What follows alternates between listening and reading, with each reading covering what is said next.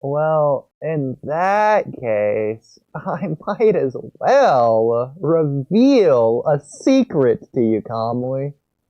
Okay, do that while I go to grab my charger. Okay, well that the secret was that we're live, and I feel like you really killed the mood. But free game's gonna join in a minute. So Kamui, I got another surprise for you, but it's one that you probably expect anyways. While you're grabbing your charger, and I'm assuming you can hear me. Um, so if and when, now inevitably when free game joins. Well, actually, did I just DM you about this, or am I just like hallucinating a memory that didn't happen from like 2 seconds ago? Let me just double check. I think I did though, but I did. Okay, yeah. So yeah, so that was my plan. Instead of, well, in addition to Orochimaru topics, but Yeah, I instead was just of. say like I'm not compromising. Like that was the thing I set out to do. So we're doing that. Okay. Well, I know we have a lot of them. Do we want Exactly. to? So we're going right into it. Okay, so going right into it. And Mr. Question is, Spiderling, where do feel we free to stick start? around. Well, we could start with where we were gonna start last time, or what I said we were gonna start with last time. Yeah, I what the thing is, you referenced don't something, but I like. don't know what you were referencing. It was So, I don't like Orochimaru something or the other. What was it? It was something. oh right, okay, that yeah, Because that you was liked is it. the so I don't like thing. Okay, Yeah. Um, just have to find it in the most stupid way possible. I would have started with so I don't like. Yeah, I mean, it's. You should do that. You have. I agree with Daigo.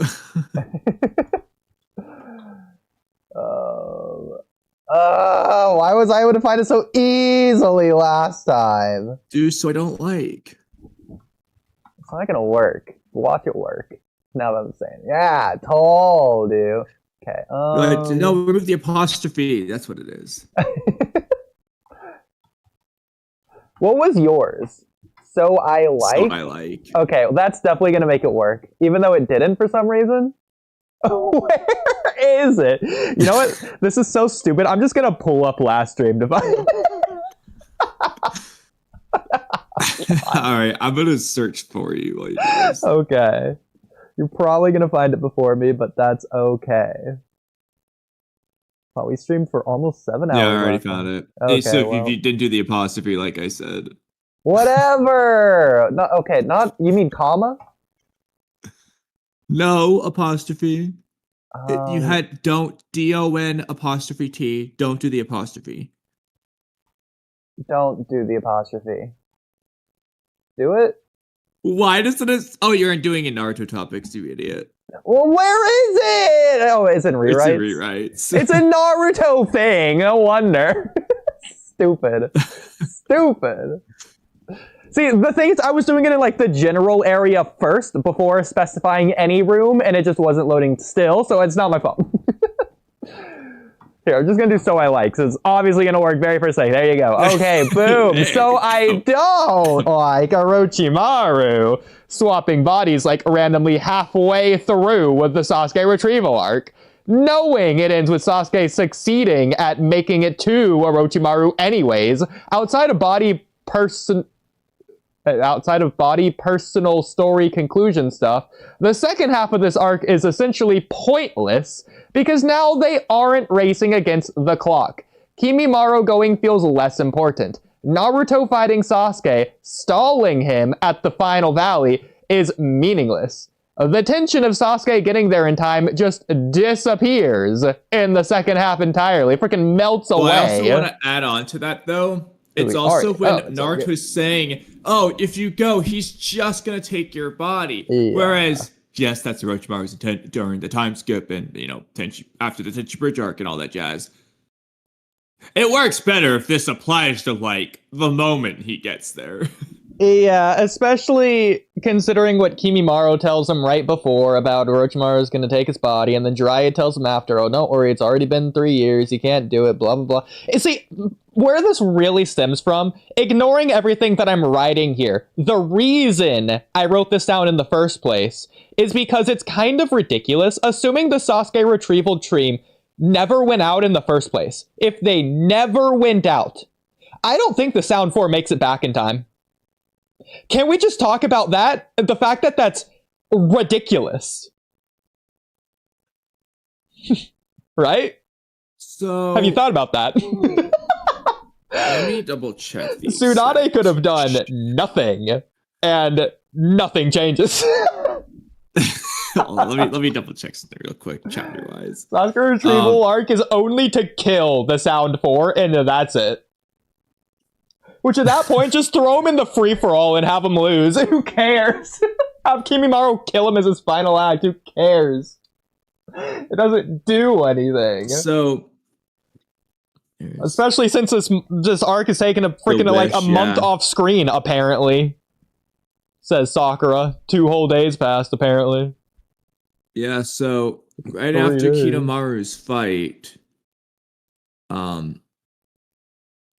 they have Orochimaru taking the body. So I'm gonna double check exactly in terms of the next day thing. But because sure, I want to figure out if it's in that night or if it's the next morning. Like, when exactly did they? Because like the Sound 4, they rested after the special Jonin fight, quote unquote, whatever, for like a little bit, I guess. But then the Sasuke retrieval team isn't slowing them down. Like, the coffin is making continual progress in that direction, almost nonstop. Yeah, because, Sako and Tairi keep going. Also, I understand body flicker, whatever they might be doing, the pursuit jutsu, okay, but, honestly speaking, how did Shikamaru, Kiba, and Naruto catch up to Sakon and Tairi? I know. Were Sakon and Tairi just sitting there overnight letting them catch up? Because they were stalled by Kidomaru for several minutes. And Sakon and Tairi should be faster than Shikamaru. To be fair, my justification for that has always been Jirobo's the one who's supposed to be carrying it anyways, not them. They're probably being slowed down by having to carry Sasuke. I guess that's fine, but they don't act like it's really that. I don't know, it's just so stupid. Why would Orochimaru wait so late to send the Sound 4, knowing it's impossible for them to make it back in time? Why would they wait for Sasuke for the next day? Time is right. No, it's not. It's way too late. Yeah, it wasn't even possible in the first place. So the sun's setting. Looks like those scum were trouble. Who cares? We're Lord Orochimaru. It's taken us half a day to cover only a third of the distance. Yeah, this isn't good. We were tight on time to begin with. So they just were tight on time to begin with. Oh my god. And they were just wasting time to begin with. Let's remember that. I don't know why they waited so long to go attack Sasuke after Kakashi left. They probably say that somewhere. Yeah, Kidomaru wanted to wait for Kakashi to be gone, but... Okay, so they waited 6 hours? They wanted to be sure. Yeah, we'll figure out, but you have Orochimaru in the shower. Where's Sasuke? Kabuto's trying to convince him to just, do it now. Yeah, because that's the thing. Orochimaru's already past where he wanted to be. He's holding out in hopes that Sasuke gets there in time at this point. He needs his body already. It's already past. He's already late for it. He's due for it. He's not getting it yet. What's happening here? It's so early. I know it's not that early into the arc. It's so technically early into the timeline that it just doesn't make sense for Orochimaru to have his body this early, for that tension to be gone for the entirety of the rest of the arc. Why? Yeah, it is interesting. It also just makes Orochimaru look stupid. I know that Kabuto's saying, "Oh, like we underestimated, the third Hokage's jutsu." First of all, it's a little weird to some extent that the sealing of the arms is making his body break down faster. Like, to some extent. I mean, I can say, oh, it sealed his arms. He lost part of his soul, and this is his soul transfer jutsu. But, like, if anything, that just makes his soul weaker, which makes the body last longer. So, but whatever.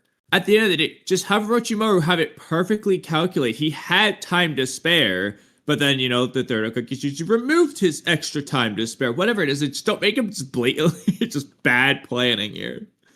I mean, the easy solution to this, as I'm writing here, just have it be to where his whole body transfer swap thing doesn't happen after the freaking Kitamaru fight and happens way later. Well, exactly. It would just be at the end, like. You don't need to like change anything in the plot to justify that. Just cut and paste those scenes later, like 5-10 episodes later. You're set. Yeah, the only change. And I'm still trying to find. Okay, the sound. Shout out free game. The only change is gonna be Kimimaru and Kabuto's conversation.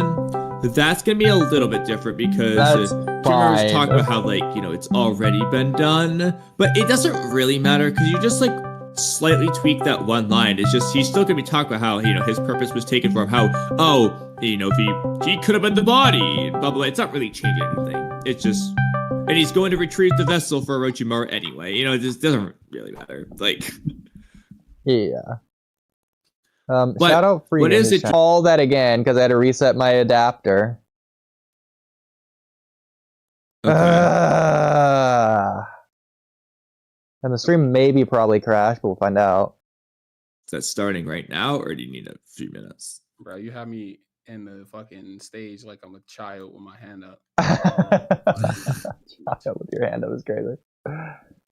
Well, do you have any thoughts on the current topic?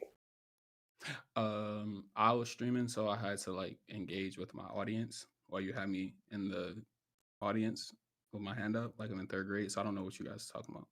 Well, to be fair, it's Mr. Spiraling's fault. He was supposed to let us know. And he is gone. Yes.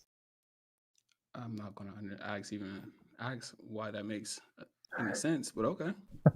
Okay. Well, message you, not Mr. Spiraling, but all right.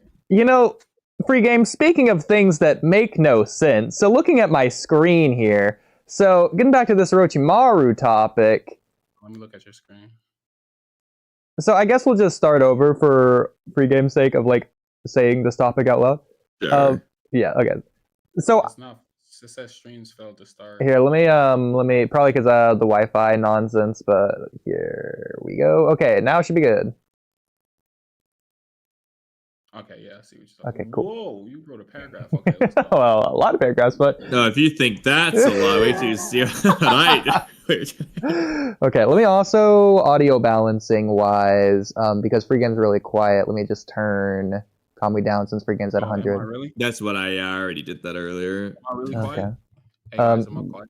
Let me know in the chat if I'm quiet. Well, you're not even at the yellow. So is that better? I try to turn the volume. Okay, that's better. Is that better? Okay, Kamui, how is back to normal now.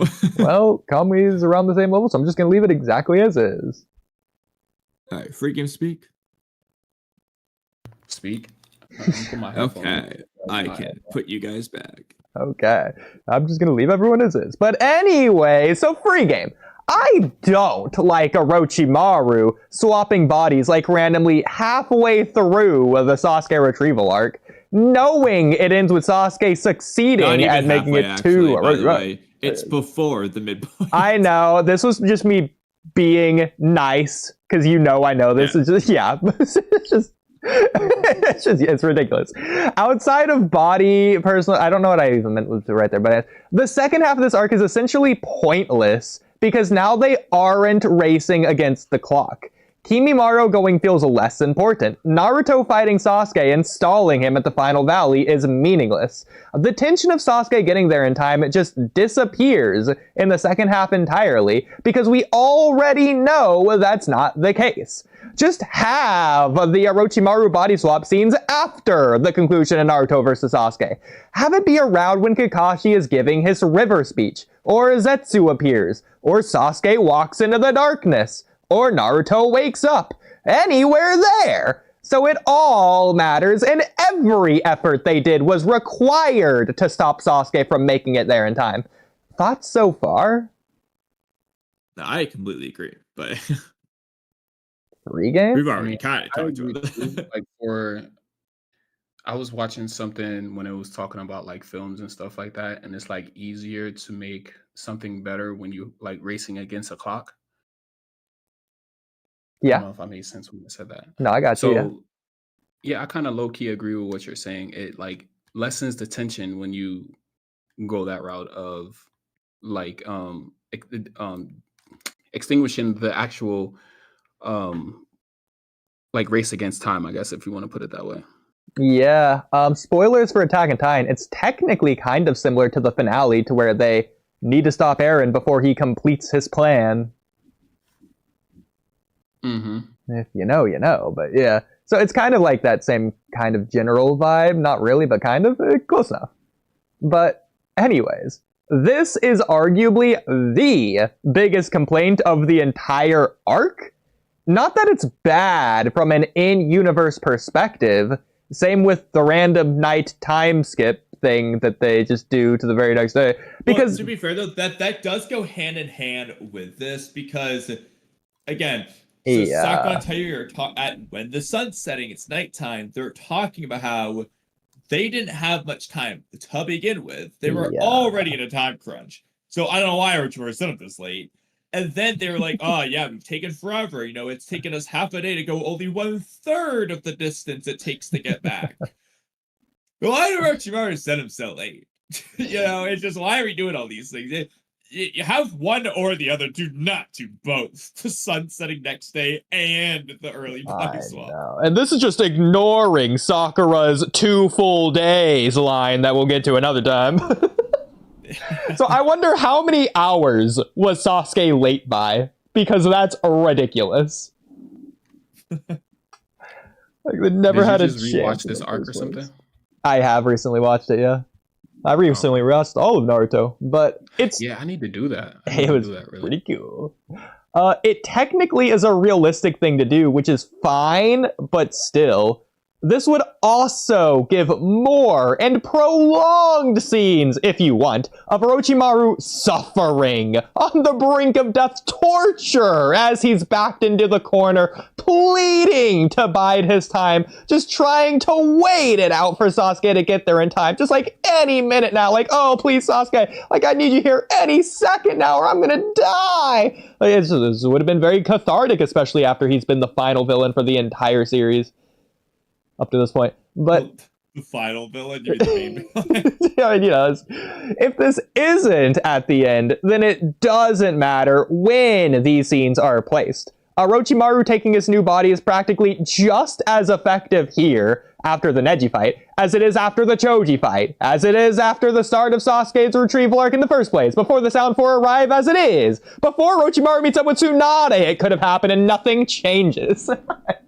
Like, imagine, just like Sasuke meeting up with Itachi and, oh, Orochimaru's get his body, oh, new body, oh yeah, whoa, crazy. It doesn't matter at that point. Beginning of Konoha Crush, he comes in with a fresh body. You know, he's just looking for his next one for 3 years from now. It doesn't matter at that point.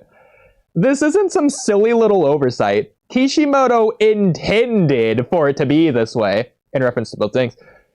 In reference to both things, it's both the random night time skip because Shikamaru's saying his weird strategy for the shadow thing that makes no sense in the first place, but ignore that. Hey, refresh my memory. What was the Orochimaru body swap thing all about? Like, was his body breaking down, or did he just want Sasuke so he can use a Sharingan? It's every 3 years he needs a new body. Yeah. Why? That's just how because the jutsu works. His body is too strong. Well, his soul is too strong for those bodies. / it rejects him. What Although happened to his original Kimimaru body? implies that if Orochimaru gets a perfect vessel, he won't have to do it. But I don't So think it's like that's true, but I'm it's gonna like a Shiki. It's like the Karma Cell type deal. So like what similar to happened to his Ishiki original Jigen, body? yeah. Oh, his original So, body? yeah. We don't know. I mean, as far as we know, the original body is the version that we see when Sasuke kills him. And it's like that thing that came out. Could be that. So in Boruto, is he still body swapping or no? Yes. Yeah. And I mean, the Naruto Gaiden arc like makes that clear. When Naruto's like, "Oh, you look even younger," and Orochimaru's like, "Well, you know me." Yeah. Mhm. So they're just ignoring this shit. Okay, that's cool. Exactly, yeah. Well, to be fair, they're keeping him around for Otsutsuki experimentation or whatever they're doing there with the technology that he But makes. at least I mean, Togachi anime stuff. I mean, he like we just said earlier. I mean, he came the closest of replicating an Otsutsuki like science or whatever you want to call it. For Yeah. He like, didn't replicate it; he pioneered it. yeah, but I mean, what do you say came first though? Like, I mean, storyline, yeah. I mean, not storyline. In out of universe, yeah, of course, Orochimaru came first. But in universe, would you say the Otsutsuki method of Karma Seal came before the curse mark?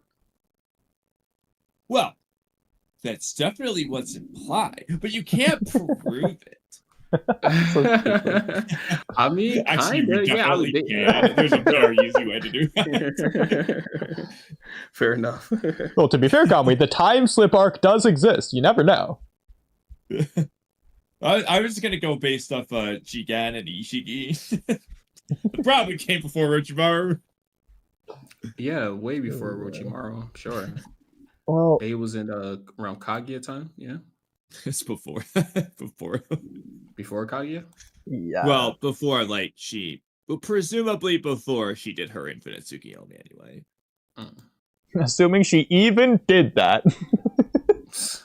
The manga's very unclear. In Ikimoto's story, we don't know. But What are you guys insinuating? I'm lost. You know, I'm a little slow. So well, help me out here. I'm glad you're asking because there are a lot of Are you? Ikimoto topics to go over.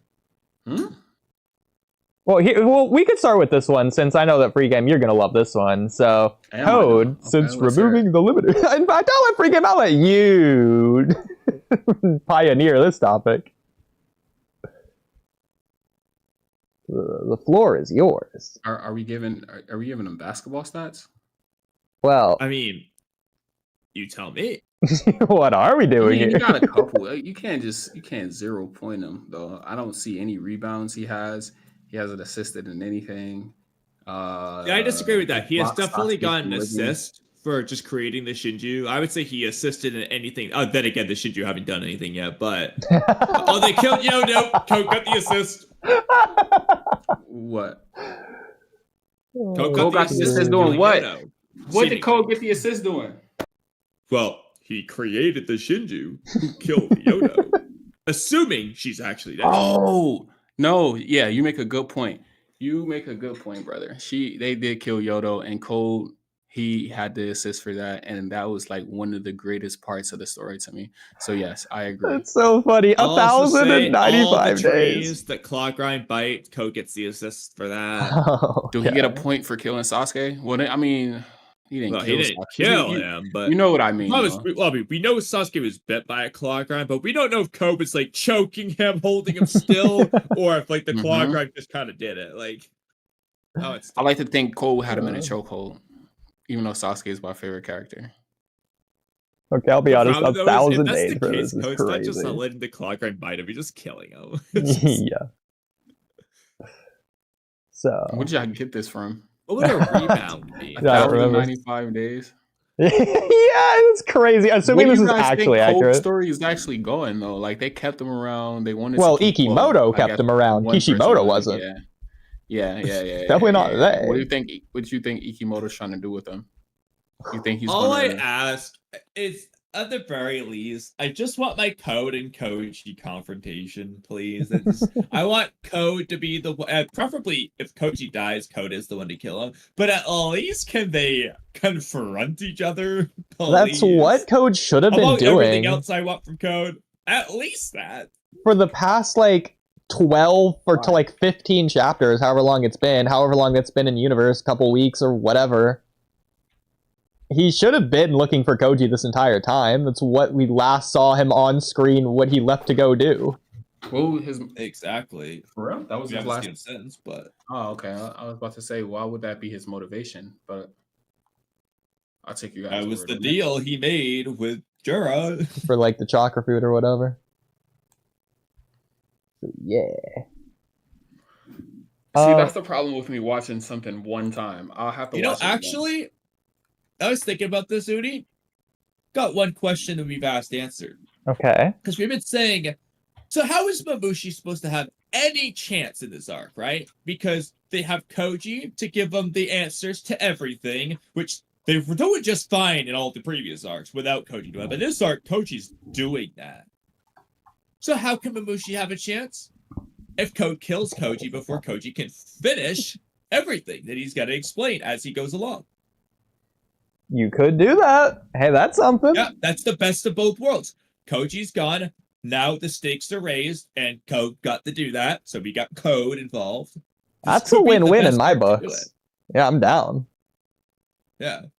They're already ruining Koji anyways. This inevitably doesn't happen, but I'm really hoping that. This is like the perfect time. You got Gene talking to people. Maybe Code can spy on this somehow. I don't care how he does it. Like, plenty of things to work with. Yeah, but anyways, we did have some more Boruto topics to get to. Maybe I should do this top one right there. Yeah, I was just thinking this one as well. Really speaking to me. So free game, what will Kawaki do now that he knows Shikamaru's helping Boruto? Since it was like the thing that was set up was kept a secret, had so many foreshadowing panels alluding to Kawaki finding out this info in some climactic reveal of epic conflict and stakes. So Ikimoto forgot, right? It's dropped. What brought you to that topic? Like, so in the latest chapter, is Kawaki like? Oh, all right, go ahead. You was about to explain. I'm sorry. The latest chapter with Gene's mind transfer jutsu with everyone on the group call. Kawaki's on that call. Mm-hmm. And Shikamaru's explaining how only the people on this call know that we're all actually secretly allies with Boruto and we're going to help him out in this fight against Mamushi. So Kawaki just knows that now. But how does that put them against Kawaki? I don't really think Kawaki is really bothered by that because they have to get rid of the... What I'm saying, so you've seen Death Note, right? Yes. So let's just say hypothetically, Light added Misa and L to a group call discussing how they're gonna keep being Kira. So how are we gonna help Misa be Kira, guys? So obviously that wouldn't work if L's in the call, since L's not supposed to know that. So wasn't he kind of helping L out to defeat Kira? So my point here is that Shikamaru was trying to keep it a secret from Kawaki that he's helping Boruto. And he was deliberately doing that? Okay. And Kawaki was trying to figure out who was helping Boruto. Got you. And in the latest chapter... this wasn't spelled out directly, but there's... Chapter 8's the best example of when they had, the paneling, this panel, Boruto leaves, and Kawaki's, sussing out, why was he already gone? Exactly. And it's they did a couple of small things building up that kind of imply... It leads you to believe that, okay, eventually Kawaki's going to be the one to find out. And you didn't write this down, but even ignoring the phone call, I would argue the fact that Kubo, this Daemon's hypothetical dad here, is randomly the guy inside or the one sussing out Shikamaru. It's not Kawaki figuring it out. If Kawaki were to figure it out in that case, he's just being told that by Kubo.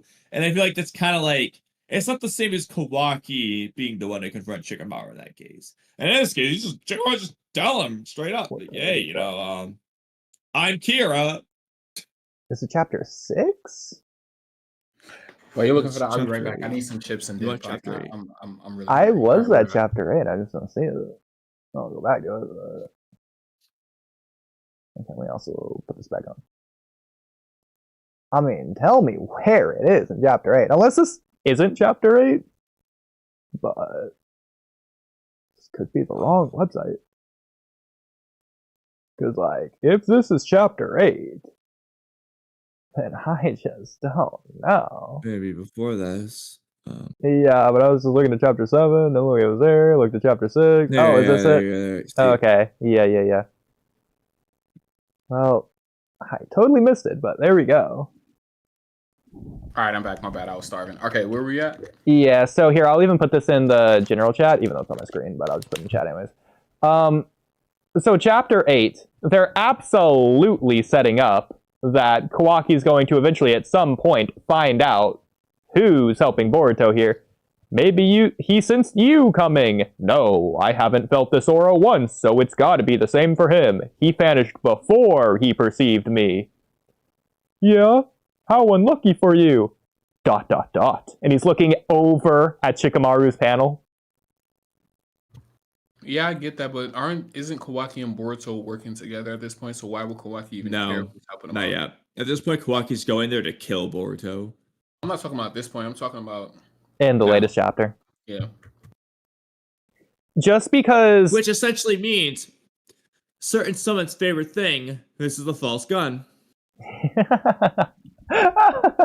But, free game, let me ask you, just because Kawaki and Boruto have an alliance, what does that change for Shikamaru and Boruto's alliance being revealed? Again, I can't hear you over my chewing. I'm sorry. Kawaki isn't actively trying to kill Boruto right now because the Shinju exist. We know that, so Kawaki's willing to help Boruto out against the Shinju, which would include Mamushi. It obviously includes Jura, that's the main one. Shikamaru is separate from that. If anyone's helping Boruto out separate from that, especially secretly, that shouldn't work like this. He should not be okay with that. I mean, personally, that doesn't bother me as much because I don't think Kawaki cares at that point. It's just whatever. I don't think he's just like, I'm already working with Boruto. Who cares? I don't think he's going to think about it too much. Like, I can really understand that. It's more should Kawaki have found out before he teamed up with Boruto thing? Like, if you just shift the timeline of that. Like, just have him have his moment before then or something. I don't know. It's like he's already on Boruto's side, so like I wouldn't really expect him to have a Shikamaru confrontation anymore. But regardless of that, but like he's on Boruto's side temporarily in like the fake kind of way, to where he's not actually on his side. He just has a common enemy. He's not actually on Boruto's side. Shikamaru just is right now. And again, this is like a secret alliance that Kawaki should be finding out about. Considering Shikamaru's been helping him. It would just work better to have that rearranged to where he just finds out before he teams up with Boruto himself. But then if they're doing that, then they need to do something else. I feel like he just wouldn't team up with Boruto at that point. They're not going to have Shikamaru just tell Kawaki in a meeting. You mean like they do in the latest chapter? Yeah, exactly. You would actually do a thing of Kawaki finding out. Whether he confronts Shikamaru or not, he just finds out and they do something kind of interesting. Is probably how I would go for that. But it's a little tricky. But I just feel like it'd probably be better to just... Well, Kawaki would probably try and go for the kill. I mean, Kawaki's not really the authority figure. Why would Shikamaru even be inclined to tell him? I don't know. I think he would kill Shikamaru over it. He maybe at least seal him in Daikokuten. He's not just going to let it happen. What's tricky about this? He's going to go confront him, and he's going to confront him physically. If he's choke slamming Amado, threatening to kill him if he doesn't give more power, just at the slightest hint of a sneeze of a no. That's a good point, I suppose. Especially with how annoyed Kawaki should be at whoever Boruto's alliance person is secretly that he's been looking for and has been helping Boruto this whole time. Especially if he doesn't know when Shikamaru started, and maybe he's been helping him this whole time over the past 3 years. It's why Kawaki hasn't found him. And he'd be obviously frustrated over that. Yeah, but at the same time, he also, if he's got any logical thinking in his mind, It's Kawaki. Be glad. Yeah, but like to some extent, he could just be glad, be like, because he. Oh, did I cut out? Did he go out? Okay, that wasn't me. Okay, cool. No, that's Kamui. Kamui went out. Well, Kamui, are you back in? Well, can you hear me? I can. So, welcome back. Yeah, we can hear you now. All right. Well, I don't know what you did and didn't hear, but if he's being remotely logical whatsoever, he would just see that, okay, it's a good thing then, because he needs Boruto's help to beat Jura. So, well, unless he thinks he does it with his limiters nonsense, but I don't know. But in then, any case, I don't think that's fair, because he's not assisting Boruto then. He's gonna want Boruto to have as little power or control or alliance with anyone else as possible. Boruto doesn't need Shikamaru to kill Jura. And Kawaki's not going to think that. He's not going to want Shikamaru helping him, even though he is technically his quote-unquote ally right now. Because he's just using him for his power to kill Jura. Yeah, he's just using him as a means to an end, if you will. Yeah. He's his tool, if you will. I'm trying to make it sound poetic. Sense? Well, the problem is I want to rewrite this anyway. I feel like you need to rewrite, like, the Sand Village arc and some other stuff too. Oh, absolutely. It's just not fighting Jura. To be fair, it just all needs to be rewritten regardless, but that's not what this topic is. You know? I wouldn't say so until they wrap it up, until the story concludes. Well, the story has concluded every arc aside from the most current one.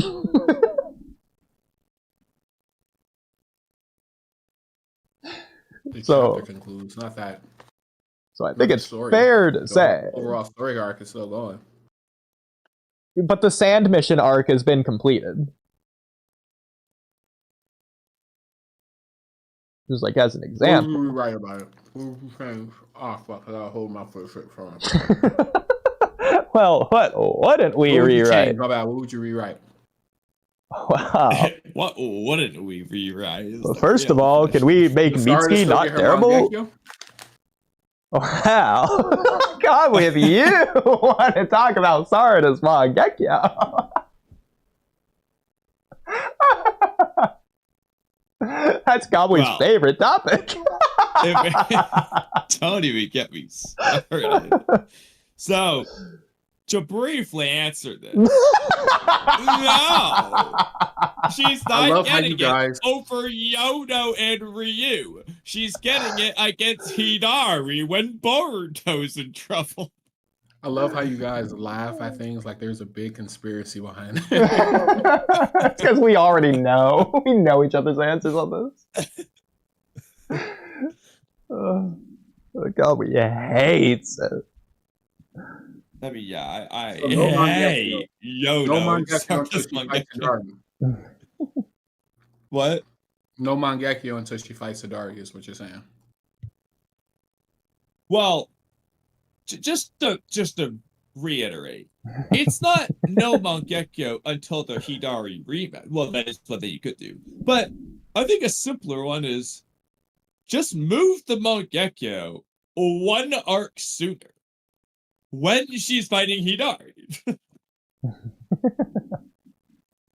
How could you make that impactful, though? Just because it's Hidari? Well, okay, wait. Calm, we don't answer that. Free game. How currently did they make it impactful? They didn't. It was just cool. Okay, there you go. Okay, that's what I was looking for. I was just curious before Kamui said anything there. So let's start with the minimalist approach. There's no impact. It's just cool. What's better?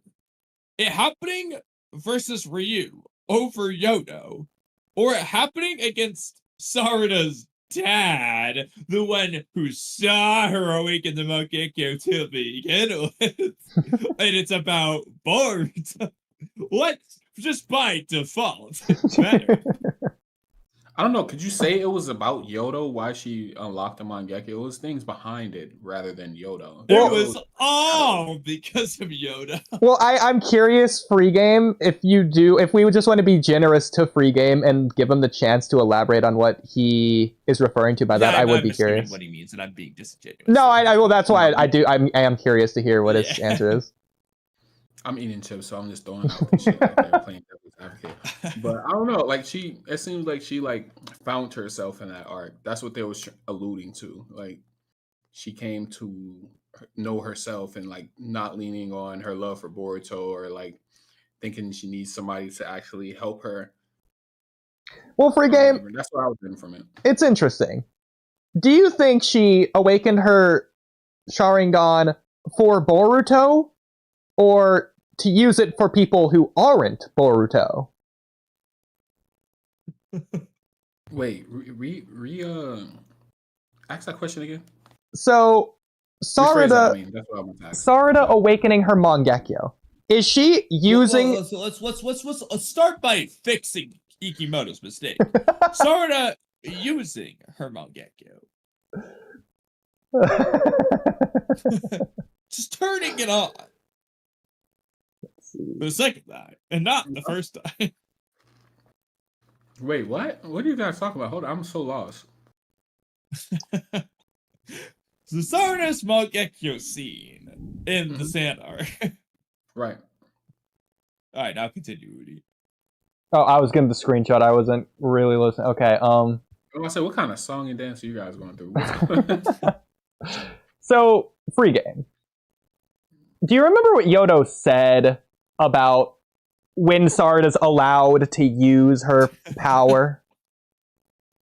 Sure. I kind of blinked out on everything she said, but yeah, go ahead. Well, she's allowed to use it for, and only for, that special person in her life. To protect them. Obviously referring to Boruto, as we see in this panel. So, Free Game. What did she do in this arc? Talk no jutsu, brother. Not what I'm going for. The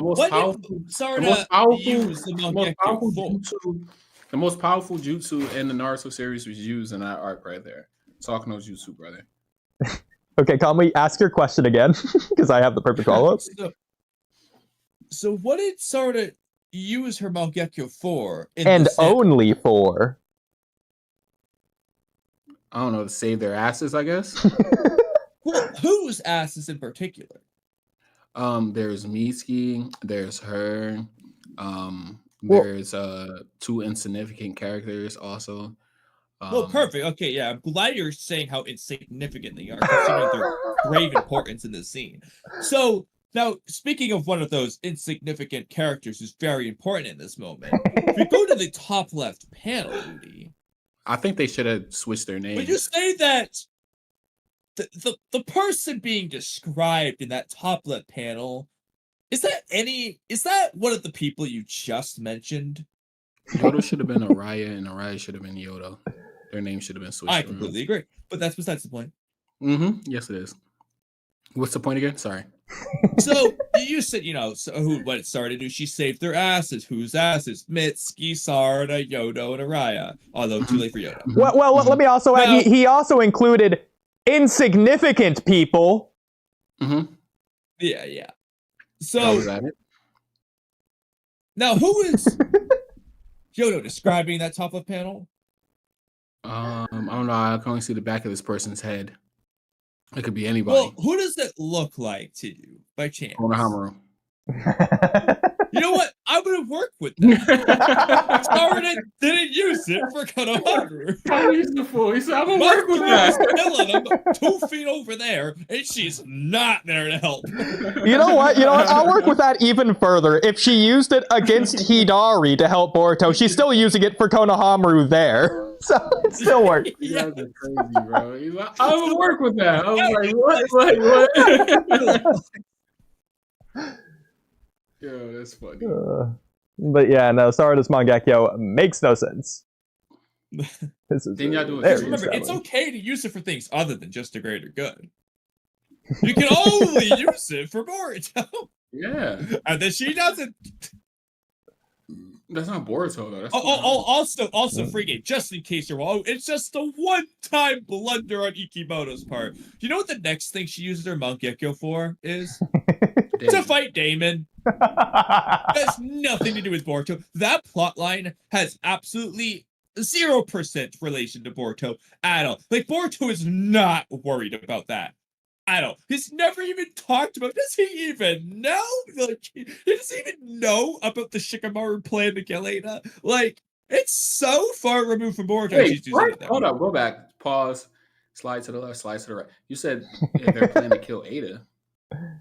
Shikamaru's plan, the contingency plan to kill Ada if need be.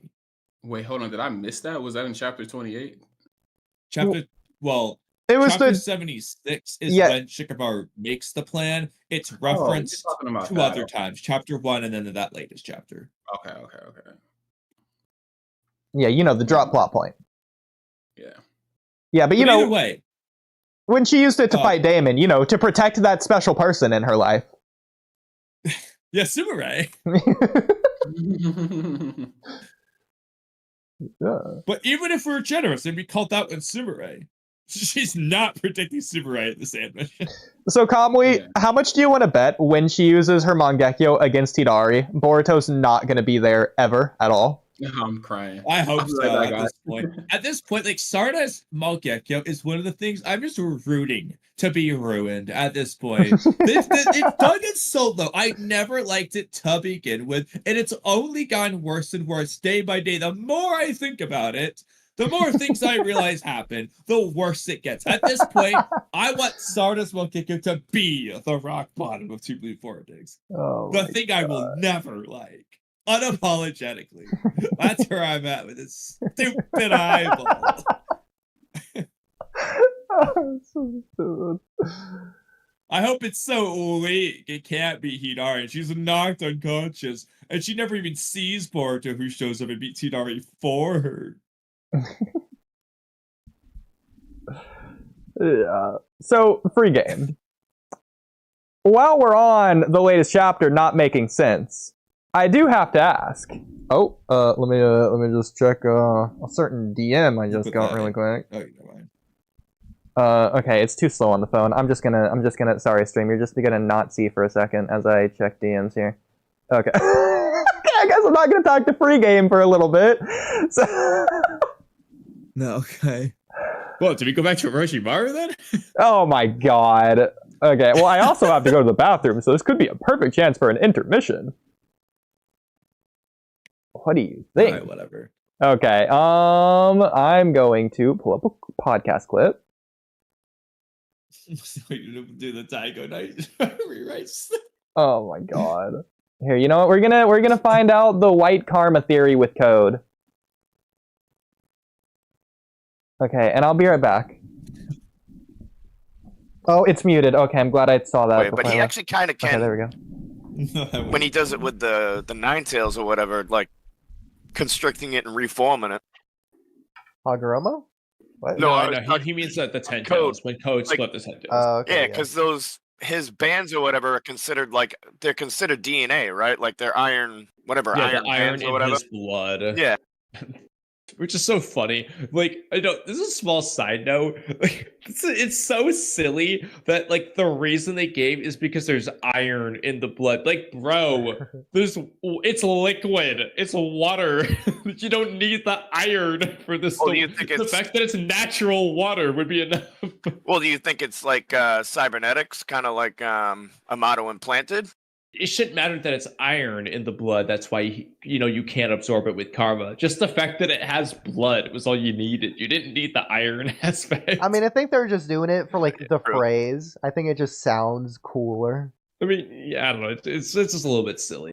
And as far as no, it's not ninja tech, though, because Amato specifically said that it's a Shinjutsu ability.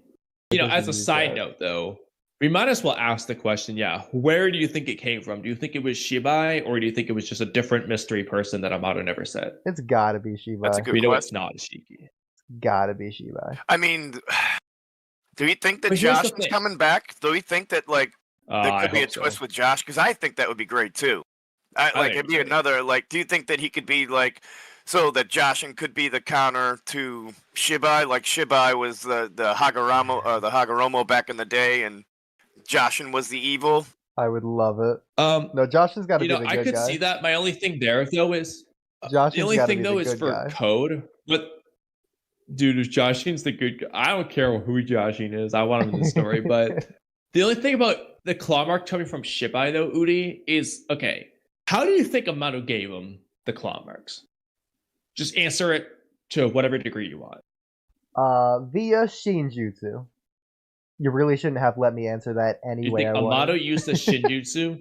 You think Amato used the Shinjutsu to do it? The karma is a Shinjutsu. Okay, so you think Amato gave Code a karma? No, I think Jigen did. So I don't think Amato ever gave it so to how him. do you think Amato gave Code the claw marks, is my question. Well, it's through the... I don't know if... I mean, you could say it was like a joint effort between Jigen and Amato then. Alright. Well, now that we're all done learning about Code being an Uzumaki, back to this.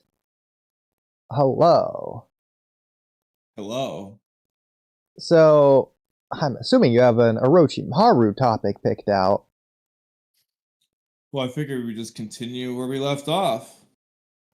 Well, we left off with my topic, which was unrelated to everything else. We finished it, so... Alright, then we do the first of my amendments. Well, when you say amendments, are you saying... My additions. The oldest edition. So, probably the first Hydra add-on thing. So, we have 112 results of Orochimaru in rewrites. It probably is the most rewritten thing. Actually, real quick, honestly, just have me share a screen for this. Sure. It'd be a lot quicker to do that way. I'll start with a Kimimaro one that we're just going to instantly agree with in 3 seconds and move on. Yes. So, of course. Naruto uses the exact same Kurama amp versus Kimimaro that he did versus Haku, and the 1,116 Shadow clones. But unlike Haku or Mizuki or Gaara for the clones, it doesn't work against Kimimaro. Absolutely. So, okay, perfect. So I'm assuming you wrote that down because you wanted to be clear through the background visuals of the black and white staticky, I want the aura cloak. I just want everything Naruto's doing. The wind blowing. I mean, just blow a little bit of wind, but I want all the visuals to be the Haku fight plus the clones. Okay.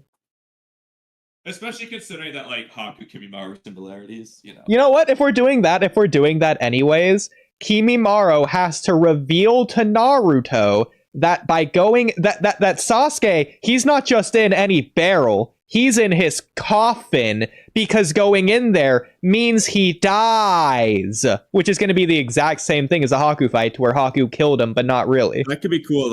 He's just Sasuke's already, or okay, Kimimaro could be speaking both literally and metaphorically when he assures Naruto, he's Naruto, Sasuke's already dead. He means that he's gonna be dead. He means that, he's dead. He's a new person. He's going to Orochimaru, and he literally died going to the coffin. He just means it from every perspective when he says. I mean, this is just perfect payoff for the Sasuke. You gotta die to get the second curse mark. Technically, but not really. But technically, so stupid. Exactly. It's just to take it further. The Kimimaro scene, and that's what makes Naruto go crazy. I can't believe we've never thought about that before, and bro. Then obviously, and what do we see though? Naruto loses the Kimi up when he sees Sasuke. And that worked even better in this case because it's he sees Sasuke. That's what breaks him out of this rage stupor that he's in. Completely agree. Oh my god, why have we never thought about that? That's I so wasn't even thinking easy. about that aspect with this. It's even better than I thought. That's But you know, so it involves easy. Kimimaro. Oh, it's so The good. coolest character. Yes. Like, I just real quick before I say anything, Uh-huh. I just want to just Just comment on how emphasize much this you right here. broke I'm just today. gonna slowly scroll. I'm just gonna slowly scroll for a second. I'm not gonna read anything. I'm just gonna scroll. Uh-huh. Just so people can just see all the things. Technically, some of this is Jiraiya pain, but it relates to the Orochimaru thing. So it's all connected. All of this. Right in the last like 24 hours. Oh no. Above Kamui wrote a whole stream's worth of Orochimaru before stream. So even earlier. So continuing off of the last stream, when we talked about this, more Orochimaru ideas. The 8-headed serpent is the 8 tails, and Orochimaru either made a his summoning or became a Jinchuriki. My main gripe with this, and by the way, a lot of these things are just ideas I thought of, not necessarily all the best. You should also zoom in, by the way.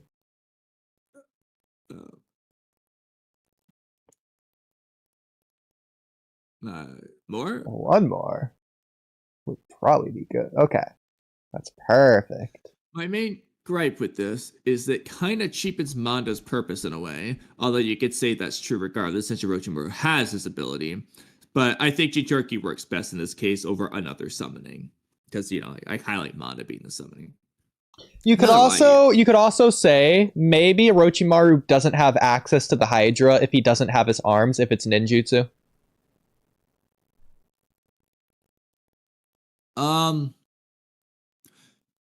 That can work. Except for when... So does he have his arms when he shows up for City Itachi? Like... I mean... So, I mean... But that's the problem. It's one of the problems, anyway, that we're not addressing yet, and we can address it at the end. We could just say that Sasuke has it because he absorbed Orochimaru, and then Orochimaru just using it from Sasuke's body. It all works. Yeah, what do we want to do there? But some other possible things. The 8-headed serpent, or a dragon, or something similar that works well for this, is a Biju, and Orochimaru also has the 8-headed Hydra, which he uses to beat the 8 tails. So basically, this is to say that these are two 8-headed things, but they're not the same thing. So, like, there could be an 8-headed snake, Orochimaru's an 8-headed dragon, Hydra. It could be there's an 8-headed dragon, Orochimaru's an 8-headed snake. You get the idea. The point is that they're two different, similar serpent-y-like things, but not the same one. Yeah. So he beats the 8 tails and then merges the two together to make the 16-headed serpent whatever ability. Basically, the majestic attire, but Orochimaru style. In fact, you know that? Okay, this is so stupid. You know what Kakashi Atlanta Waves goes like Shadow Clone Jutsu, Kakashi style. Orochimaru's gonna say majestic attire, Orochimaru style. Oh my god. That's so stupid. But anyway, it would be the same idea, but Orochimaru is doing it with his Chujutsu. So it doesn't matter specifically what the 8 tails is. It just needs to be something that looks cool and works well with Orochimaru's 8-headed serpent to make this new creature. In other words, the Orochimaru just has Biju Sage mode, and it makes him an OP Warlock boss villain. You know what? Okay, stop right there. I have a really cool idea that you gave me from this that isn't this. So, Orochimaru is the coolest color mixing scientist experimenty guy of all time, right? Okay, yeah, he's gonna have a red and a green or whatever. So, well, that's not what I was gonna say, but that's cool too. Okay, first of all, that episode has to come out on Christmas. Yellow and blue to make green. I was gonna say red and green for Christmas, based on what you said. Christmas episode. Ignoring that, it's so stupid. It's so stupid. Ignoring that, what I was gonna say, Orochimaru is going to virtually simulate how Sasuke is simulating Ice Style. He's going to figure out the properties of the V2 cloak. He's gonna do the 80-20 mix of the negative and positive chakra, not for the Biju bomb. Figures out the tail beast bomb. So I wasn't gonna say the Biju bomb, but you could do that. What I was gonna say is for the V2 cloak, because he fought the Foretels, you could do Biju bomb either, or in addition to that, to where he's making his own V2 Biju. He makes himself into a Biju functionally by having the V2 cloak, and maybe also Biju bomb, or one or the other, whatever you want to do there. I thought that's just like the coolest idea of all time. He's like, oh, I can't pierce this hide. Oh, I'm going to use this. I mean, he figures out the Renegon, basically, and might as well figure out the Biju powers. Like, oh, this Foretels is pretty strong. I should learn how to do that, too. This just works perfectly. Exactly. Oh, it's just cool. So, what I said below, though, is the Ninetales idea was good, too, though, for many other reasons, which we'll come back to later on. So real quick. But I want him to use that power without taking away what he already has. So, in other words, I don't really like Orochimaru needing a Biju to do his 8-headed serpent. I want a Biju to add onto that. Yeah. You could do a Ninetales Chakra Cloak thing with the 8-headed Hydra, but then it's not really the white snake anymore, which is why I mentioned the above idea. That said, you could do a V2 cloak thing, but again, it's a well, the snake, V2 cloak idea that I came up with, that Orochimaru, is I guess just using his own chakra to apply onto the 8-headed Hydra. The reason I was saying that, a white colored V2 cloak, basically. You mean? That'd be cool, yeah. The reason I said that is because you mentioned majestic attire. That's how I thought of it in the first place. Because he's fighting Itachi here, he might as well one-up Itachi's Susanoo. Exactly. Which, don't worry, we got more to say about that. But before there, screw this. Maybe Hiruzen could have done it if he was 10 years younger, or as Virtue and Thunder God misquoted, he definitely would have slammed me 10 years ago. God. Screw that bullshit. Hiruzen's only chance was when Orochimaru was younger. Now Orochimaru is stronger, and it's too late. This is literally what they're implying when Hiruzen's talking to Anko before that fight, exactly. by the way. So, like, this just is being consistent there. Yeah. Even Prime Hiruzen wouldn't have been able to beat this current Orochimaru.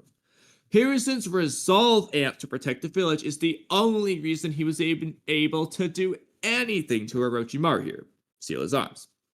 Old resolve Hiruzen is the strongest Hiruzen we ever see, which is why when he's revived as an Edo Tensei, he's revived in that state. Just thought of that on the fly here. They would be the strongest Hiruzen. Yeah. Do you know what? It's not like any other old character suffers this much for being old anyway.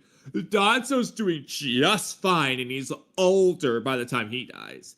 But he has Hashirama cells. Yeah? Well, Danzo still thinks he's inferior to Hiruzen. So who cares? Well, I'll also add, since strongest as an old man. What were you gonna say? Since you mentioned it the other day anyways, Onoki in his old age isn't any weaker arguably than when he was in his quote-unquote prime. He's arguably stronger. Down, I didn't. Granny Chio? Yeah. Complaints? Well, that's actually written in the data books that her old age isn't harming her because of her puppet mastery. It just doesn't work that way. Yeah. But yeah, Onoki's back. Onoki's back is the only thing, but that's like an external side thing. Almost his like stats, his physicals aren't suffering. Yeah, he just gets injured and it heals. You know, like, but it's not like he has less chakra, he has less stamina. They're not doing that with Onoki. Yeah, arguably stronger.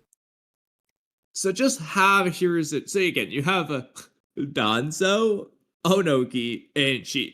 All super old, and they're fine. Hiruzen can be too. So just have Hiruzen be his strongest as an old man because he's more experienced and wise. Hunter x Hunter characters do just fine with that. Old resolved Hiruzen doesn't need to be way stronger than young Hiruzen. Just have this be his peak. But Orochimaru was just too strong at this point. And Hiruzen did his best to quote-unquote correct his mistake of not killing Orochimaru back then. That's how it should be anyways. considering, especially early on, it feels like elite ninja are those who've mastered the arts of being a ninja and aren't just the most godly gifted taijutsu freaking physical speed blitzing guys of all time. It's about having infinite jutsus and infinite counters and the move behind the move and intelligence and experience and all that. That's why Hiruzen, the strongest in the village, should be how he is. You know, the professor. Also, when you factor in what is Hiruzen's call to fame as a powerful ninja, he's the professor, the guy who knows about and knows a lot of freaking jutsu. So as he gets older, he only knows both how to use and about and more jutsu. Let me add on to that. Let me just rant really quick. This technically already is the case. In this fight, they're using rooftop shuriken, the meme. They're using paper bombs to blow off Tobirama and Hashirama's arms, okay? In the Naruto versus Zabuza fight, he's using kunai to free Kakashi. But not only that, the number one fight of all time, if you ask Sage of Six Calves, the Madara versus Hashirama Valley of the End fight, you know what they use there? They're using demon windmill shurikens. They're still using kunai and stuff at the highest level when they have Susanoo Bijou bomb combination techniques that are basically weird Rasen shurikens and the 1,000-arm Sage mode Buddha statue. They're still using shuriken. It's always relevant. Madara still has his scythe. Like, it's crazy that they're doing it, but they're doing it. They still do it at the highest level. It's always relevant, but for some reason, the War Arc just made everything into an explosion, whereas ninja is always about being a ninja and not about anything else. That's why Sakura's good. Yeah. And in this case, you just do all that with Hiruzen. Like, technically, a lot of what I'm saying is the case. It's just kind of, it is, but also isn't, because they do all this, but then also do other things at the same time. You know, Kishimoto had his cake and ate it too in this case. So in this case, we're just removing the Prime Hiruzen part. And basically, if you just remove the idea of Prime Hiruzen from every human being's mind, you have this rewrite, basically. Yeah. So it also doesn't even have to be that Hiruzen would have killed Orochimaru back then. It can be ambiguous. It's just that he might have been able to do it, but now he can't. Let him be equal back then. And then in Konoha Crush, Orochimaru is stronger until Hiruzen's resolve brings him up closer to Orochimaru's level. But in the end, it's not quite enough to actually bring him down. I do think narratively, strictly narratively, it should be that Hiruzen had the chance to kill Orochimaru and didn't take it. But that's that's cool. That applies either way. Yeah. He has a chance if he might. He has a chance if he would have. You know, either way, he has a chance. I mean, I definitely like the idea of Hiruzen being less powerful than Orochimaru and making up with it through his summoning to make it a 2v1. Yeah, this could... it shouldn't be pre-Manda, realistically, but you could do that. I still don't think Emba's beating Mon. I'm sorry. Bro, I'm just saying, Sakon and Ukon, that's how they work, even when they're split apart. Like, let's just say it's one of them. Broke its pee in his eye, he has to go wash it off in the river. If the other one isn't there, Kiba bodies. Bro, he bodies so bad. He bodies so bad. It's crazy. Well, Kiba that's bodies. also unfair, because then he needs Kiba and Akamaru. I mean, to be fair, are we saying Kiba doesn't know that jutsu? Doesn't know what jutsu. Oh, the dynamic marking. Yeah. He can do it. Well, the question is his pee some kind of acid? Stupid. Alright, so we can skip Kabuto pills for now. Mm-hmm. I'll skip the Karin. I didn't come back to that thing I wrote down either. I think it's funny that it's just in there. For this one, you're gonna have to help me alternate things, okay? Okay. It's gonna be a while. So when Itachi and Orochimaru fight in the Akatsuki, Orochimaru isn't just beaten by Genjutsu. Let's just stop there for a moment. Okay. Are we on the same page? it doesn't make sense for that to work that way in the first place. By a 3 Tomoe Genjutsu. Exactly. Yeah, can we have Orochimaru be above Deidara level? Exactly. The Sanin, the one of 3 people. Like the only thing that's indicated in the whole Sasuke versus Deidara fight is that Orochimaru's stronger. Yeah. But there's like a bazillion reasons why this just shouldn't be how he loses. I'll get to this later on. But Orochimaru is confident fighting Mangekyo Susanoo Itachi. I don't care if he's being arrogant. He's confident. So why is he losing to a 3 Tomoe Genjutsu? So obviously, what Kishimoto was going for is that Sasuke is using the same jutsu to take down Orochimaru as what Itachi did with the demonic shackles or whatever, the stake thing stabbing into him. Sasuke can't do what we're gonna have him do in this rewrite. Yeah, we're just gonna ignore the Sasuke end of this and just rewrite that some other time. This obviously hypes up going into the Sasuke versus Itachi fight because Sasuke's doing what Itachi did. He's on Itachi's level now. Exactly. Whoa. But they're already doing that through data regardless. But it's also only because Orochimaru was weakened, and that wasn't the case for Itachi. So. And it's also they're also doing the Orochimaru being lustful, looking to Itachi's eyes. But you know what? I don't care. Screw all of that because there's a billion reasons why. Actually, side note, I just thought about it right now. What was Orochimaru going to do to Itachi? Was he going to take his body right there on the spot? That was his plan. Yeah. Well, then he probably was weakened. Then his 3 years was up. It was time for him to transfer bodies. Right? It does assume Itachi wasn't going to be the first body, and we can't really say for timeline-wise. He has 2, and as far as we can know, he's had 2 bodies every 3 years. That's 6 years. That is right about the time. Yeah. So Itachi could have been Orochimaru's planned first body, but then he takes a different body. It's tough to say. Yeah, there you go. Because Orochimaru says 2 or 3 perhaps in the anime. I forgot exactly what he says in the manga. So depending on whether he had 1 body before that. Yeah, but we see how many bodies he has when Sasuke's inside the weird body-taking jutsu realm.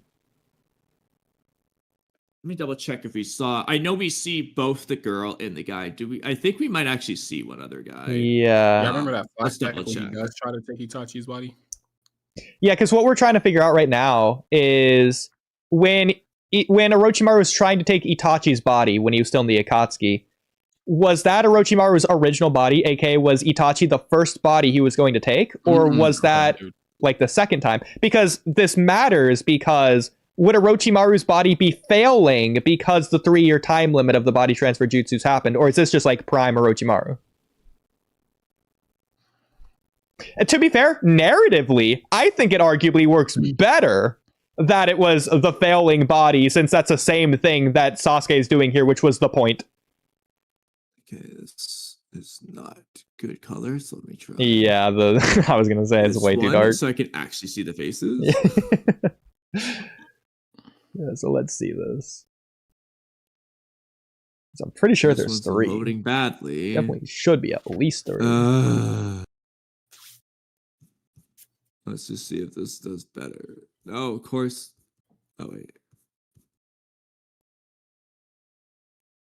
What the hell?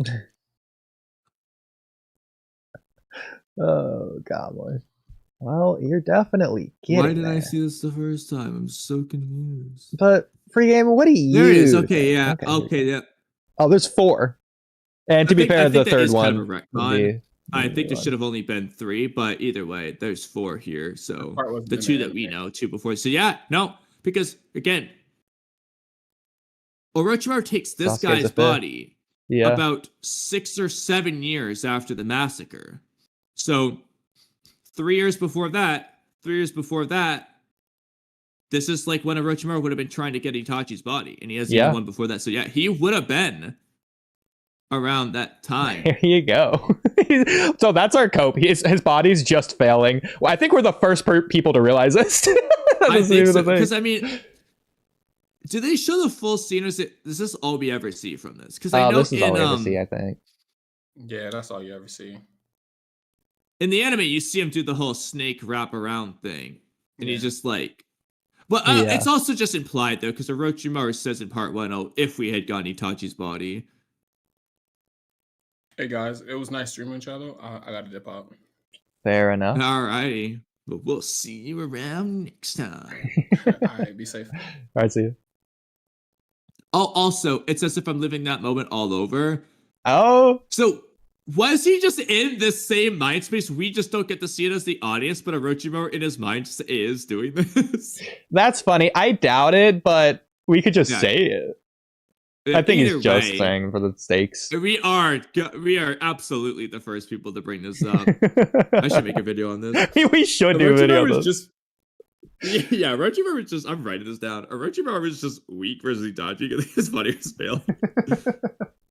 This is a clip. Oh my god. I'm writing this down. Okay. Oh, I love that we just found this out. That's so good. I know, like nobody's ever realized it. Yeah, so he's that. No Punch wonder it, he's whatever. confident against Itachi. He's like, yeah, he's not dying this time.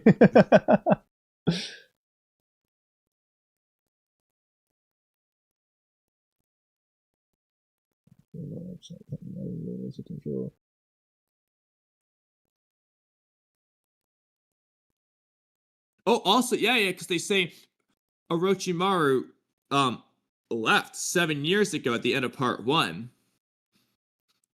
So based on the like around 3-ish years, I mean it kind of gets slightly off there, but Orochimaru was doing it to get his body. So like he would have just maybe tried slightly earlier than 3 years or something. It's the same idea though. Yeah, he's not waiting around and suffering on the verge of death like he was for Sasuke. Yeah, he's not doing as extreme as the end of part 1's case, but it's probably like the Shippuden one where like, you know, he wasn't like in the shower screaming, but yeah. You know, Remind me, was it that Orochimaru at that point couldn't? Like, because why didn't he just do it the second he had the possibility once like the 3 years had elapsed? Or like once it got like close enough to where he could. They give an explanation. I forget what it is though. It might be anime only. I mean, I know that like in the Naruto fight, he's starting to show signs of rejection, but I don't think he could have done it yet. Unless it was just like, he was just trying to see how much stronger you make Sasuke first, but... Yeah, I mean, it's possible, but at that point, he just wants the body. Like, he wasn't doing that at the end of part 1. He was like, he was going to just take his body. Yeah. So... But, like, I don't think it's a thing like, oh, it's that very second that he does the jutsu. That's the very first second that he could do it. Yeah, it's a little weird, like, as far as when he can and can't do that. The whole cooldown thing is kind of weird. Like, yeah. I don't know. Either way. Are you still writing it down, or are we ready to move on? Yeah, hold on. Okay, I'm just going to read off Axel's messages, because I didn't really understand them, but I kind of do. Why doesn't Orochimaru want Sakon and Ukon's bodies or eyes?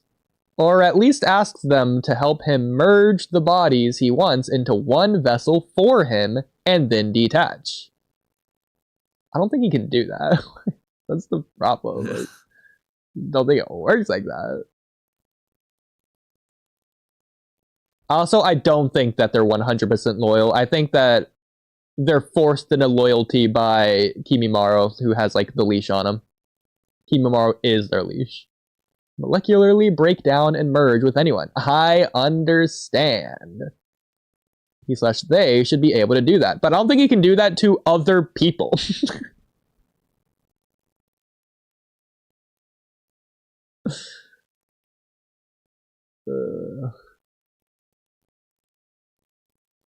Also, I'll be honest, Kamui, I thought that jutsu was always cool. On the rewatch, it didn't really make as much sense to me, because when Kiba stabs himself, obviously Sakon gets hurt from that too.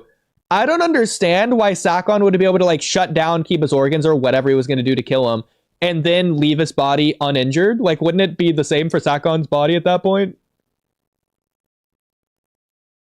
Well, you know what's actually funny is I actually thought in my head of a rewrite of that jutsu that just makes it even more OP. and also involves like intelligence. I can't remember exactly how it worked, but like basically what he was gonna do. So basically, the way it would work is that the last thing he would rewrite is his brain. I think is how I had to rethink of how I thought of this because I didn't write it down. But like, if he rewrote everything but his brain, so that way, like, all the pain receptors and all that jazz, all the consciousness linking stuff, it doesn't affect Ukon until he rewrites the brain. At which point, though, then Kiba can't do anything. The alternative would be to start with the brain, and then Kiba just can't do that. But then it just ends there. So it's like cooler if it's like yeah. So if you stab yourself now, you're just gonna die, but it's not gonna affect me because the brain receptor things aren't linked yet. So all the pain you feel doesn't go to me or something like that. I had a way more better thought out of my mind, but Okay. Yeah, so basically, just wouldn't. The only problem is that Kiba's trick just doesn't work. I mean, maybe it would be kind of cool if he like set something up to be in advance, to where he doesn't have to be in the body when it happens. Like he sets up a blood clot that's gonna like hit Kiba's heart in like 2 minutes, and then he leaves the body, and it just doesn't affect Sakon's body because he's like out of Kiba's body. Does Kiba just go stab himself early? Like, what's he doing? Yeah, if he stabbed himself early, it should be the same thing. Because what I'm saying is, if he shut down Kiba's organs or whatever he does, molecular destruction, that should just apply to Sakon too, since the Kiba stabs apply. Well, the way is he's able to just break himself down, and it's just fine, and then he rewrites the other person's body. Like, it doesn't make sense though. I mean, based he basically on that. does karma. He can do that. Yeah, I don't know. It's just weird. I guess karma would be a cool explanation since there's both Sakon and Ukon there. Just have Ukon form the other half of Sakon after Sakon kills himself to kill Kiba. It's a reincarnation at that point. Based on how their powers are described, they should be way more cracked if Plot didn't need them to not realize how strong they are. See, I don't think they're strong. I think they're just killers because of their stupid tax ability. He just merged anyone. I don't think they have good stats, for example. Well, they're supposed to. I mean, there's the one scene where they, like, try and punch Kiba, and he dodges, and they, like, punch the rock behind him, and the rock, like, breaks, which is, like, I guess cool, but at that point, it's just inconsistent. Yeah, I think it is just inconsistent, but... Like, everyone does that, but nobody does To it. be perfectly honest with you, I think it just is inconsistent. That's part of the problem with them, is that Kishimoto shouldn't have his cake and eat it, too. I don't think they're the strongest. But also make them able to fight Kiba without just immediately bodying Ignoring the data book, which I'm just going to ignore, Kabuto says that Sakon and Ukon think they're the strongest. I can't remember if we double-checked the translation on that one, but... Okay, I think I've seen alternative translations that imply he just is a star. He definitely does act as the leader. There's the data book thing that implies that Kitamura might be the leader. Which is funny. I mean, like, look, regardless of... But that's the problem. He's so not the leader that at that point, there's no leader. They're all the leader. There's not a leader. Realistically, it's Kinemaro. No, Sakon does definitely be the leader of the Soundball. Like, he does take the lead for sure. I don't know. If he's taking the lead, then he's taking the lead like 1%. No, he definitely is just being their leader when Kimimura's not there. Like, he's not Kimimaru leader, but like it's very clear that he's like telling people like, "All right, this is what we're doing." You know, like he just seems to take the leader role. I mean, it's kind of like Sarada with Team 7 in the Boruto fight. Like, she's not Konohamaru, but she's like being the leader while Konohamaru's not there, kind of thing. I mean, I personally disagree, but that's fine. It's not something we need to argue either about. Way, I think Kitamura is the strongest, but that's that way. So Orochimaru just isn't beaten by Genjutsu. He beats the Genjutsu. It's not Tsukuyomi. It's Shaku's one. But then he beats Amaterasu the same way Sasuke does, using Orochimaru's ability that Orochimaru can spam, unlike Sasuke, forcing Itachi to use the Susanoo against Orochimaru. I'll address it later. From here, there's a couple options. I'm dividing the options into groups that change one variable at a time, just so I don't list like 13. Group A. Orochimaru just loses against Itachi the first time, and then he comes back with the Hydra and the Sasuke fight for a rematch against Itachi, but oh no, Totsuka Blade, whoopsie daisy. Okay, so that's Group A's premise. Option 1. Itachi didn't use the Totsuka Blade or Yada Mirror the first time since he didn't manifest his full Susanoo because he wasn't pressed hard enough to do so. But you don't like that one. Option 2. He didn't use it because he didn't find the Totsuka Blade yet, or Yada Mirror. Option 3. He didn't find the Totsuka Blade or Yada Mirror yet, and he hadn't fully developed his Susanoo yet. So it was some partial form, I'd say probably the full skeleton, but it's not the full armored yet. Meaning, in option 2, he's got the full Susanoo, it just doesn't have these special weapons. Option 3, it's not quite that full Susanoo, nor does he have these special weapons. Group B. The exact same thing as Group A, all 3 options, but rather than losing to Itachi, it's more like a stalemate. Either a perfectly even one where Itachi has a slight advantage, or one where it seems like Itachi has a slight advantage, but it's actually even because Itachi illness shenanigans. So if the fight had continued, Orochimaru could have won, or it tied, but he doesn't know that. Group C. Orochimaru uses the Hydra against Itachi in the first fight back in the Akatsuki, and that's why Itachi recognizes it. It just blatantly is weird for Itachi to recognize the specific chakra of this jutsu when Orochimaru didn't use it against Itachi. So if Itachi's gonna know about it, then Orochimaru's using it against Itachi. In this case, I want there to be an original version for the first fight and a new upgraded version for the rematch. Some options for that. In the first fight, you know what?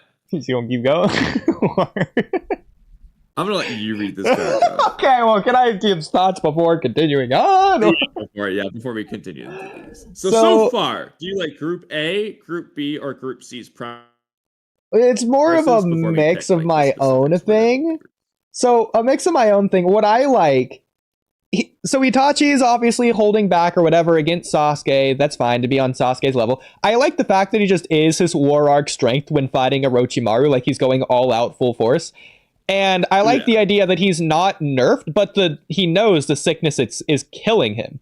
So he's going to use everything against Orochimaru, but he's going to be like Sasuke with his curse mark 2 at the end of part 1. Like, oh, I need to end this now. Oh, this is going to be the final thing. He's going to have a line. Well, first of all, he's going to try everything in his arsenal, and he's just going to realize it's not going to work because he just can't kill Orochimaru. He has nothing that can put Orochimaru down. Oh, and the Totsuka Blade, so that's why he goes for the Totsuka Blade, so he can't kill him once and for all. Exactly. So Itachi's going to have a line. He's going to have a line that's going to be like something along the lines of like, thank goodness I found this because this is the only thing I have that could possibly take you out or something. So it's going to be implied that Itachi's doing this because he's dying, but even if he wasn't dying, if he didn't have the Totsuka Blade, he's not going to be able to kill Orochimaru. Regardless if he's sick or not.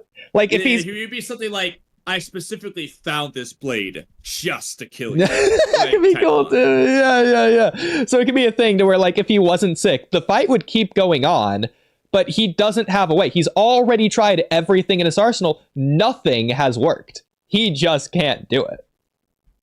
Yeah. So that Totsuka, I do like that idea. So yeah, he definitely just doesn't have the Totsuka Blade yet. Yeah, but, and again, this is like full power Itachi, like the war arc one. So in this case, you're doing option 2 of Group B, basically, where he has the full Susanoo minus the Totsuka Blade and probably minus Yada Mirror, but at least minus Totsuka Blade, and he just can't beat Orochimaru. Yeah. Yeah. Okay, I'm down. Okay. So then, because again, Group C is really an extension because you can just do what we just said, either with a base Orochimaru or with the Hydra Orochimaru. So can I also just add? That can just apply. So this is just continuing further. I like the idea that Orochimaru has multiple counters to every individual one of Itachi's jutsus. So for example, So Itachi. I eventually get into this. I eventually get into this a little bit more. Okay. And there's a point where I literally just go through the order of things he does. I don't know where I wrote it, because obviously I wrote a billion things. So I just kept thinking of more and more. So but at I'll some just point I break that down a little bit. like as example, against Amaterasu, instead of just body transfer jutsu, Itachi's going to be spamming it. So he's going to hit Orochimaru. He's going to do the not body transfer jutsu. I mean the substitution, snake substitution. So he's going to hit Orochimaru. He's going to do snake substitution to get her out and that. And he's going to be hit with the Amaterasu again. And he's going to do like Jiraiya's seal absorption thing. And then he's going to do Rashomon to block it a third time. And he's going to use his sword to block. And now Amaterasu's going to be on his sword. And he's going to be using an Amaterasu sword to like fight Itachi with. He's going to be doing like 4 different counters for one of Itachi's jutsu. Like stupid stuff like that. Okay, so because you said that the R word, the Rashomon games, I gotta rewrite that. It's a little silly when it's not a tailed beast, but I don't care. I'm presenting this premise anyway. So you know how Hashirama uses his deity gates to pin down the 9 tails or the 10 tails as tails? So Orochimaru's gonna summon the Rashomon gates in a similar way to pin down the Susanoo. He just to bring down the House Jutsu Rashomon gates to hold the Susanoo in place. Oh, I'm so down. That's the perfect place. I'm so glad we thought about that the other day with the stupid Kiba Sakon Uga. No, this is infinitely a better place to use this, bro. Bro, that is the time to use this. Oh, that's so good. Yes, exactly. And also, it's another small rewrite. Hashirama can do this in the Madara fight instead of just using it the way he does to deflect the tail beast bomb. He just uses the Rashomon gates in a similar way. Yeah. Or just don't give him the Rashomon gates. And yeah, screw it. Yeah, Hashirama doesn't need it. It's just Orochimaru. I'm down. Orochimaru tamed the Rashomon gates. Oh, it's so good. But I love that. Okay, I'm glad you're on board with that. Okay. So,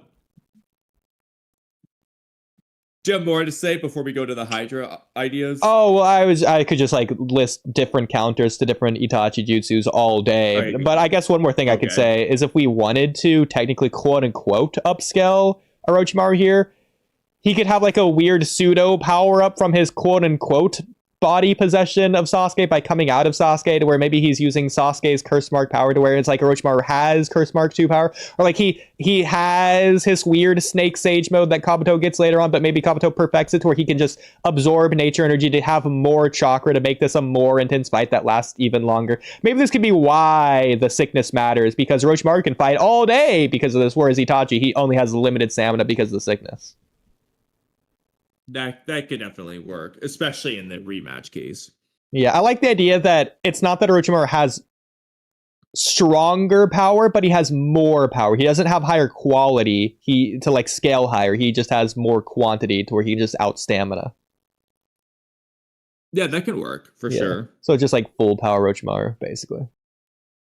It's normal. Yeah, at least in the rematch. In the first fight, this is what this is getting into. You can kind of do a few different things. The point being, though, that I do think there should be a difference between Orochimaru. You don't have to, but I do think it's good to have Orochimaru, to be a difference between Orochimaru in the first fight and the rematch. Because regardless of how you do it, the most charitable we've done here is Orochimaru stalemates Itachi. Because if he just beats him, well, actually, I stand corrected. I do address that version of him just beating Itachi right then later on. Well, I just want to add. I mean, it's obvious. It just goes without saying. The most obvious thing of all time for us for this is the number one thing to address. Just elephant in the room, just out of the way. No matter which version of this we go with, no matter which version, the small snake at the end is getting away. It's not getting burned by Amaterasu. Obviously. The worst thing in Naruto will be fixed. Of course. We don't need to say it. This is Naruto and Sasuke never say it. Even though we never said it. We knew. Exactly. Which is extra fun. See, that's even better, though, with the war arc. If Orochimaru's there, it's Itachi's even with the Totsuka blade, you're still alive. He's gonna beat him again. With Sasuke's help this time. Itachi admits. No, that's actually perfect, because Itachi has the whole thing. He tried to do everything himself, but he failed. This includes beating Orochimaru. This time, he's gonna work with Sasuke, what he didn't do in regards to the Uchiha clan. So Sasuke and Itachi together beat Orochimaru in the war arc. Now that's bringing it full circle. Okay. So I also like the idea that Itachi's going to use the Yaramir and the Tosuke Blade separately here, to where it's going to be similar to when Sasuke strikes down Itachi with Kiri and he's like, oh, if I didn't have this, I'd be dead. In that case, he could just be referring to Susanoo, or he just doesn't say the line at all. I like the idea that he says the line when Orochimaru brings out some crazy OP power, and then he brings out Yaramir and says, oh, without this, you would have just killed me just now, Orochimaru. And then afterwards, because Orochimaru's like, oh, that's all you have, just the Yaramir? Oh, that's not enough to turn the tides against me, Itachi. I'm still gonna beat you, even though you have the Yaramir. And then the fight continues on, and then he pulls out Tosuke Blade at the end. It's like, oh, I actually have both. The Yaramir, that puny weak shield. In comparison to my Rashomon gates, bring down the house jutsu. That's how he gets rid of the Yaramir. That's the way to do it. You know what would be really interesting, actually? So, if you want Itachi to have the Yaramir in the first fight against Orochimaru, the Yaramir has exactly one specific weakness. Only one. It is the only weakness of the Yaramir. It's the grass longsword, the Kusanagi blade. And that's why Orochimaru gets it. So Orochimaru and Itachi both get a sword to beat the other, but the other doesn't know about it. So in this fight, Orochimaru is like, he's just like gawking at Itachi. He's like, oh, not that weak shield again, Itachi, that Orochimaru didn't get around the first time. He's like, and Itachi doesn't realize what's happening. Like, Orochimaru just breaks the Yaramir, and Itachi's like astonished about this, genuinely. And Orochimaru reveals, like, yeah, I found this sword just to destroy your stupid shield. And then Itachi does basically the same thing to Orochimaru with the Tosuke blade. And he's like, and I found this sword just to beat you. Oh, that's so good. See, what I was going to say, if you save the bring down the house jutsu for specifically the Yaramir, and that's his counter to the Yaramir, then Orochimaru could have some stupid cool line like, Itachi, the best defense is a good offense. And I think that line works so perfectly here. He's using his defense to take out Itachi's defense offensively. It's really funny. Yeah, he just uses it. But they say, like, the best defense is a good offense. But most people don't ever think to use their defense as their offense. That's actually a good way to just, without using the grass longsword idea, he just pins down the Yaramir. Like, he just does the Rashomon gates that just hold that shield down. It's just too heavy. Just can't that could work too, yeah. And then just like, yeah, you see, he just says something like, that shield's powerful, but what good is a shield if you can't put it in, like, if you can't defend yourself with it? Like, if you can't move it or whatever. So many people like to focus on defense and offense, but me, I like to mix things together. Yeah, I like to mix my colors together to make the offense. Oh, it's too good. Oh my god. Oh, we just get stronger with every rewrite. Bro, at this point, we made Orochimaru too strong. Like, he's just bodying Nagato. It just doesn't make sense. It's okay, though, because I talk about thematically how Orochimaru is the final villain later on. You know what? I'm actually okay with him bodying Nagato. If he's gonna body Nagato and then join the Akatsuki anyways, secretly because of reasons that we don't know why, and it's because he knows Itachi's gonna join. He wants his body. Wait, did we just want Nagato's body? Then again, Nagato is kind of crippled. So. Yeah. We'll just say Nagato's sick and dying or whatever. Same thing. Crippled, and then whatever. He finds out Itachi is the same. He's just like, and then Kimimaro is the same. He's just like, Oh, okay, that's just his luck. That's so funny. That's only way that Orochimaru was ever taken down by Lady Luck. That's the only reason he lost. yeah, he was on Kabuto's side. Oh my god. Okay, do you want me to read number one? Yeah. Okay, you're gonna have to scroll back up because I forgot what this is. To Orochimaru having the Hydra in the first Itachi fight and the second, obviously. Okay. So Number 1. In the first Itachi fight, Orochimaru's Hydra looks like the snake that we see when Orochimaru takes the Part 1 guy's body. This is option 1. I just took a picture of each. So this one. So that's the Hydra in this case. Yes. Option 2. Okay. Well, do you want me to go down to 2 or just keep reading from 2? Okay. The true form we see versus Sasuke or the big snake. This is this. Okay, so that's the Hydra. Is the second option. He just does this versus Itachi. Okay. His body By the way, I wouldn't say this earlier. If we're gonna have the 8-headed Hydra being the 8 tails, or if we want Orochimaru to be the 8 tails, or whatever we want to do there, Manda maybe could be a tailed beast, or like the tailless tailed beast, if you want to say that for Manda and Sadiki-sama. I mean, I know we're just hyping up Manda over the other 2 Sanin summonings, but... Okay, so like, I love Kisame being the tailless tailed beast, but I also would love Manda having that nickname. I mean, you could have Manda be the 1 tails or the 0 tails, depending if you think a snake's tail is a tail, quote unquote. I mean, they already have the 0 tails in the movie, but that doesn't really make sense anyway. Remove that. Save it for Manda. Well, yeah, you can just have be the 1 tail. Shukaku has 1,000 tails anyways. You just have him be any tailed beast number. Yeah, so that's what I want to say on that. But, I didn't finish reading the previous thing, yeah. So, where am I going from? Sasuke or the big snake, the white snake in the anime, that Sasuke uses to protect himself from Deidara's bombs at the beginning of the fight. And then it becomes the... that's this. In the anime, it's a big white snake, but in the manga, colored manga anyway, it's still the big snake he used to block the bombs. Yeah. It's kind of the same exact thing that he does to stop Jugo and I think Suigetsu from fighting. Yeah, but bigger. Yeah. Same idea. So anyway, any of those 3 in the first fight. Yeah. Then it becomes the 8-headed Hydra in the rematch. He improved this at some point between the 2 fights. Okay. That's one option. Okay. So yeah, so that's just saying he's like 8 times stronger than he was back then in a way, which is kind of cool. I like that. Yeah. That's one option. I like Next that as an option idea. is that... Go ahead. OG Hydra is the same, but new Hydra is better somehow. The original will have 8 heads and be white and probably still keep region, but maybe it lacks as much size, maybe it's smaller than or as big as Manda the first time, and then the second time. Well, that's one thing. They should just get the size scale accordingly, consistently looking like it actually would look in terms of size, since it's clearly not the case.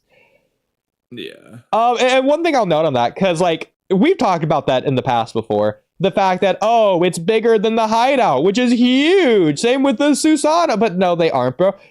Daigo's video pointed this out, and I didn't consider this. We can scale the size based on Orochimaru and one of the head's mouths, and like comparing it like the teeth or whatever. I know, yeah. Yeah, so it is small. It is as small as I thought. It just isn't for the wide shots for no reason at all. Well, I mean, like... The head's small, but I guess it can be really long. Oh my god. It's not bigger than Manda, bro. It's so clear. It's not consistent is the problem. Because even then, so the tail beasts are the size of the perfect Susanoo, and, Gamabunta's comparable to Shukaku. Manda's honestly bigger than Gamabunta, so Manda's definitely as big as Shukaku in general size. Obviously not as fat, but, general size. Sure. So Manda just is perfect Susanoo size. Yeah, just imagine Manda coiled up rather than long. The Hydra is bigger than Itachi's Susanoo, so it's hard to quantify. But the perfect Susanoo was really big. So it's at best equal based on that. It's not really bigger. If it is bigger, it's barely bigger. Yeah. It sounds like your number 2 is taking inspiration from Kabuto's Manda 2.0. That's what it feels like. Correct me if I'm wrong. Well, no, but I mean, that's kind of cool too. In this case, kind of feels like the point would just be the Hydra looks generally the same, but it's lacking something. So maybe it doesn't have those swords on its back, maybe in its mouth, maybe it doesn't have the storm game, laser beam, jutsu, etc. So the Hydra in the first fight would be basically the Hydra we got in the actual manga. And then can I just say, rematch, it's gonna have more things, like the laser beam jutsu. So first of all, I don't know where it is. You can probably find it pretty easily. It's probably in general chat. You can probably find it. That laser beam jutsu that is in the Storm game, the second Storm game, that just does work perfectly with what I was saying with Orochimaru mastering the Biju bomb with the 80-20 positive negative chakra split. That's why when you said that's what I was thinking of too. Yeah. I wasn't thinking about the Storm 2 game until like afterwards, but like yeah, completely. It's just funny because he just has it in the game, so just make it canon. There you go. It arguably is canon considering Kishimoto apparently does the things of like the whatever the moves. Is that it? I don't know what it is. I don't think that's it, but maybe. That's definitely not it. Yeah, shout out the music, by the way, if you want to pause it. There you go. Okay. Double check. Okay. It's not that. I don't know where it is. I thought Noob posted it, right? The Storm game went differently. Is that not it right there? The link below it? No, it wasn't. That was that video. It was Noob, right? Who posted it? I'm not sure. It might have been Rudo, to be honest. It could have been a few different people. You could probably just do like How link. are we not? Like in general chat, then like has link or whatever. Yeah.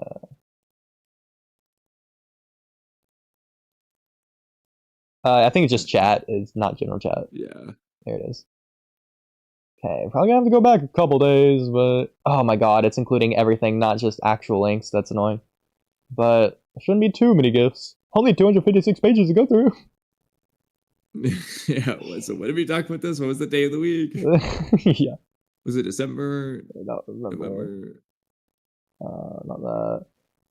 Anyways, I wanted to add that this is really cool that Orochimaru's mastering this at this point of the series, considering it's taking War Arc Naruto until the War Arc to master it, like the midway through, and it's very difficult for him to master it on Turtle Island. In fact, they should call back to it. I don't know how Naruto's gonna find out that Orochimaru's done this, but like, Orochimaru did this easily, and Naruto, you're struggling with this like crazy. Well, Orochimaru must be a real genius, huh? It's so cool to make a line like that. Like, well, they don't call him the mixer for nothing. I feel like I've gotten too old. Like, I think so. How long ago did we talk about it? I mean, it might have been, but...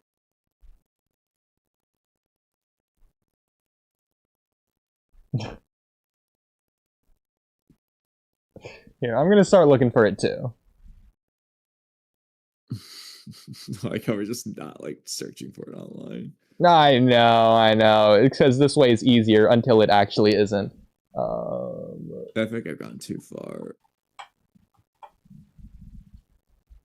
I found it. Okay. Oh, where is it? Just okay, like, stop sharing your screen.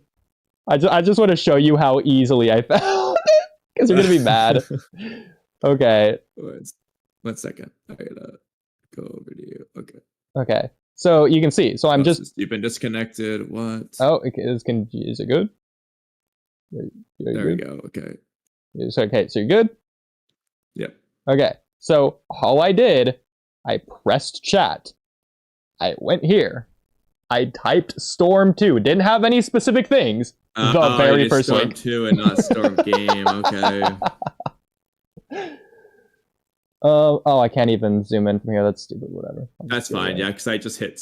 I typed Storm Game, not Storm 2. It's so funny. Okay. Well, any day, YouTube. I'd love to watch this after 20 minutes of trying to find it. At your feet. Okay. So it's gonna be right around here. I think audio's fine on this, right? I'll also. I don't know. It's Storm Games, but if you just like kind of skip until you find the. I think it's right around here. That's sort of what I was doing, anyways. I don't know where exactly it is. It's actually right here. So we'll just skip ahead to like here. You go, yeah. Actually, we'll just watch it from here. Screw it. We'll watch it from here because I can't control Roger. I'm gonna give you my power. We're gonna watch it from here. Screw it. I don't care about copyright. I'll deal with it later if I have to. It's cool. Freaking cool, bro. I can lend you power. Like, this is just how it should have been in the anime, bro.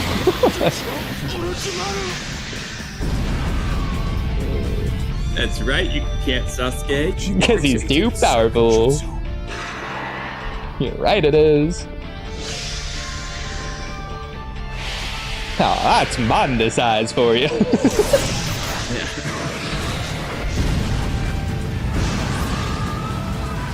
So when you play this game, do you play as Itachi or as Orochimaru?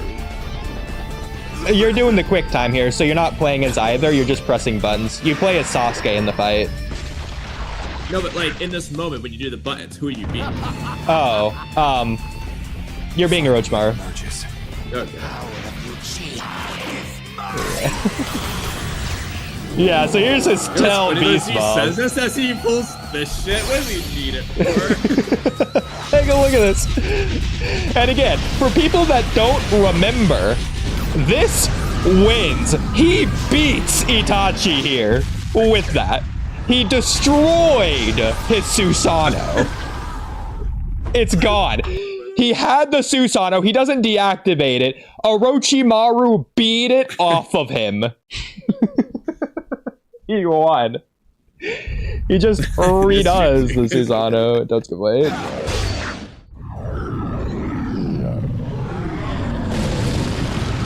If anything, that sort of implies he used Totsuka Blade before Susanoo. Like, he's just using it from base. Yeah, either that or he was just like hiding. He just had it laying down for that attack. I don't know. It's not like he's covered in rubble last time we see him. He just falls to his knees. That's the last thing we see. It's not like anything's somehow his falling on him. Susanoo was under the rubble. I mean, considering, I guess, Indra's able to just walk out of his, I guess it's possible. Yeah. Like, what, he learned Naruto versus Neji's technique? Edo Nagato fight. When he Totsuka blades him, I think. So. Yeah, it's just weird. Yeah, bro, no.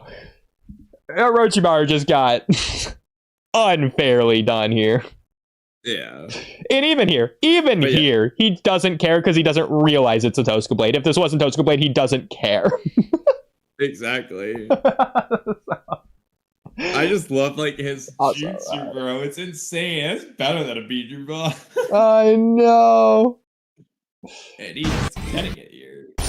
Bro, look at it. It's freaking like the giant Rasa Shuriken. All the, you know what it looks like? It looks like a combination of a Biju bomb and what Sasuke does to make his Biju Susanoo. Where you know how like you have all those chakras coming from the different Chubaku Tensei together and the streams that connect. It looks like that, but it's a Biju bomb. Like, I guess so. I want to watch it again. Watch him form it again. It's cool. Bro, he's so cool.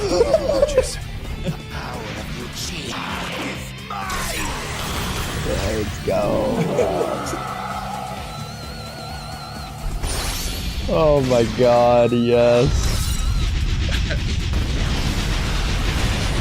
Bro, he just one-shot GG bodies Itachi here. Wasn't even close.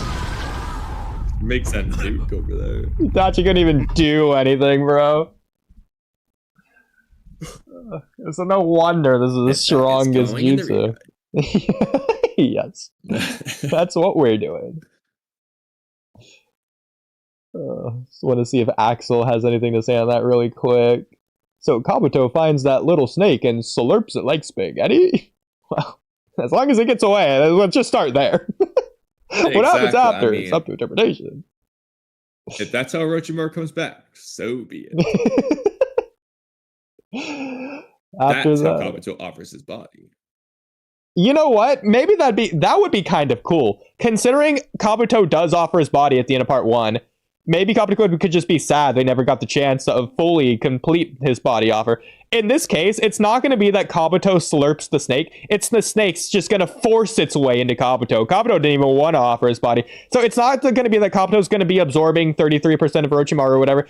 It's going to be Orochimaru's forcibly taking over Kabuto's body. He's going to freaking Carva seal him, bro. That's what the snake is in this point. I mean, do you prefer that Kabuto doesn't know, or that Kabuto just like lets it happen because he offered his body?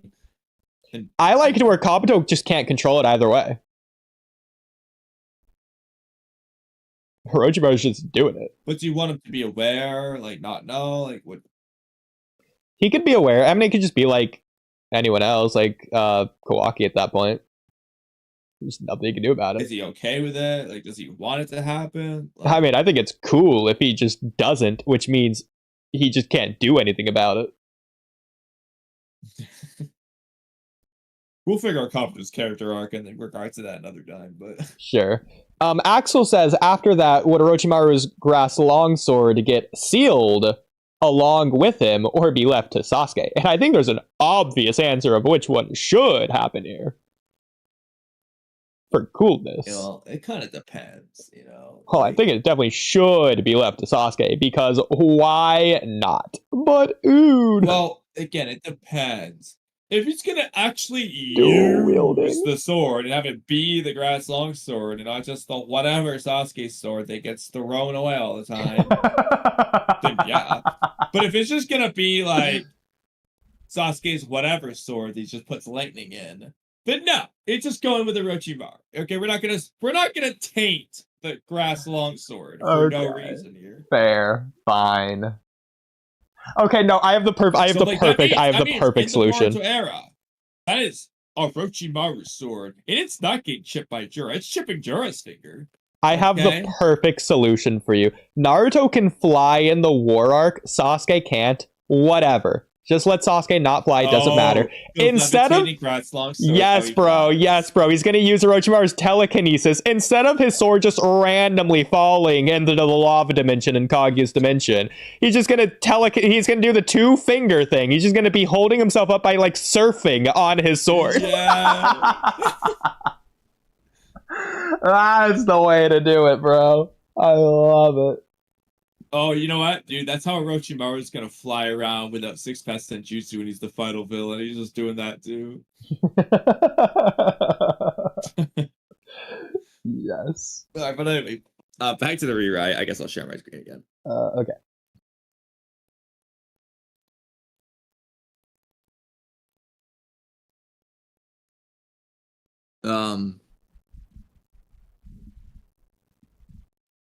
Okay, so Group C. Okay, this is just me reiterating. So Group C would be that one of these options applies to Orochimaru losing. Group D is it's a stalemate. So real quick, do you like a Hydra-esque thing being in the first Itachi fight, or do you prefer it just being based Orochimaru?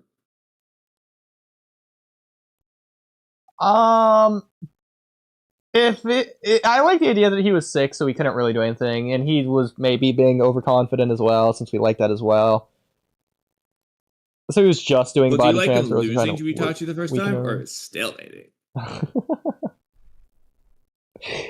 He probably should lose the first time. I don't think there's anything wrong with that. So do you want him to have any snaky form for it, though, or no? What do you mean? Like, do you want him to have, like, this snake, or just no snake? Yeah, I think the first one would be fine. Okay, so, like, one of these 3. Yeah, I would go with the first one.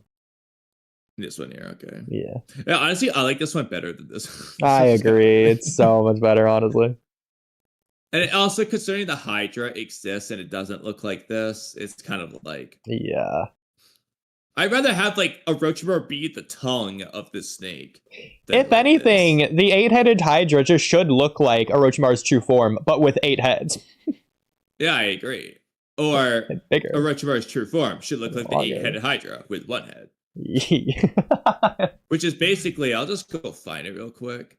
I mean, I'm fine with this being his true form. It's cool, design-wise, rather than, like, the 8-headed Hydra. Not to say the 8-headed Hydra looks not cool, but, like, let's just, you know, it just works. I just prefer the look of the 8-headed Hydra. You know what? This is so silly. This is so silly.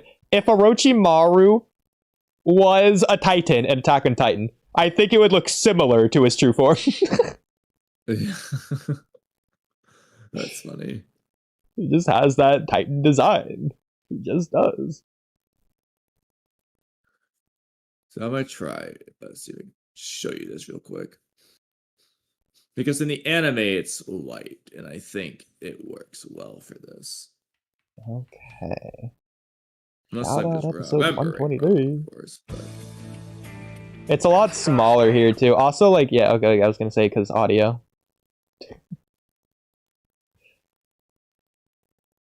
for when he does it.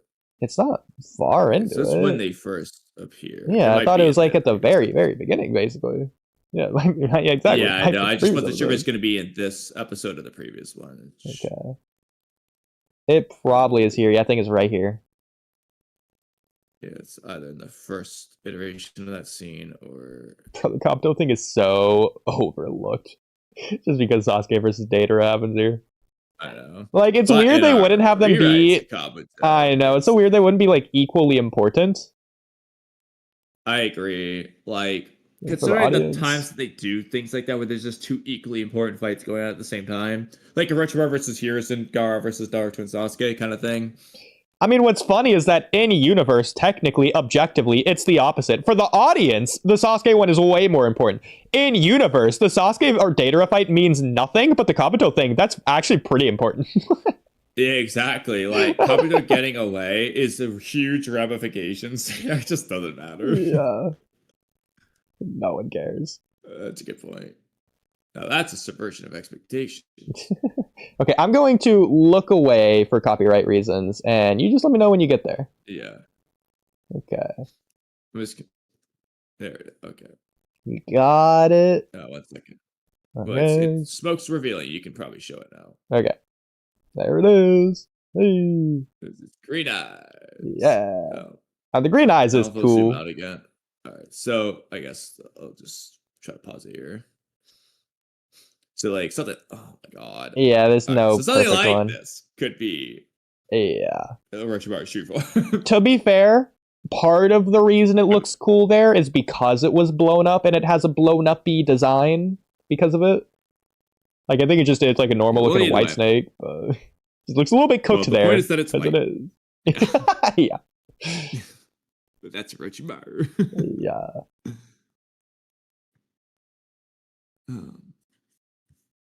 But if you think that was all to the rewrite, you would be We're not mistaken. even a half of the way done. We're not even a quarter of the way. So By the way, I did would forget. say- Did you say there's like a 2 to 3 hour max on tonight's stream, or was that for a different night? I forget. Well, it was supposed to be for tonight, but I want to try to get through this Orochimaru thing. I need to Okay. put some broccoli Well, and you potatoes did say in the oven soon. 2 hours, 3 here's this max. paragraph. We're working on 2.5 hours, but I will read So- this. Oops. I would say have Orochimaru use Manda against Itachi the first. You know what? Actually, you read it. There it is, yeah. Okay. I guess I just restart. Well, Kamui would say have Orochimaru use Manda against Itachi the first time, but he's going to have me say it instead. But Manda's just winning if Itachi doesn't have Yadamir and Totsuka Blade. LOL. I suppose one option is to have Orochimaru just beat Itachi and be so disappointed in Itachi for losing despite having already reached his seemingly full potential, since he has Mangekyo and all 3 abilities, and Orochimaru still won with ease. So he says screw Itachi's body and goes to see if Sasuke's potential is greater, which he implies is the case in the Force of Death, which is weird by ignoring that. So basically, Kimimaro gets sick, then he tries Itachi, and Itachi just can't compare to Kimimaro. So he looks for something more worthy, Sasuke. This makes it all the more reason why he'd be so confident versus Itachi in the rematch, since he already beat him last time with the same jutsu. In this case, the Hydra is the same as the first fight, but Orochimaru fails to account for Itachi's growth and him finding the Totsuka Blade and Yadamir, which leads to his loss due to his arrogance here. That might be our favorite option now. Okay, so that's why you were asking me earlier, and I changed my mind. I'm so down for this. I was a little surprised. Like, oh, I don't know how he's gonna feel about this. Yeah, you're trying to lead me into this just subtly, just it's like warming me up, just buttering me up to this one. But no, it worked. I'm totally on board. Full 180 spin for me. It beats him, but it also does work. Well, okay, so not that this matters, but this also just does fit with Jiraiya's mindset with Itachi and Itachi and Kisame's mindset about Jiraiya. If like Kisame's like, Orochimaru beat you, we can't beat Jiraiya. My only thing that's be weird. Like, yeah, Itachi, Orochimaru beat your ass. I'm gonna do it too. So the only weird thing for me is that it feels like through part 1, awakening the Mangekyo is the real big power gap spike that Uchiha Sharingan users would get. So it would feel weird for Itachi, even though I know he goes from like 13 to like freaking 20 basically. It'd be weird for a 13-year-old Mangekyo having Itachi to just be significantly weaker than like 20-year-old Itachi, who also has a Mangekyo, because the Mangekyo should be the big thing, killing Shisui based on part 1, getting the Mangekyo, which allowed him to kill his clan for testing the limits of his ability. That should be the big thing, because if anything, it's what allows 13-year-old Itachi to do that at 13, because he has the Mangekyo. It's because he has the Mangekyo that he has as much power as he does, is basically what part 1 is sort of implying. I think I wrote something about this, but like one option is that he just doesn't have the Susanoo period in the first fight. So he has Amaterasu and Tsukuyomi when he fights Orochimaru. That's not enough.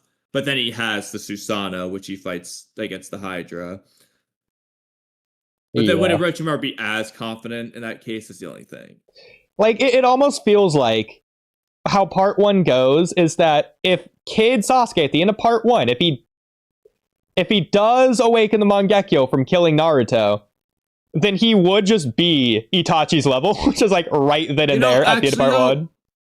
Whereas I see why you're saying that. To be fair, so in light of what I just said, Susanoo being the big thing here, because honestly that is just like the biggest Mangekyo thing aside from Kamui. Mm-hmm. So you look at Heavy Sasuke versus B fight Taka Sasuke is debated for a reason. And I'm gonna bring this up for a reason. Not just to say that, it's debated for a reason. It's probably not drastically different in power. But like, what's the difference? So Sasuke has his regular Mangekyo abilities, the Genjutsu, the Amaterasu he awakens, flame control that he awakens. What does he have in the heavy Sasuke fight? Orochimaru.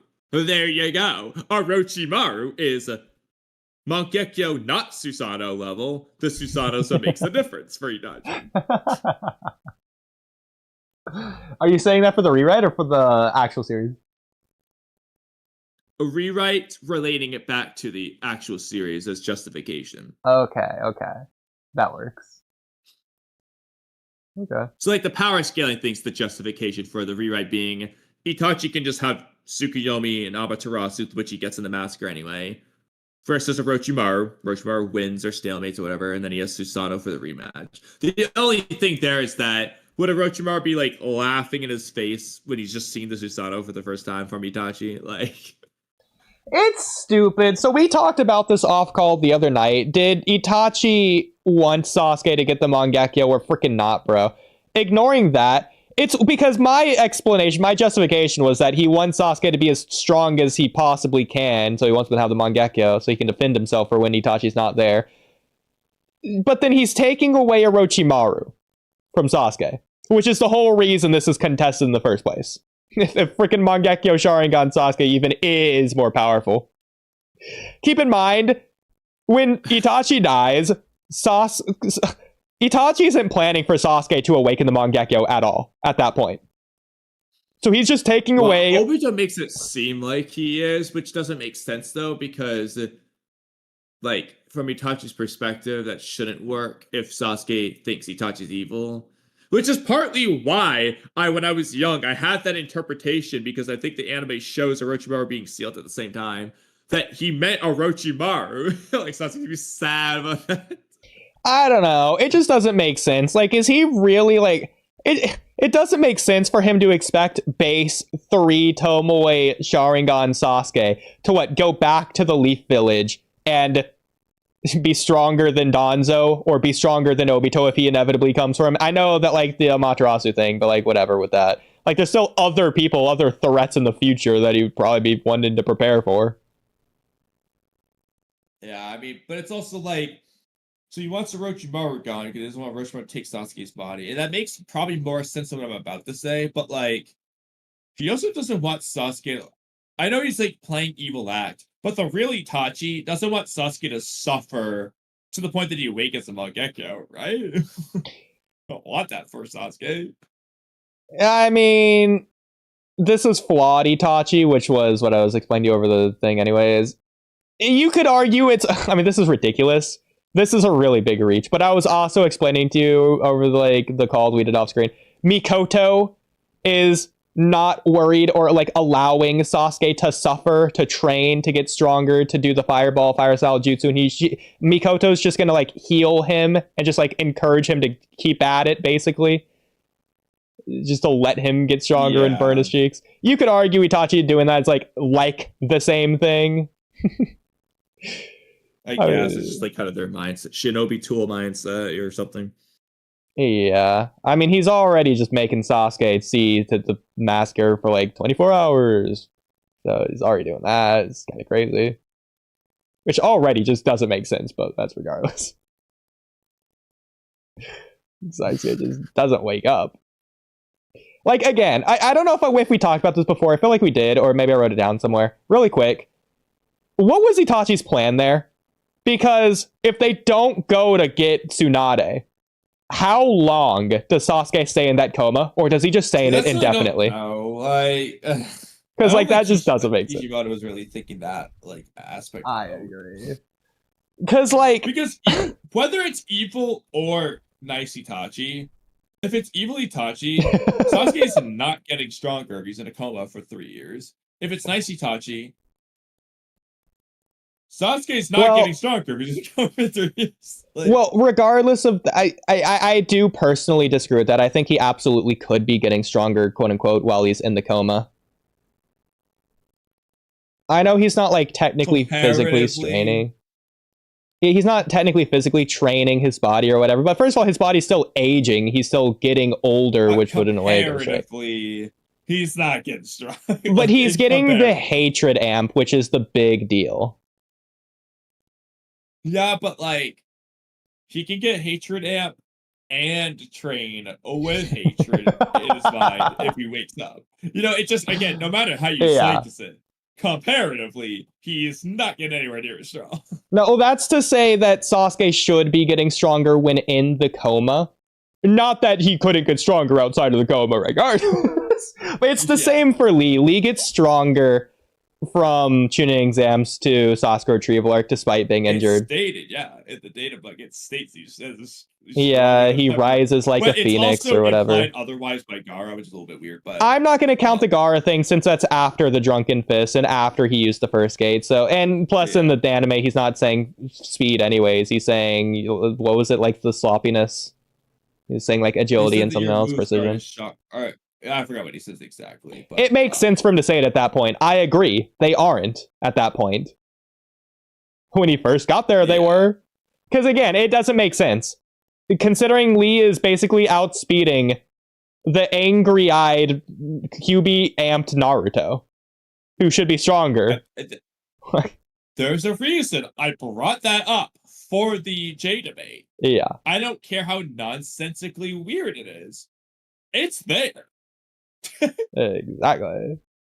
Lee is faster than QBI Naruto. Kimimaro makes it clear that that's the case. Yeah, you can say it's because he doesn't have the weights on, but like, he's just faster than tuning exams. He just has to be. It's the only explanation. Yeah, I mean, either way, that's just kind of insane. Yeah. I don't know if you wanted to slightly segue to Itachi things, since I do have Itachi things that are like related to this that you probably want to talk about, but if you would stay on Orochimaru, we can. Well, is it like Itachi character things or things that relate to this rewrite somehow? Itachi character things. I know that you said probably like 3 hours max. We could just say on Orochimaru if you prefer. Do Itachi different there. Really okay, keep going. Okay, so there was that. So in all cases, though, this is the thing I mentioned earlier. I want Itachi to try Tsukuyomi on the Hydra in the rematch, and Orochimaru easily breaks out. But then Itachi tries Amaterasu on Orochimaru Hydra in the rematch, and Orochimaru easily counters it.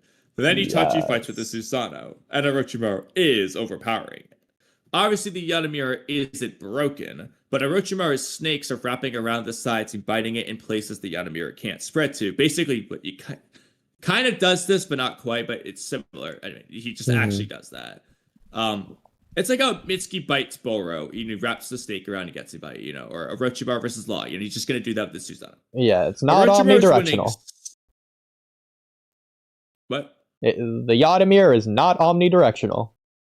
Yeah, like you can just have it be like it does seem like it expands in some panels, but either way, it's not doing a full 360. So Orochimaru just wraps around because he's a bendy wendy guy. So Orochimaru's winning so badly that he decides to take Sasuke's body right in front of Itachi just to spite him for being weak. Like, he's like, yeah, you're weak. That's why I'm not taking your body. I'm taking your brother's. Okay. And that's when the Totsuka blade comes into play. So it's yeah. So Orochimaru is gonna not play his trump card, but he's gonna force Itachi to play a trump card he didn't realize he had. He's gonna force Itachi's hand. Itachi's gonna say something along the lines of, "I really wish you didn't do that, Orochimaru, because I really wish I didn't have to bring this out for whatever reason. Maybe it's a forbidden jutsu. Maybe. Okay. This is the craziest glaze of all time. Just hear me out. Itachi was never sick. He's using the Totsuka blade kills him. Oh my god. And then it just doesn't matter instead of Itachi, so you can spam it now. Yeah, you could have it be similar to Kushina, to where she lives for like a little bit, or like Hiruzen technically lived like a couple seconds after his Yeah, like it could just be a one-time use jutsu, like it's just like the Reboot Death Seal. Oh, you know what? Okay. You know what? Kabuto or Orochimaru, whoever's doing it, the Edo Tensei, they can do it. I have an idea. So, it's like the Reaper Death Seal in Danzo's Tetragram Seal. Itachi is forced to seal himself in the Totsuka blade. Whoever uses the Totsuka blade seals himself and the one it pierces in the blade. So they fight for eternity in the Drunken Stupid. Yes. So, okay. And the reason, because in canon, the reason he's pushing Sasuke so far is because he wants to absorb Orochimaru out of him in the first place. In this case, he's trying to do the same thing, but not absorb him with the Totsuka blade. He just wants to push Sasuke far enough so that he can have Orochimaru come out, so he can beat Orochimaru. But this can just be like some narrative thing with Itachi. He just isn't strong enough. He's just too weak to beat Orochimaru. And so the only way to get Orochimaru is to just seal him with the Totsuka blade, which seals Itachi in there as well. In this case, the reason he wanted to beat Orochimaru is because he wanted to pass on the Totsuka blade to Sasuke. And because he was too weak, he had to use it himself instead of passing on. That's why Sasuke doesn't get the Totsuka blade going forwards. Although, would he want Sasuke to have it if it just kills the user? That's true, too. I guess there's technically... I was going to say, it could have been his plan to have that be what he uses against Obito, but then that would kill Sasuke, so he doesn't want that. One possibility is if you could have it somehow permanently bind to Itachi, to where if Sasuke uses it, it was going to somehow seal Itachi. In this case, maybe Itachi was going to plan to not actually die or something. I don't know. I was going to say, another option could just be that, like, he wanted to use the Totsuka blade for Obito, but he's forced to use it for Orochimaru, so he does the Amaterasu thing instead for Obito or something. Yeah, but then how are we going to, like, have Itachi plan to get out of this fight? Yeah, exactly. I don't understand. Yeah. I don't know. The Totsuka blade's going to shoot at Sasuke's eyes. It could be some weird rule that if you find it, then it counts, but if you're given it, then it doesn't count, and that could just also be a narrative thing. Maybe it could just be a thing to where using the Totsuka blade inherently doesn't kill the user, But the way the fight works out is that the only way he's able to. The problem is that part of the thing is Orochimaru is tanking the blade because of his regen and he doesn't care. But ignoring that for a moment, it could be a thing to where he can't hit Orochimaru with the blade, so Itachi has to use some self-sacrificing jutsu in order to trap Orochimaru so that he can hit him with the Totsuka blade. I agree. Okay, that's going to be the thing. Changes. The Totsuka blade, it's going to paralyze Orochimaru, but he's going to be the one guy who can counter the Totsuka blade, so Itachi has to do another jutsu with the paralyzed Orochimaru because he can't escape the Ghost Blade this way. Another jutsu to seal him. Super sealing jutsu. Yes. Whether it's Reaper Death Seal or whatever. In fact, I think Reaper Death Seal would probably be the most thematically appropriate. Yeah, it's all the more reason for Orochimaru to want to break it later on. Exactly. You know what? That's also our way to get Itachi back in the war arc afterwards. I don't know how we get him to be Edo Tensei, but he's just too late, though. Unless you're going to have Orochimaru free himself earlier in the war arc. Well, I was going to say, just have Edo Tensei be possible despite being in the Reaper. You just have both. So at that point, you just have the normal Itachi Edo Tensei. And then later on, when he undoes for the 5 Kage, or the 5 Hokage, or whatever, the Edo Hokage, he also has Itachi there as like the Shadow Hokage. Narratively. That works. There for the Itachi, go ahead, tell us your backstory. Yeah, like Sasuke's like, all right, Hiruzen, go ahead. Hiruzen's look over at Itachi. Well, your turn. I just like the idea, like Itachi just like mad at Orochimaru there, and Orochimaru's just like, go on, Itachi, tell him your backstory, and while you're at it, tell him about the way you died against me.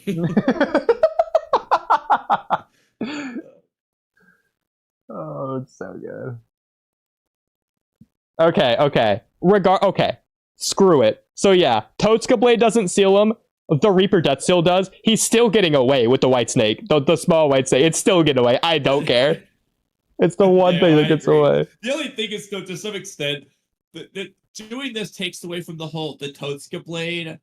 You had it all along, and Itachi got the Totsuka Blade just for Orochimaru. I do like that, too. So. I like it where he got it just for Orochimaru, but Orochimaru's just that strong that even if he got it just for Orochimaru is the one counter to the Totsuka Blade through whatever means.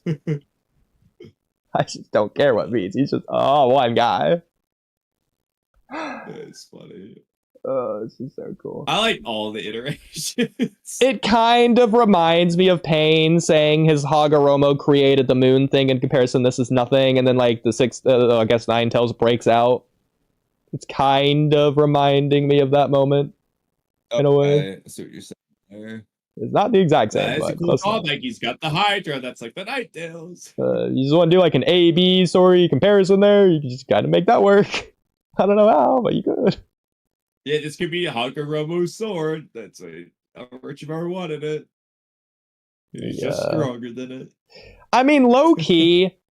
I mean, Itachi and Jiraiya. Screw it. Yeah, okay. Hagoromo wants to use this to break the moon to seal the Geto statue, but he's still Kaguya with the Totsuka blade. So like, Itachi's with the Totsuka blade. He can't seal Orochimaru. Oh my god. So I understand why the story is written the way it is, and I think it should be written the way it is. But, like, just hypothetically speaking, like, Itachi and Jiraiya die at the same time. That's fine. They have that thing going on. But, like, Itachi's fighting Sasuke, who's the Deuteragonist. Pain fights Naruto, who's the Deuteragonist. Those are both their main fights. I feel like Naruto and Sasuke should be fighting Pain and Itachi at the same time, rather than Jiraiya and Itachi fighting people at the same time. Yes, Naruto and Sasuke lose their people at the same time. And the same thing. The thing is, though, I brought this up several times for a reason. But it's Jiraiya and Pain fighting at the same time as Orochimaru and Itachi as well. Okay. At this point, do we just have randomly somewhere else Tsunade's fighting the masked man? just as through it. Yeah, I think I made that joke somewhere. Like, who's Tsunade gonna play? Like, yeah. Actually, no, I think I made that point. Yeah, I think I wrote that somewhere as a free write Naruto topic. Jiraiya fights Nagato. Itachi fights Orochimaru. Which Akatsuki member should Tsunade be fighting? I did write that somewhere. You did write that. It wasn't in reference to at the same time. It was just like a general villain, I guess, whoever for Tsunade. But yeah, you definitely did write that. Well, we'll come back to that another time because I don't have an answer. I think I said Sasori could be interesting, but well, technically, anyway. if you want to count it, she fights Madara, and she's like the main player of the fight in a way. Yeah, but so's Onoki. Sorry, takes away from that. I don't know. It's anyone but May. She is not the main player. But speaking of Jiraiya and Pain and Orochimaru Itachi, you did not even want to do this one, but go ahead. Bouncing off of that idea, well, this is all related. Did we even finish that previous one, by the way? I assume we did. Well, I mean, the only thing left to do, I feel like, is just to decide on exactly why Itachi dies. But we've covered the possibilities. Yeah, I'm down for just Reaper Death Seal. That's fine for me. It's funny, just use it on Orochimaru again. Yeah. I mean, the narratively, the cool thing there, again, he was too weak. So it's not just the passing on thing. He wanted to give this to Sasuke. He wanted Sasuke to kill Itachi. Itachi couldn't even allow that to happen. That's just going to be one of Itachi's many failures. He in a way, he took that away from Sasuke. Sasuke the sword in his Edo Tensei state or something. What do you mean? You know, when he does the I will love you always thing, he could give him the Totsuka blade then, potentially. Oh, you could do that, I guess. Sure. If that's the case, then I want that to be what's breaking the sword of Nonoboku. Not just randomly they're breaking it because they're OP. Yeah. The problem, though, is that might make Sasuke too strong if he's got the Totsuka blade. I don't know. Just have it to be there's like a piercing limit. He just can't pierce hide or whatever. I don't know. Yeah, we'll figure that out another time. It's six path chakra is immune. I don't know, whatever it is. I mean, it's a spirit weapon. Just say spirit weapon versus spirit weapon. There you go. Yeah. But bouncing off of a different idea. Oh, real quick. You could also have at some point. I'm so sorry. But this works so perfectly. Naruto dies, Zetsu takes his Nine Tails. Sasuke dies, Zetsu takes his Totsuka blade. And that can be what he stabs Madara with at the end, instead of just randomly his arm. God. And then power scaling wise, there you go. It's the Totsuka blade. It doesn't matter what Madara does anymore. You know what? Screw it. At that point, just say Kaguya sealed in the Totsuka blade. Okay, drunken stupor. He could be like, Madara, you've been living your whole life in a drunken stupor. Like, could he basically say, like, you've been, like, drunk on this idea that I concocted? So he could just make a cool line about that. Since it's also a spirit weapon anyways, could we just low-key retcon the Sun and Moon Seal into being the spirit weapon? So, like, Hamura had the Yotamir, Hagoromo had the Totsuka blade. That's what Kaguya was sealed in. So that's how she's reemerged. I said that earlier. Instead of the Chibaku Densi, he's sealed in the Totsuka blade. There you go. That's how you can get Kaguya to reemerge. The Bichu and the Geto statue be in the Chibaku Tensei, but Kaguya herself is in the Totsuka blade. Exactly. I'm totally down for that. Plus, exactly. And screw Kinkaku and Genkaku having the Sage of Six Paths weapons. No, that's Itachi's weapons are the Sage of Six Paths weapons. Yes. I like that so much better. But it also works great though because this is actually a great segue to this idea that I wrote down. But like Nagato has the eyes of the Sage of Six Paths. Itachi has the weapons of the Sage of Six Paths. So like the two strongest Akatsuki members, they each have two different things that Sage had. The Sage has both, obviously. Okay. I like that. That's cool. Yes.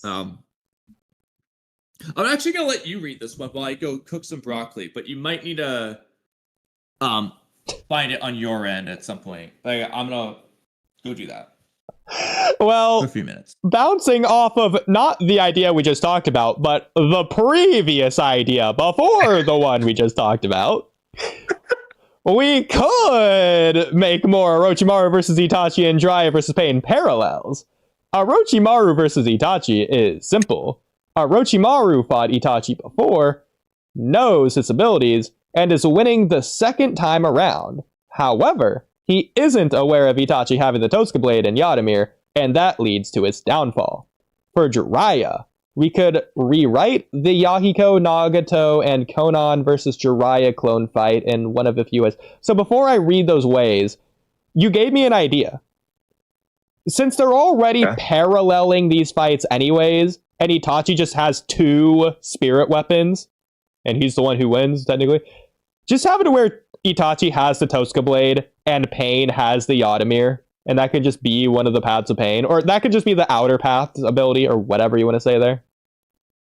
That's not where I thought you were going with it, but that's also a cool idea too. Yeah, maybe that could be what Pain was referencing at the end, like, oh, if I didn't have this, then Jiraiya would have won. He's saying if Jiraiya knew our secret, then he would have won. But like, it could just could go like hand in hand. So like, Nagato's winning because of the Yadamir, and Itachi's winning because of the Tosuke Blade. Okay, that's like thematically similar to what I'm doing in this, but a different way of going about it. I do like your idea too. Yeah. I mean, I like the idea that the two are separate, and maybe at some point they come together. Maybe in Madara, since Madara is saying, you have one, you have the other, I have both. He could be referencing the Tosuke Blade and Yadamir. This could also be, since Naruto is losing the Nine Tails, but then gains the other half, maybe somehow Sasuke's losing the Tosuke Blade that Itachi gives him, but he's gaining the Yadamir. I don't know, just a lot of ideas just working off of each other here. I mean, if you have any ideas, let me know. I think it'd be really cool. Maybe Majestic Attire, instead of just a Susanoo, Majestic Attire is the Yadamir. On top of the Karapa's just holding the Yadamir and Tosuke Blade. I mean, that'd be cool. So I'm thinking what you could do is, because what I was gonna say is that if Sasuke loses something, Kabuto gives it back. Naruto loses the Nine Tails, Obito gives it back, and then some. So if Zetsu's gonna stab Madara with the Tosuke Blade, that means Sasuke needs to get the Yadamir back from Kabuto. Yeah. And I guess Zetsu just has the Tosuke Blade, he just takes it. And so Madara won't have either. The silly problem. So this is dumb. This is really dumb.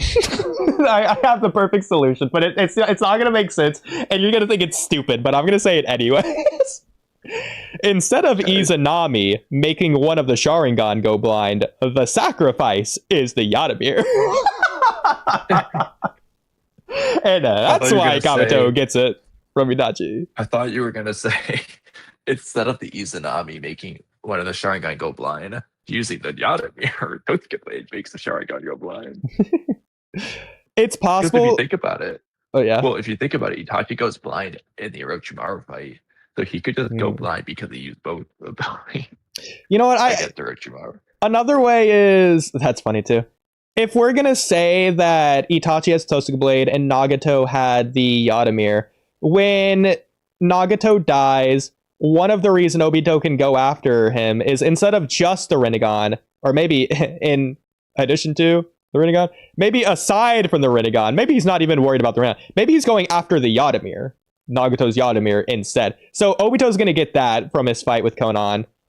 And then maybe he can exchange it with Kabuto when they do their weird alliance treaty deal thing. So Obito's going to give Kabuto the Yadamir, and that's how Kabuto gets it. I was about to say, Obito's the one character who wouldn't care for it personally because of Kamui, but if it's the use of the bargain, yeah, I suppose. So I think that could be cool. You could also maybe the original reason he took it, shout out 5 Summit, he freaking fetishizes Naruto and Sasuke fighting for no reason at all. Maybe he was planning to give maybe he was going to plan to give Naruto and Sasuke each one of the tools. So like Naruto has the Yadamir, Sasuke has the Tosuke Blade, or the other way around. Just to make the fight more epic for no reason at all. To make it cooler. Yeah. But like, maybe, I don't know what the bargaining chip would be for exactly. I think probably the easiest answer would be the Edo Jinchuriki. He's like, here, have this, now give me the Edo Jinchuriki, or something like that could work. Or, oh, you know what? No, I know what it is. Kabuto is going to have the Rinnegan, whether it's because he found Madara's original body, so I don't know why Madara's original body have Rinnegan, but for whatever reason, he has Madara's original Rinnegan. Or he found Nagato's body first, and he took Nagato's Rinnegan. So it's a little crazy for Conan to not notice, but I think it's fine if it's just like, she thinks it's hidden away. She has no idea Kabuto already stole it. So when Obito gets there, he realizes the Rinnegan are already gone. Exactly. So he could take the Yotamir because maybe Kabuto didn't even have an idea that Nagato had it. Well, I'm thinking like he was freaking out. So in this case, if he just takes the Yotamir from Itachi in this case, instead of Nagato, he already has that, and he's like freaking out. And then when Kabuto approaches Obito, he's like, give me the Yotamir and I'll give you the Rinnegan or something. And Kabuto doesn't care about getting rid of the Rinnegan because he's already trying to experiment on how to awaken it through Madara. And he's right. So he doesn't care until he knows he'll have his own Rinnegan. Not to mention that he has Edo Tensei Nagato Rinnegan. So he just doesn't care. But he's only really winning in this exchange. Because he basically is like, yeah, I'll give you the Rinnegan since I already have it. It's basically his bicep. So here's a sort of a plot hole, honestly. Black Zetsu should know where Nagato's corpse is. He just should. Obito didn't need to go to Conan. Obito didn't need to fight Conan.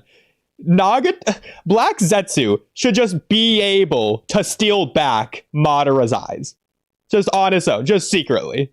Just do it when Conan's not there. Though, right? Kabuto probably, now that I'm thinking about it, unless you want to say Kabuto just went to like the random whatever tree that Nagato was in the pain arc, Kabuto might have actually genuinely found Nagato's corpse before Obito, because he already had the Edo Tensei before Obito fights Conan. He has Nagato. That's true. So I'm just gonna say, like, really Black Zetsu the random whatever tree that Conan was in, like, he might have just found the corpse. Yeah, so either Black Zetsu can lead him there in the same way he led him to Madara, which I think that's just ridiculous and weird if he's doing it that way. He's just, a piece of candy twice in a row. So either we're going to have a scene to where Black Zetsu and Kabuto are having an actual scene together to where they're meeting and being allies for whatever reason. You don't like that? I know, I like that. You do like that. Okay. You either do that or... which I think is probably the best option. So, like, the not as good option would be, rather than leading Kabuto through a piece of candy twice to both of the bodies individually, instead of that, he's just going to take the Rinnegan for himself, and then I guess just put them in Madara's corpse, or put them somewhere in Madara's corpse's hideout, so that Kabuto gets both when Zetsu leads him there. I don't know. Yeah, I was gonna say you could just try to combine the two somehow. Or maybe like when he gets the Rinnegan, it resonates. If he leads him to Nagato's Rinnegan, that like resonates the chakra to where Madara is or something. Yeah.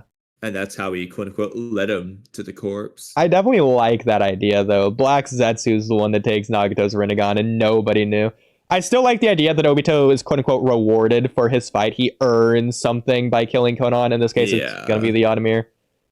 Whether it's because Black Zetsu thought through writing Shinobi history he just didn't need it because like whatever reason, but you know, or maybe he just can't take it. Maybe it's something that Obito, only a Sharingan user, could do. I don't know, but he just didn't realize Nagato had it. That's just one solution. I like it. Yeah, lots of different ways. But yeah, so that's to say that Kabuto can just have the Yotamir already, and then he just gives it to Sasuke later on. There you go. we just spent like 10 minutes justifying how Kabuto has to give it to Sasuke. That's so silly. Just give him the Yotamir though to some extent. So, do we want Kabuto to be using the Yotamir to protect himself in his fight against? I mean, it would give him all the more reason to be like, yeah, you can't beat me, guys. In fact, it'd be all the more reason for Itachi to resort to Izanami instead. Exactly. It's like, yeah, he's right. I literally have nothing besides Izanami for him. Yeah. In fact, funny enough, maybe that's why Izanami is going to make Itachi go blind, because the Yadamir reflects it back onto Itachi. I don't know. My God. Weird and random. Yeah. Idea. Oh, at that point, though, I should just counter the juice and put Itachi in it. I know, but I don't know. Well, anyway. So this is just kind of the beginning of this, but to get to a point for Jiraiya, because the point of this is that Orochimaru fought Itachi, but Itachi has the mysterious extra things that he doesn't know about, and that's what he loses. So for Jiraiya, you can rewrite the Yahiko, Nagato, and Konan versus Jiraiya clone fight in one of a few ways. It's all just to get to a point. So if there's that fight, then so option one, there's that fight. Then later on, Jiraiya actually does meet them later on. When he, he said he wanted to meet Konan again when she's 18. He actually does that, where he either does a 1v1 with them to see the progress, or they do a 3v1 versus original body to see the progress. God. Option two, the clone fights 3 separate 1v1s. The clone fight is 3 separate 1v1s versus the clone to see if they can all beat the clone on their own, or 3 the same as the original, but with a caveat. The caveat applies in all 3 cases for this rewrite. Jiraiya does know about some of the Rinnegan abilities. If we're doing this, not all of them, but some. If we're doing this rewrite, I think he should know exactly 3 of them. Both because Jiraiya mainly fights 3 pains, and also because that's conveniently the number of Itachi Mangekyo abilities that Orochimaru will know about, but he won't know about the Totsuka Blade or Yadamir, 2 more abilities Itachi will have in secret. Of course, I kind of messed myself up by having 2 mysteries for Itachi while there's 3 for Pain, which either means you add an additional Susanoo mystery for Itachi, or you have Orochimaru beating no Susanoo Itachi in the past, and the Susanoo itself is one of the 3 unknown things for Orochimaru, but we can figure that out later. Well, I think that's just easy. Screw the left eye and the right eye having an ability, and then the third ability is being both eyes for the Susanoo. Just, there's no left eye, right eye, both eye thing. It's just, you unlock the Mangekyo, you get whatever number of abilities. It's random, however much Kishimoto wants. It's just, you get Mangekyo power, and it's whatever he wants it to be. Just manifest an infinite abilities if he wants. Or just give Itachi a third weapon. Like the Magatama beads could just be it, but it seems like everyone has that. But you could just give him a third cool weapon. Yeah, like Fugaku could have like 8 different Mangekyo abilities. Sarada could have 15 for all we know. At that point, it doesn't matter. I mean, I like 1 for each eye personally, but I'm not saying it's not cool. But I think an easy thing here is just give Itachi a third weapon. Sure. Whatever it is, I don't care what it is for this. Have it do something in the fight. Now the question is, which pain ability should Jiraiya be aware of, and how does this affect the fight? You might jump to an obvious answer, but I think there is a bit to discuss. Let's start with who he shouldn't know about. Obviously, Rinnegan Sure Vision will be new to Jiraiya, so we can keep that aspect of the fight the same, but that's not the important part. But as for the pain... Yeah, the focus of the fight, by the way. But ignore that.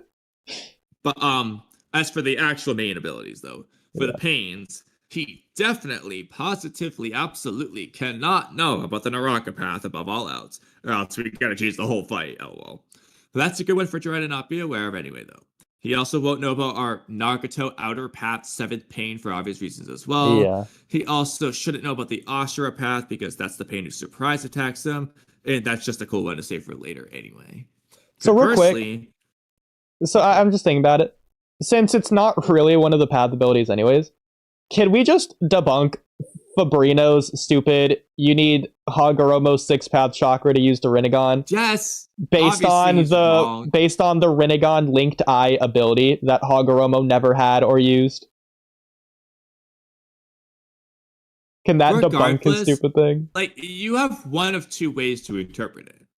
Either you don't need the chakra, or the chakra's in the eye because that's how it's awakened in the first place. Yeah. Meaning everyone who has the eye, or at least one of the Hagoromo versions, has his chakra so they can use it. It's one or the other. Either way, they can use them.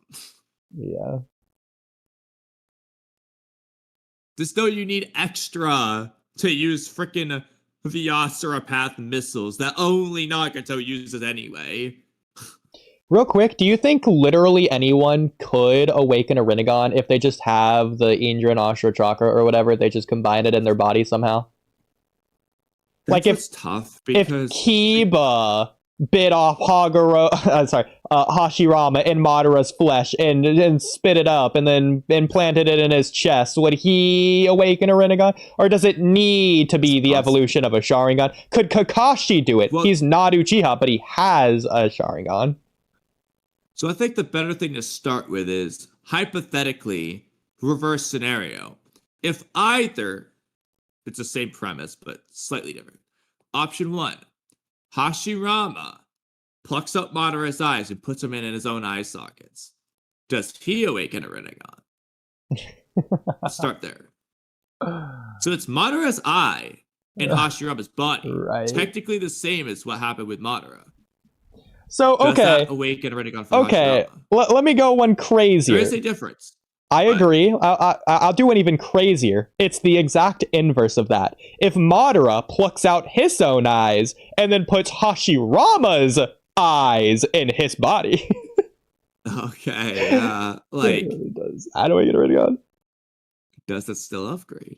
Good question. Because at that point, that's Senju's eyes. If Hashirama bites Madara's flesh and implants it into his wounds, like... Yeah, I don't know. Does his eye just turn into a Rinnegan? I don't know. You know what? Okay, I like this. Since it's like Indra and Ashura, the body versus the eyes, I like it that if he did that, he's not going to get the Rinnegan. He's going to get whatever bodily six-path chakra equivalent the Rinnegan is. Well, that's what I was going to say. It would be six-path Senjutsu. Yeah. Like, Ashura's truth secret orbs that come out of nowhere, like, idea. Exactly. Like, so Hashirama would get that power. And I think that would make a lot of sense and be good. The only problem that you can easily rewrite is that the Sage's body power is just like Ten Tails. It's the Biju. That's how Naruto gets it. Not by Naruto getting Ashura and Indra Chakra like Sasuke and him getting the body power. Like it probably should be in this case. I mean, it's weird. It could be possible that it's something he was born with. It just never manifested until he absorbed the Ten Tails. Like, if someone else, if Kiba absorbed the Ten Tails, he's not getting the same thing. With it. But, like, what I meant, I guess to rephrase, what I meant is that the way that they use it is, yes, because Hagoromo has a Truth Seeker Orb staff when he's fighting Kaga and doesn't have Ten Tails yet. So, he was born with it. Because, like, it applies to Hagoromo, but for Naruto and Sasuke, they're clearly giving Naruto the eyes, Naruto the body, but Naruto's body power comes from Ten Tails' power. Yeah, he is all 10-tailed beasts, or I guess all 9-tailed beasts to make the 10 tails. And all 10 tails Jinchuriki that awaken the True Seeker Orbs and all that, the six-path Senjutsu. And they don't get it when they have Indra and Ashura Chakra, you know, like... they've all had... they've all had Hashirama cells. They've all had the Rinnegan. So that feels like it's already unfair. Like if, for whatever reason, Kiba randomly had the Ten Tails sealed into him, I don't know if he's awakening all this stuff that everyone else is awakening. Yeah, I don't know. It's not overly discussed, but... Yeah. Might just be normal. I do like the idea that Hashirama, if you took like Madara's power, would just get, the six-path Senjutsu body power. But I don't know what would happen given the way it was written. Yeah, I don't know. But I'm sorry for interrupting you there. But we probably can just use the linked eye vision to just debunk Fabrino's stupid thing, despite it being the most obvious thing in the world. We can use literally anything. I know. It's just wrong at every level. I know. But please continue. So, conversely, Jiraiya should know about the animal path first and foremost, in my opinion. Not only because it's the first one he interacts with, but of all jutsu for Jiraiya to pass on to Nagato, it would be the summoning jutsu. The first jutsu Jiraiya taught Naruto parallels, and that's also realistically Jiraiya's main specialty and the basis of his fighting style. Yeah, get someone else to fight for him. Exactly. So this means Jiraiya would be well aware that Nagato can use the summoning jutsu and can summon various creatures. However, the shared vision and replicating dog power will be new to him. Jiraiya will still be wondering why, of all things, this is the only jutsu Nagato is using at first, which he does in canon, and can even wonder if Nagato is doing this to mock Jiraiya because it's the first jutsu Jiraiya taught him. The next ability I think Jiraiya should know is the Preta Path ability to observe jutsu. This is the good one for Nagato to master in training, I think, and it's one of the paths that Jiraiya fights. However, despite knowing Nagato can do this, what will surprise Jiraiya will be the fact that this other Rinnegan user is randomly using this power, and not the first pain who he thought was Nagato. He's now left wondering why not only are there multiple Rinnegan users, but why their vision is shared, and why they each seem to be using only one ability, each ability being one that Nagato himself could use all at once in the past. This now brings us to the third and final ability for Jiraiya to be aware of. Will it be the Human Path's Soul Rip, or the Diva Path's powers? Both of which can work. I'll get into both. But you'll read it! So, real quick, I have mixed feelings. So, first of all, I feel like Nagato should only, as a kid, only use his Rinnegan abilities during his great pain. So, like, he uses Rinnegan abilities when his parents die, when his dogs die, when Nagato dies. Those are the only 3 times he uses it as a kid. So, I don't think that Jiraiya... But at the same time, he does all the chakra natures thing anyway, and it's coming from the Rinnegan, so... Well, because the thing is, the scene that really stands out to me with Kid Nagato and Jiraiya, it's not going to be in the training stuff. It's going to be them, like, sitting on the cliff in the rain, and Nagato's, like, crying or whatever, because, like, his eyes are scary to him, because whenever he gets mad, he, like, blacks out and uses Rinnegan, and he just, like, kills people with them, and that's, like, it's like, terrifying him, these eyes of his. It's, like, this very big worry that he's, like, sharing with Jiraiya. That's all Jiraiya really knows about it. So I don't really like going from that to just randomly Jiraiya knowing about it through like training or whatever, like Nagato just using the idea would be that Jiraiya's going to train the Rinnegan eye so that he can control it, and you could parallel that to the Nine Tails. That's what I was going to say. Yeah, but a similar idea. That I feel like we already know how Jiraiya approaches that shit. I know this could be the reason why with Naruto he's all for. He's like, yeah, let me just loosen that seal. He's like, all right, where's your Nagato? I know, but Naruto isn't just like scrapping with Jiraiya with his red chakra. Jiraiya has to throw Naruto into life and death situations, and that's once in part 1, and he doesn't do it aside from the time skip off screen. It's like, I don't like the idea that Nagato's just like training with Jiraiya, who's like throwing kunai at him. He's just using the animal path to block it, or absorbing Jiraiya's fire style in the middle of random training. I think the way to do this would be Jiraiya, through whatever method that you want it to be, Jiraiya just sees at least one of Nagato's great pains, whether it's his dog, whether it's his parents, for whatever reason, whether he's there for Yahiko's death. Whatever you want it to be. I don't think you should be there for Yahiko's death because of what they do there, but I think the easy one is just the one, he's not there for this, but you know the one where he sees the Rinnegan for the first time? It's when Yahiko's in trouble and Nagato kills the guy that was going to kill Yahiko. Yeah. And Jiraiya sees the Rinnegan. Yeah. He can just see the Rinnegan in the scene of Nagato killing that guy. Well, it's not just a Rinnegan, it would be the Rinnegan ability in this case. Yeah, exactly. But he would see how Nagato does it. Yeah. So he would learn the Rinnegan ability through that and only through that. So that's how he would know that Rinnegan ability. If that's the case, so you have a couple options. One option is that Nagato one-shots it with like one ability, like let's just say the Soul Rip, and that's the ability he's aware of. Or in that fight, he just ends up, he's possessed, so Nagato doesn't remember, but he uses 3 abilities. It's these 3. So maybe he absorbs the jutsu that the guy's gonna shoot at Nagato. You know, like Boruto absorbs Kashi Kochi's jutsu and Konohara. It's like one of those things to where he awakens the absorption jutsu to save Yahiko from a jutsu. Then he, uses the animal path and the other ability that we're gonna say against the guy or whatever. He just stomps him, but like Jiraiya sees all three back to back or something. Another possibility is maybe if he's not there to see Yahiko's death, maybe he hears about it, whether it's from Danzo or Hanzo or well, the reason why I didn't want to do Konzo. that one is because of what they do. Where I mean, I guess it's not the end of the world, but he asks Nagato like, "Oh, where's Yahiko?" And then Nagato says, "Oh, he died a long time ago." And then he sees Yahiko and he's confused. So, Yeah, I mean, you probably care about all this more than I do with this Jiraiya stuff, but I don't really care about Jiraiya stuff, so there's that.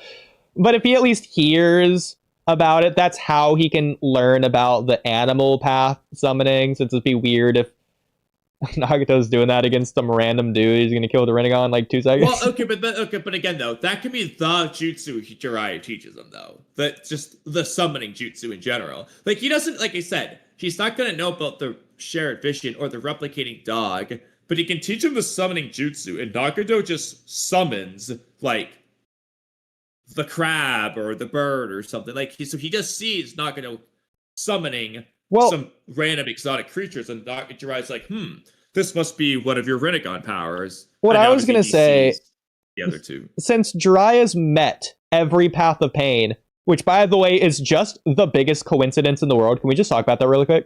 It just is the biggest coincidence in the world. Well, it is, yeah. Yeah, it's ridiculous. Kind of the point, though. It's not the point, though. It's there's no point. It's pointless. It's what it is. It doesn't need to exist in the point first was place. that Jiraiya was going to travel the world just so he can have happened to have seen those people. But again, it's not like Jiraiya's seeing every person on Earth. It's the biggest coincidence in the world. It's stupid. But ignoring that. Yeah, fate, sure. Ignoring that. Maybe he could hear about the Hanzo hostage situation through the person that was the animal path. When he's fighting the animal path user, when he was alive, when he was meeting him for the first time, he was like using the animal path summonings, so the animal path's animals, just like without like the Rinnegan or the Rinnegan abilities, obviously. So like that guy, for example, could be like a Hanzo follower. Maybe he's one of the guys that was there with Hanzo and saw it. You could learn about it through that or something. I think that could probably be the best way. I mean, you could do that. I kind of like the idea that Jiraiya taught him the summoning jutsu, though.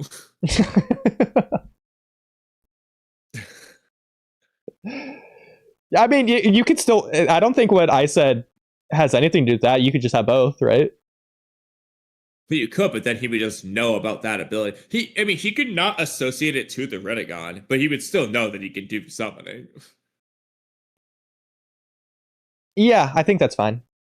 And he said that like Nagato like learns everything like instantly, so he can just, like I said, just think he learned it instantly, when in reality it's a Rinnegan ability. But again, he just wouldn't be surprised. So he technically would know that's a Rinnegan ability without knowing it's a Rinnegan ability. So it doesn't really matter. I mean, I have the stupidest answer for you. So he's going to teach him the summoning jutsu, but Nagato's going to be really bad at it, and he's going to be summoning a two-headed Rinnegan tadpole. He's just summoning like these crazy creatures and stuff. I like the idea that it's a tadpole, but it's with the Rinnegan and like two-headed. That would be funny. But... Yeah, so I think that's the way to do it. Well, either way, that is funny. I do like that to some extent. But then, yeah, the long story short, he teaches him summoning. That is gonna inevitably be a Rinnegan ability. And then versus the guy who Yahiko is dying to, Nagato reveals his absorption, Prey to Path, and either Soul Rip or Diva Path to beat the guy. I have a cool answer. Kill him either with Diva Path or Human Path. I have a cool answer. Okay, so Jiraiya's going to teach Nagato the Rasengan. So Nagato is going to have learned the Rasengan. He's going to have mastered it. Ignoring Minato, oh, you're the first one since him, blah, blah. That doesn't exist. Retcon. Rewrite anyways. Well, there's also Kakashi anyways. Yeah, yeah, so it doesn't matter anyways. So what's going to happen, Nagato, it's going to be similar to Kawaki when Kawaki gets really uncomfortable like one of the times and he just like activates his Karma Seal, just like instinctively. So Nagato is going to get really mad. He's going to like charge up a Rasengan, but he's going to get like really, really, really mad. And just his Rinnegan abilities are just going to like automatically activate. And he's going to absorb his own Rasengan before killing whatever guy he was going to hit with the Rasengan. Just like with the whatever Rinnegan ability. And maybe Jirai could see that. Yeah, Jirai could see that. That could be interesting. Like, could be interesting, right? Like, it seems silly, maybe a little bit stupid, but I think, like, comparing it to the Kawaki thing, that makes it really cool and really, like, heartfelt. Really, like, tearing at your heartstrings or whatever. Yeah, I mean, honestly, I would like that, but I also would like him, like, just... this is a very simple one, but just him protecting Yahiko with the Jutsu absorption, like Boruto with Konohamaru and stuff like that. Both would work well for that. So... The only thing would be, in the protect Yahiko case, it's just very blatant what he's doing. In the absorb his own Rinnegan case, that might be harder for Jirai to, like, tell that's what he did, as opposed to just deactivating it, which he could just do without absorbing it. If it's, I mean, they're already doing the weird, like, dome transparent thing anyways. It could just be kind of obvious. Maybe it even, like, sucks into the Rinnegan eye, since they kind of do that with absorption sometimes anyways. Yeah, I mean, like, and that would work from that perspective. The only real quote unquote issue would be the silliness of that when you can just deactivate the Rasengan and have the same effects. Well, it's not that he's trying to absorb it. He's just I know it's unconscious. It's just a little silly though at the same time. But I agree, it's a little bit silly, but I think if the Kawaki one can work, I think this can work and be really cool. What's the Kawaki one in particular talking about? Like, the Kawaki activating the Karma, like... I'm probably combining scenes, so I can't even, like, say for sure, but one of them would probably just be the Ino Flower Shop one, where he just automatically activates it through, like, seeing whatever. Okay, I wasn't sure if you were referring to, like, when he reawakens Karma in the Borushiki fight. And I know you hate it, I know you really hate it, but, like, you could even, like, call back to... not call back, a call forward to Boruto's Karma being itchy. Like, I like the that's so silly. Out of context. It's a similar kind of sensation that Nagato could be going through here. No, it's not. It's not even similar at all to that. I think it'd be the same thing that, like, Obito's feeling when he sees Rindai and, like, the wood spikes shoot out of his side with, like, the Rinnegan rods as well. Be kind of like that. Well, yeah, that'll be like when Nagato's manifesting his Rinnegan rods, but then Jirai would know about those. That's another thing he probably shouldn't know about, because he doesn't know about it in the pain fight. So. Yeah, I'd be fine about that, yeah. So, hey, maybe he could do that when Yahiko dies, if we want to do that way. I mean, he can, just Jirai's just gonna know. I guess he can not know what they do, he can just know that he has them. Yeah. I mean, honestly... those rods are like one of the most minimal things of all time. He gets stabbed the one time, his chakra's affected, and he's like, "Oh, that's weird." It really like, "Oh, it must be these rods." You know, that's honestly one of the most minimal parts of the fight. So yeah, he can just know. You know, I'd be curious what percentage of jutsu are only used once in the entire Naruto series. Of all jutsu, how many of them are used once? What percent? Write that down as a topic. We're never gonna get the answer to that, but I just want to know. Well, I mean, yeah, you can get the answer to that. All you have to do is rewatch Oh my god. But even then, like, do we just factor in manga? Do we go anime canon? Do we go filler? Do we go video games? Like, what do we do? Yeah, exactly. Like novels? yeah, obviously you could do every way. Anime would be more. I wouldn't bother with novels personally. Anime would be fun. Manga might be better for two reasons. One, it's just shorter. There's less jutsu to work with. And two, the anime just has. There's just gonna be a billion filler, whatever random jutsu. that, yeah, it's only used one time because it's a filler jutsu. For example, the Sora arc, the Kissy girls jutsu. Yeah, it's only used one time because the girl doesn't exist. You know, like there's just gonna have a billion of those. Then you also have a lot of jutsu that are canon that, like, I don't know if you would even, like, count them. Like, does 1,000 Years of Death count as a jutsu for this? Like, meme-wise, we totally would. Actually, but like Hearing, for example, if you use the anime, it's used twice. If you use the manga, it's only used once. But What you is? get different answers on some of these, too. What is? Oh, Hearing. Yeah. No, you're totally right. No, but like frilled neck jutsu, the whatever jutsu. That like, I'm counting like joke jutsu like that if they're in the manga. Like, then do we count random things like if Lee says vaguely, "Wow, Kimimaru's taijutsu is on point today," or "Wow, that taijutsu move he did against," but like it's an unnamed jutsu. Like a specific technique. Okay. But the only thing that sucks though is there is one jutsu in particular I want to include on the list that I'm 99% sure is anime only, and it's Jiraiya's whatever jutsu. But then we count That's like just the. I don't know, like Cal Shuriken as well. You know, I want to include the meme jutsu. But shout out Thunder God. Like Loki, I feel like Jiraiya's weird reverse summoning that's on someone else's summoning animal might just count as its own thing that probably should count. What are you referring to? The Thunder God clip of the anime only scene where Jiraiya reverse summons the animal paths animals. Oh yeah, okay, I know what you're talking about now. Yeah, like I feel like that's. You know what you do with that jutsu? If I remember right, he basically does flying Raijin guiding thunder, but with summoning. Like I feel like that's fundamentally different enough from the reverse summoning jutsu that it should count as two different jutsu that have the same name. Oh, the way it's used, it does seem different if I remember how it looks. So there's that. And then like I think it probably would count as one jutsu, but Kabuto perfects Edo Tensei. Still Edo Tensei, but at that point, do we count Chidori and Raikiri at the same jutsu?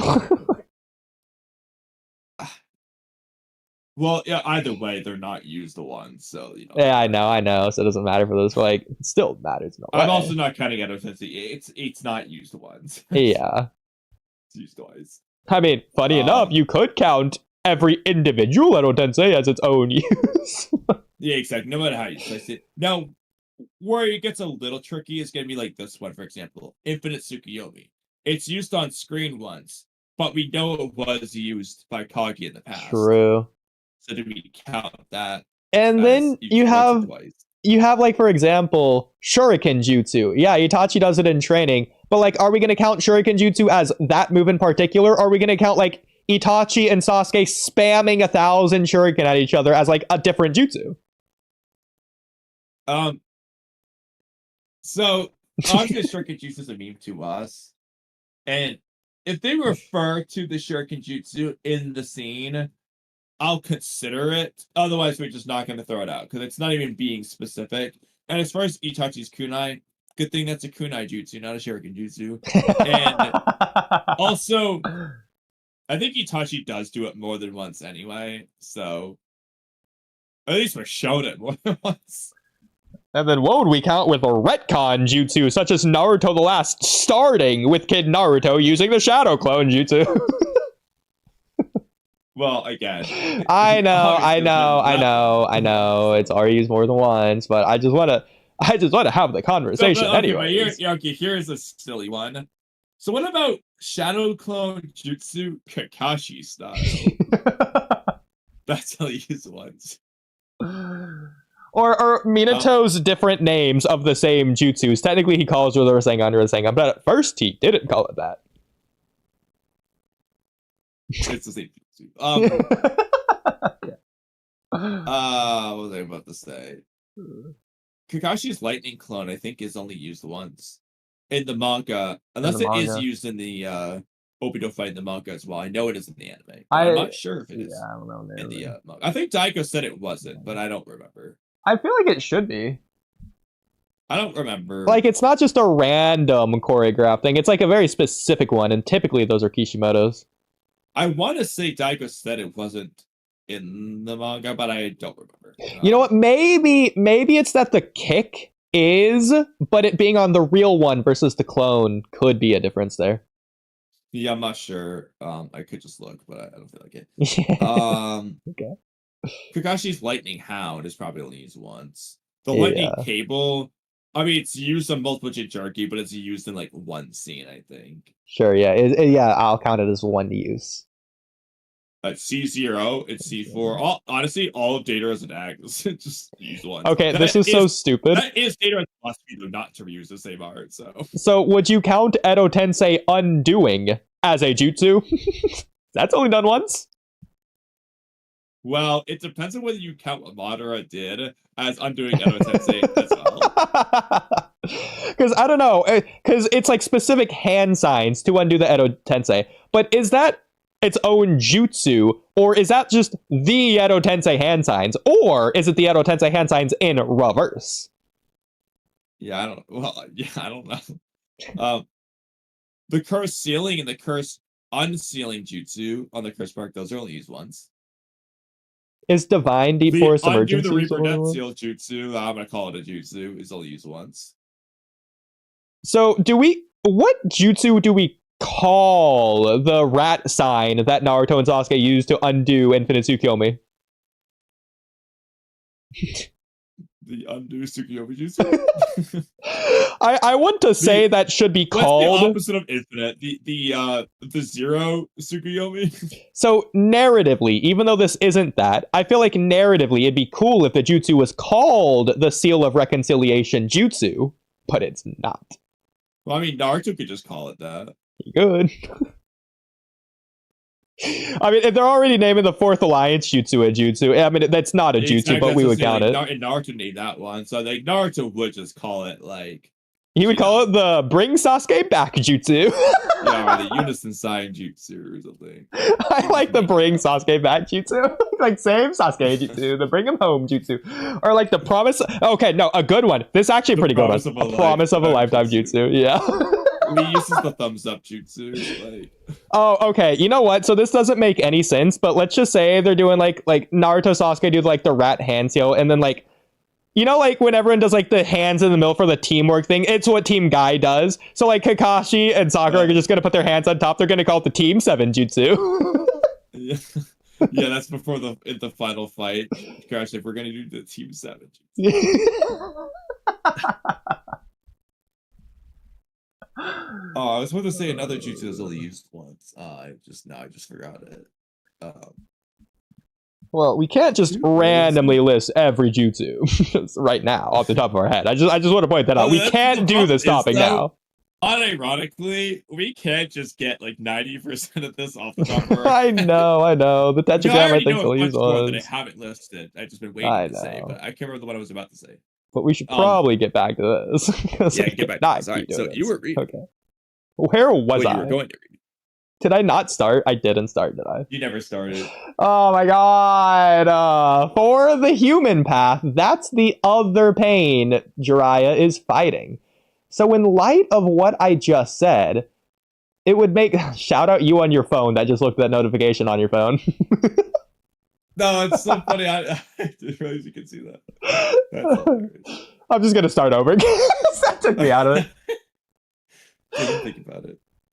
For the human path, that's the other pain Jiraiya is fighting. So in light of what I just said, it would make sense to keep that going with the human path here. However, there is somewhat of a problem. As the fight currently is, the human path doesn't use its ability versus Jiraiya, so that would have to change. However, this ability is a one-hit kill, and Jiraiya doesn't have Nine Tails Tug of War training, where Naruto is still losing that Tug of War with Nagato anyway. Or an Itachi Totsuka Blade to chop off Nagato's arm to save Jiraiya. So, potential answer here is that instead of on Jiraiya, he could just do it on one of Jiraiya's toads. There you go. Well, easy. Yeah, that's what I say. Okay, easy. But don't worry, I didn't get into what toad it has to be. Oh no, don't tell me it's Gamaken, our favorite. No, you're gonna be even more sad. Oh, don't tell me it's the big belly jutsu. It's not that one. Okay. But all right, just keep reading. Oh, it can't be. Oh, okay, I'm worried. Or an Itachi Totsuka Blade to chop off Nagato's arms to save Jiraiya. So if the human path does use this power, we have to sacrifice a toad for this. But which toad? The three big toads, Gamapiki or Marpa, are all in Naruto So versus. real quick, by the three big Pain, right? toads, I mean Gamma Bunta, Gamma Kan, and Gamma Hero. Oh, okay, yeah. I thought, okay. I'm glad you clarified. I thought you meant like the three important ones. Yeah, Gamakichi, Mind Pod. Those are the three big toads.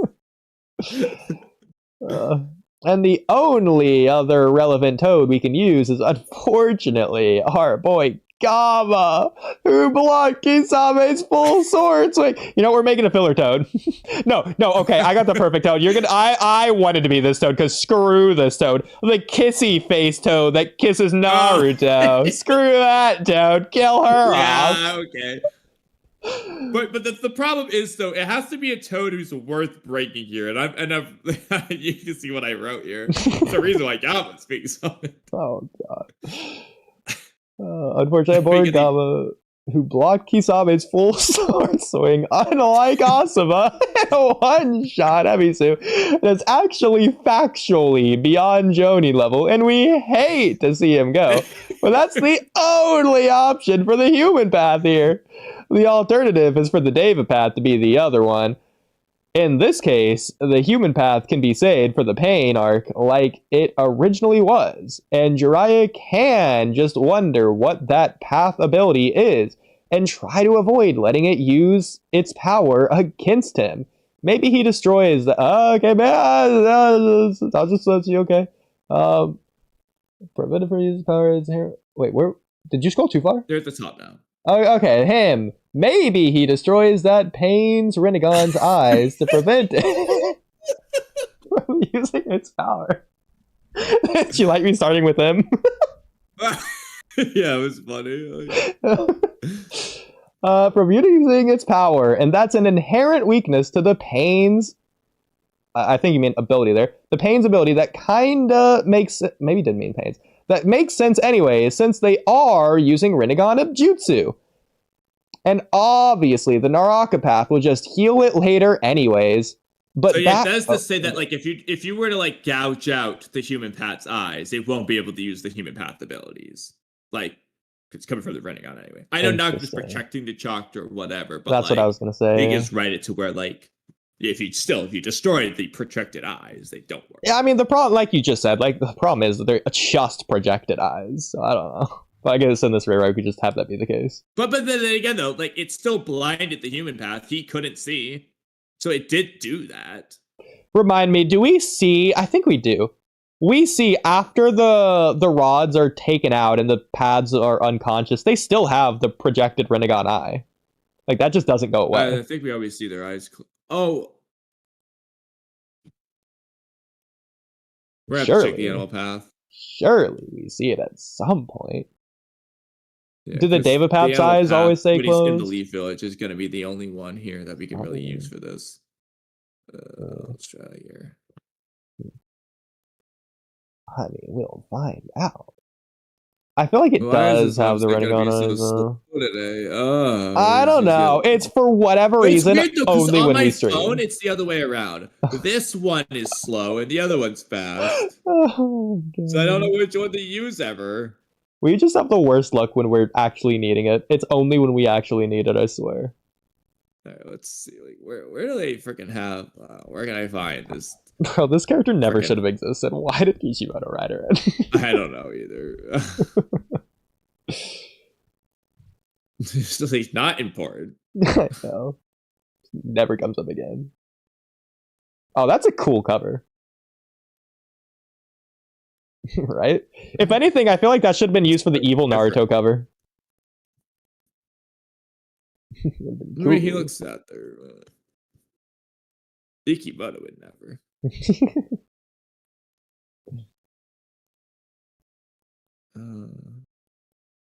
I have no idea where this is, for the record. No idea.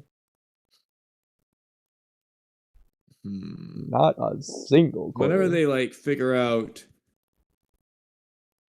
when Shizune like figures out the secret of the animal path or something, let's figure out when Shizune dies. I would just look it up. Here, I'll look it up for you. Oh, Axel probably knows. Even during the autopsy, I did not, in fact, come right back. Does that mean they'll be rattling? Well, we have been rattling. If they all do the rat hand sign. Kissy Toad over Kiss of Death, bruh. In Naruto, specialized generally stay in the state they were after the body stopped sending signals to it. Yeah, I know, you're referencing Obito's Sharingan. But still. I mean, to be fair, Axel, that's because it's on already. Like, if Obito just gave his base eye to Kakashi, I don't think Kakashi can turn that on. I think it just stays a base eye. But that might just be what you were saying. Yeah, but so were the Rinnegan. I mean, you're not wrong. But I still want to see it anyways. Because I'm pretty sure they do have the projected Rinnegan. Others including this chapter in here. That's okay.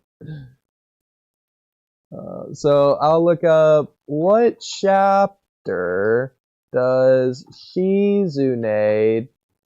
Okay, that was so weird. It was right there. Then Wait. Oh, you've got to be kidding me. It's chapter. You see her working on it, and we don't see the anal path here in the scene. She failed the chakra receivers, though. That's progress backwards. Oh my god. Okay. Well, it didn't immediately pop up, so that's something. Oh, because it autofilled the episode instead of chapter. That's so stupid. Chapter.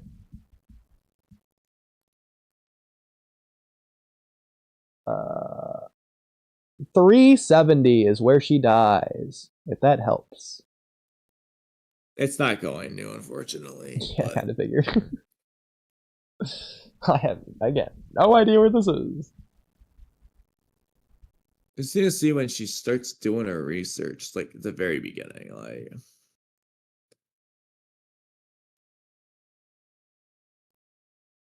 okay, there we go. Here. Still has it.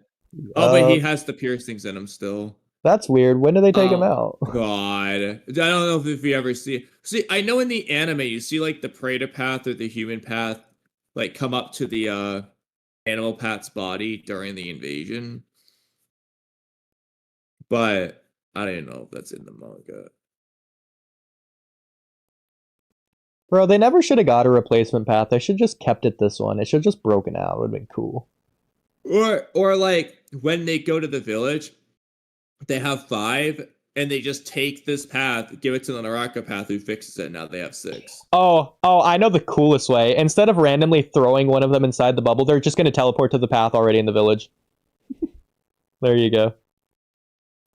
Oh, that could be cool. Yeah, so like Ibiki's gonna like be mind controlling it or whatever. It's just all 5 paths surround Ibiki. That's the way to do it. Bro, that's actually the way to do it. That is how I would rewrite that. That's so cool. Yeah, honestly, because they're just all going to sum in the middle anyway. So Yeah. I'm cool with that. And then he can just have that be, they fix him up and get the animal path right then and there. Exactly. Instead of just randomly replacing. And it's not just like I mean, you can have it be like he can get paths however he wants, but this way, 1, you just keep the cool one, and 2, it's just like those were like the best paths for whatever reason. Plus, this path is arguably hyped up anyway, since it's doing the Ibiki can't feel pain thing anyways, and it feels like it's alive. Still, despite being it's also dead. the one that Jiraiya fought, so there's history, you know. Exactly. Fuma clan, not a random girl.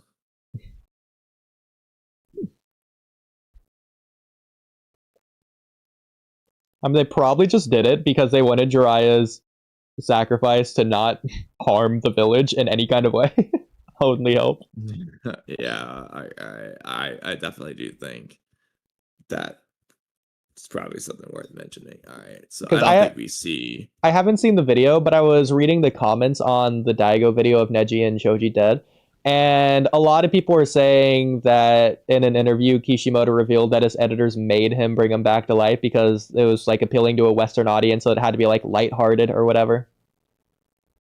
Well, I did see there was an interview where he says that he originally planned to, but he changed his mind because of editor stuff. Yeah. So there's that. Shout out the flashback. It's the same thing. But Yeah, I'm just looking at all these. These are. I already scrolled through. We never see him without the piercings, with his eyes open. And with Tendo Pain, when he takes out the piercings, I'm pretty sure his eyes are closed. So, bro, its forehead scar is a worse freaking scar than Obito's entire body. It's crazy. Bro, yeah, he got scarred bad. How did he all live that?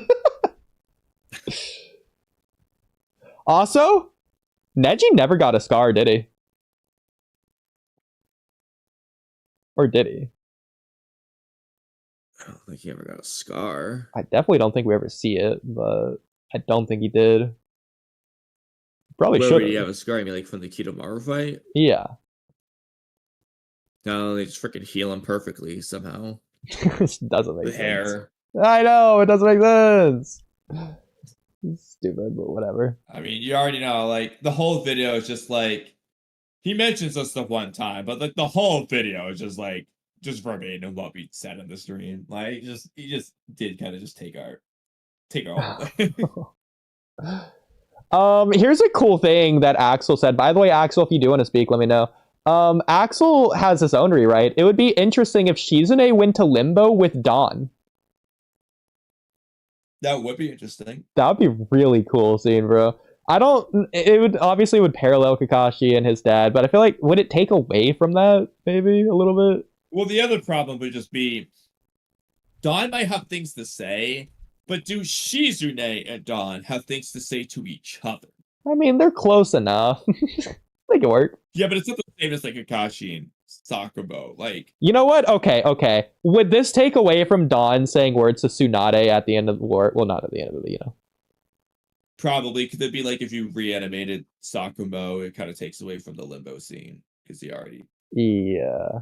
You probably just do one or the other, not both. I mean, to be fair, Naruto meets his parents individually, despite him already knowing what Kushina had to say. He didn't know. Wait, what? I mean, Minato's basically telling him that, told him everything. No, they have two different things to say to each other. They do, but then you just say the same thing for Dawn. It's like it's not like Kushina's taken away from Minato or anything. Because it's two different people's saying two different things. I guess, like. But there's a lot of overlap as well. To say to Shizune, but that's just a rewrite in general, though. Now we have to rewrite it to where Dawn has things to say to Shizune.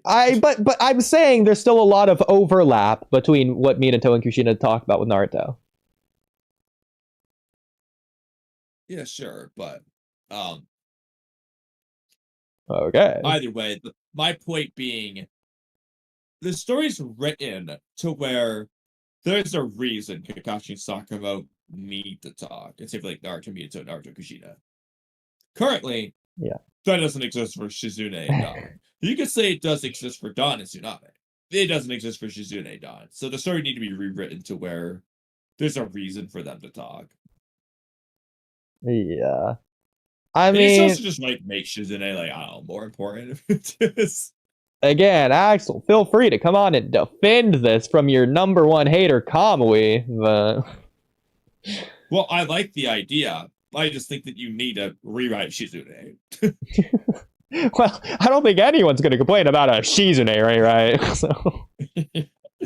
But anyway, back to the Diva path. Okay. Did you want to take it away? Yeah, I was afraid you were going to say me. Okay. Where do I start from? But back to the Diva path. And where is that? It is now in the top right. But back to the Diva path. Since that's the pain Jiraiya recognizes as Yahiko, it'll be especially interesting if that same pain uses Nagato's... Okay, real quick.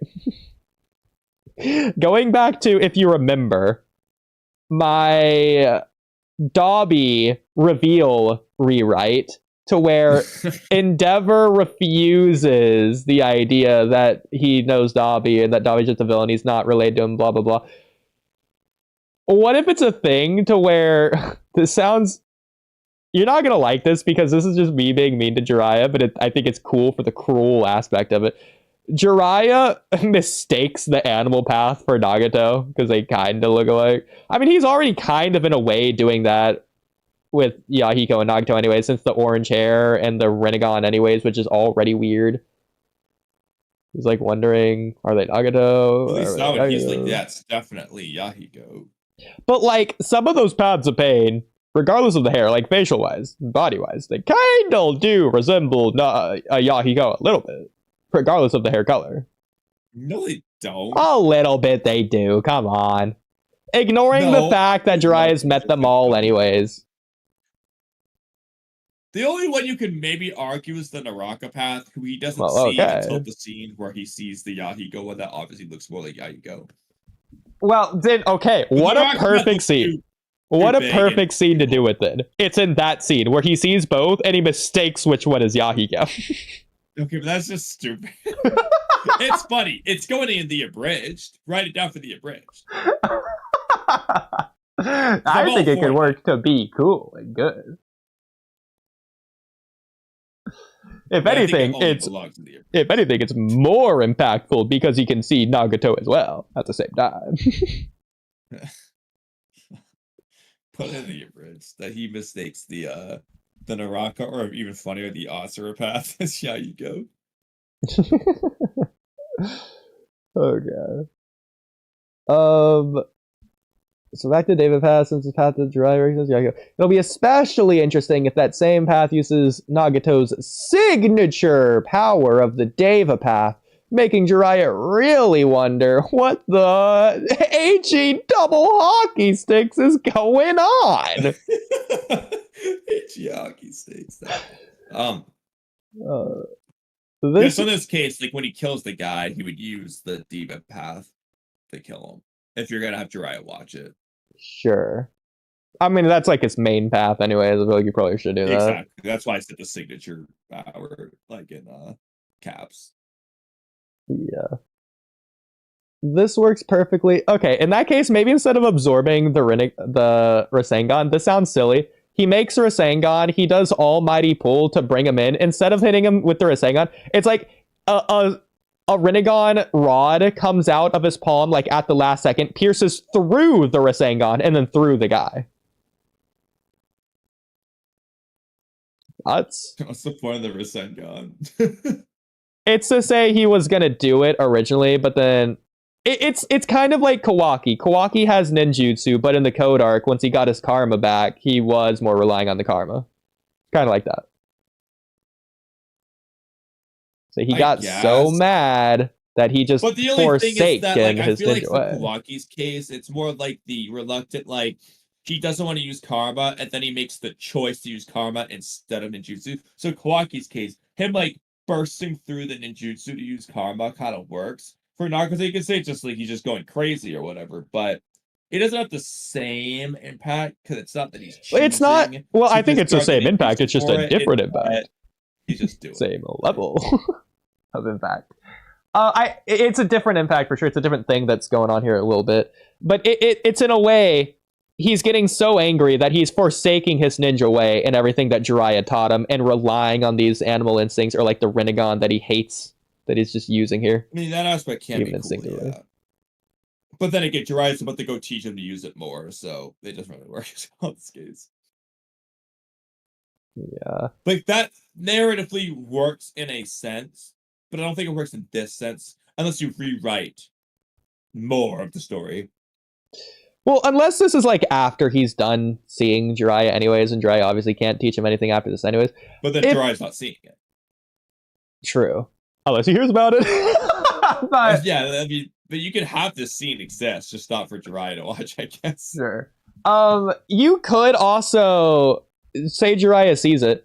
Maybe Jiraiya is going to do the same thing that Hagoromo did. Hagoromo initially failed, so now Hagoromo's trying something different with his Indra and Ashura reincarnates in Naruto and Sasuke. So Jiraiya is teaching Naruto how to control his evil power of the Nine Tails because he saw Nagato and saw Nagato had these evil powers, and so he tried to suppress the powers and tried to only teach him ninjutsu and realized that didn't work and Nagato failed and blah blah blah. So now he's trying to take a different path with Naruto since he failed with Nagato. You could do that. Again, that is rewriting the story and this rewrite entirely. Just none of this can exist. Yes. But that in a separate context could work, yeah. I especially like that considering Naruto uses the Nine Tails against Pain, and it's like seen as the worst thing in the world. So it's like, in a way, that's also cool. With this in mind.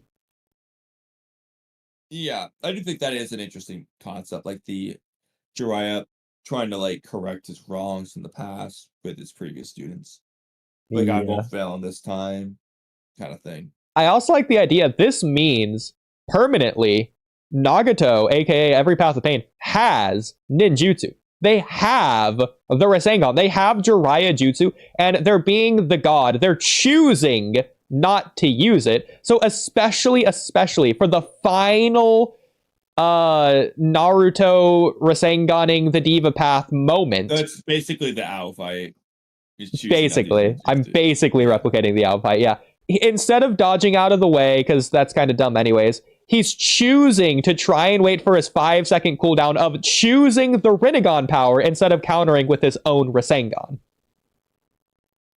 Yeah. I mean, I think that the passive pain should be able to use ninjutsu anyway, because they're talking about Nagato's all 5 changes of chakra nature.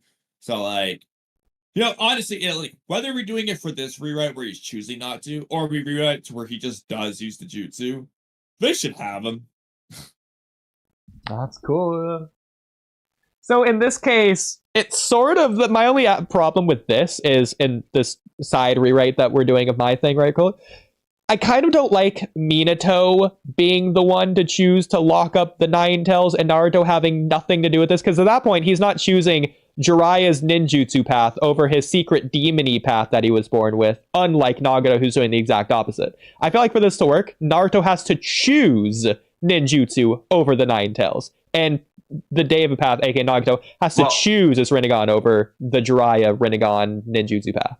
Yeah, the only thing is like, obviously in the Kakuzu arc, that's when Naruto, ignoring the fact that Naruto uses the Nine Tails for the Rasen Shuriken for some reason, he's choosing to use that instead of the Nine Tails because of what Yamato said. That's weird anyways, just remove that.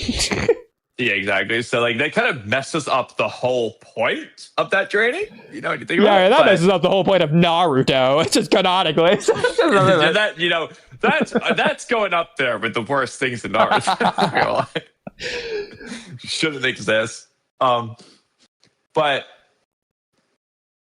obviously Naruto, in his case, he chooses to use the Nine Tails when he gets angry. But then once Minato reseals it, it's no longer about Shoei's. He just, Minato sealed it. I mean, I guess the closest thing we get in canon to this in the Pain arc would be when he gets in the tree and Nagato shoots the Rinnegan rod at him and he has like the plus eyes and then he just chooses not to punch Tonan and attack Nagato. Well, I mean, it's funny. Nagato absolutely gets his karma there anyway, since the Nine Tails itself just makes him flail with the weird genjutsu thing that it does. That was just weird anyway. Bro, he was writhing in pain. Ignoring that. Yeah, which probably shouldn't be the case, honestly. Nine Tails hurt him more than he hurt Naruto. It's crazy. But back to your rewrite here. Which I walked away, by the way, so if you get to the bottom. Okay. Well, you left your mouse on the topic, which means in the top right, you have the quick react emojis, which are covering up some of the text. So I guess I'll just have to guess what you say when I get there, unless you can move your mouse to the side. Why did that have to happen? Well, you're going to have to get that pretty quick, because it's pretty soon into me talking here, but this works perfectly for the anime, where we see a glimpse of the Diva Path's powers, but we would have to probably reveal its powers in the manga, which the manga saves for the Pain arc, for... ... For something, that's for sure. Well, for the joy emoji, and then the laughing a lot emoji, and then for the 100 emoji... I'll go back downstairs there, because I don't know what's going on. Okay. Well, it's definitely for something, but maybe Axel has a guess of what it's for. Well, Axel has something else to say. He has to say this whole arc is about pain, so it could... Oh, with the Shizune thing with Don, yeah, okay. Tsunade could be at peace. Another idea, randomly, I think this doesn't work as well, but you're saying it Milwaukee here anyways. Like, you could have a Milwaukee limbo scene, but I feel like probably shouldn't have a kid in limbo. That might just be too dark. Just have Dawn. I do think Dawn unironically does work the way that he died. He just didn't want to die. He's like, oh, thank goodness, Tsunade, you're healing me, so I'm not going to die since I'm so afraid of death. And oh my god, Tsunade is healing me. Don't let me die, Tsunade, please. Thank goodness you're healing me. No wonder Tsunade was traumatized. But anyways. Yeah, I feel like Dawn really works for a limbo scene. But regardless of that, I mean, if you just have Tsunade die because she used all her chakra saving the villagers, you could just do exactly. Like, I'm down for that. Yeah. Sort of just removing her Hokage speech against all the paths of pain at the very end, but it's kind of stupid for her to do that anyway. Well, she can just die when she turns into an old lady. You could do that. That's fine. Instead of a coma. Just hurt my friends. You killed my master and my sensei and my granny. Yeah, I think it works. She's the only problem there. She's brought back to life. Why would she be in a coma after that? Is it just because she was drained of chakras, or she's just an old lady? So you just ride in the coma regardless, or does she just wake up? She went into a coma and then died right after. So when she's brought back, she's still in the coma. Yeah. Okay. That's silly, but it works. So the Danzo stuff still happens. Okay. Maybe we can keep it super vague where Tendo Pain does something and Jiraiya says, this power, it can't be! Or, this power, it's ... in order to allude to it being something Nagato used to use. But anyways, Jiraiya thinks he can win this fight against Pain because he fought Nagato in the past and knows these Rinnegan powers, but is caught by surprise with the other powers he never knew Nagato had, much like Orochimaru with Itachi in this rewrite. So, I guess going back to my side rewrite for a second, narratively, because this is already a problem, narratively, why is Jiraiya losing here when Pain's using the Rinnegan powers and Jiraiya is using his Jiraiya ninjutsu powers?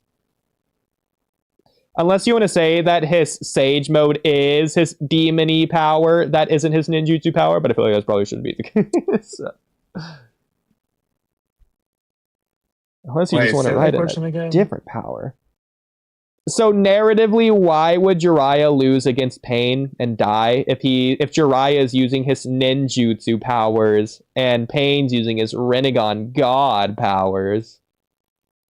Well, when Naruto wins because of it. So, one, the same reason that is the case in the real story.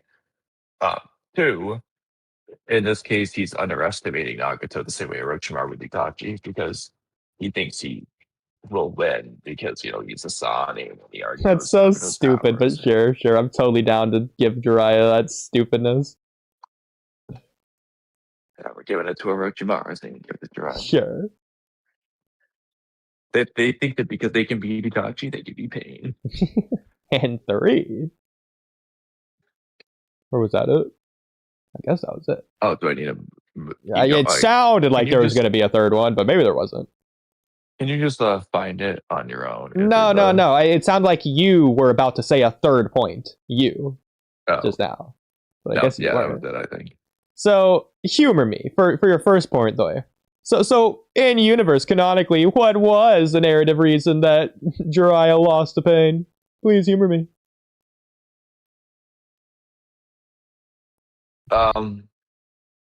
So Naruto could lose Jiraiya. Okay, so not a reason. All right, so moving on.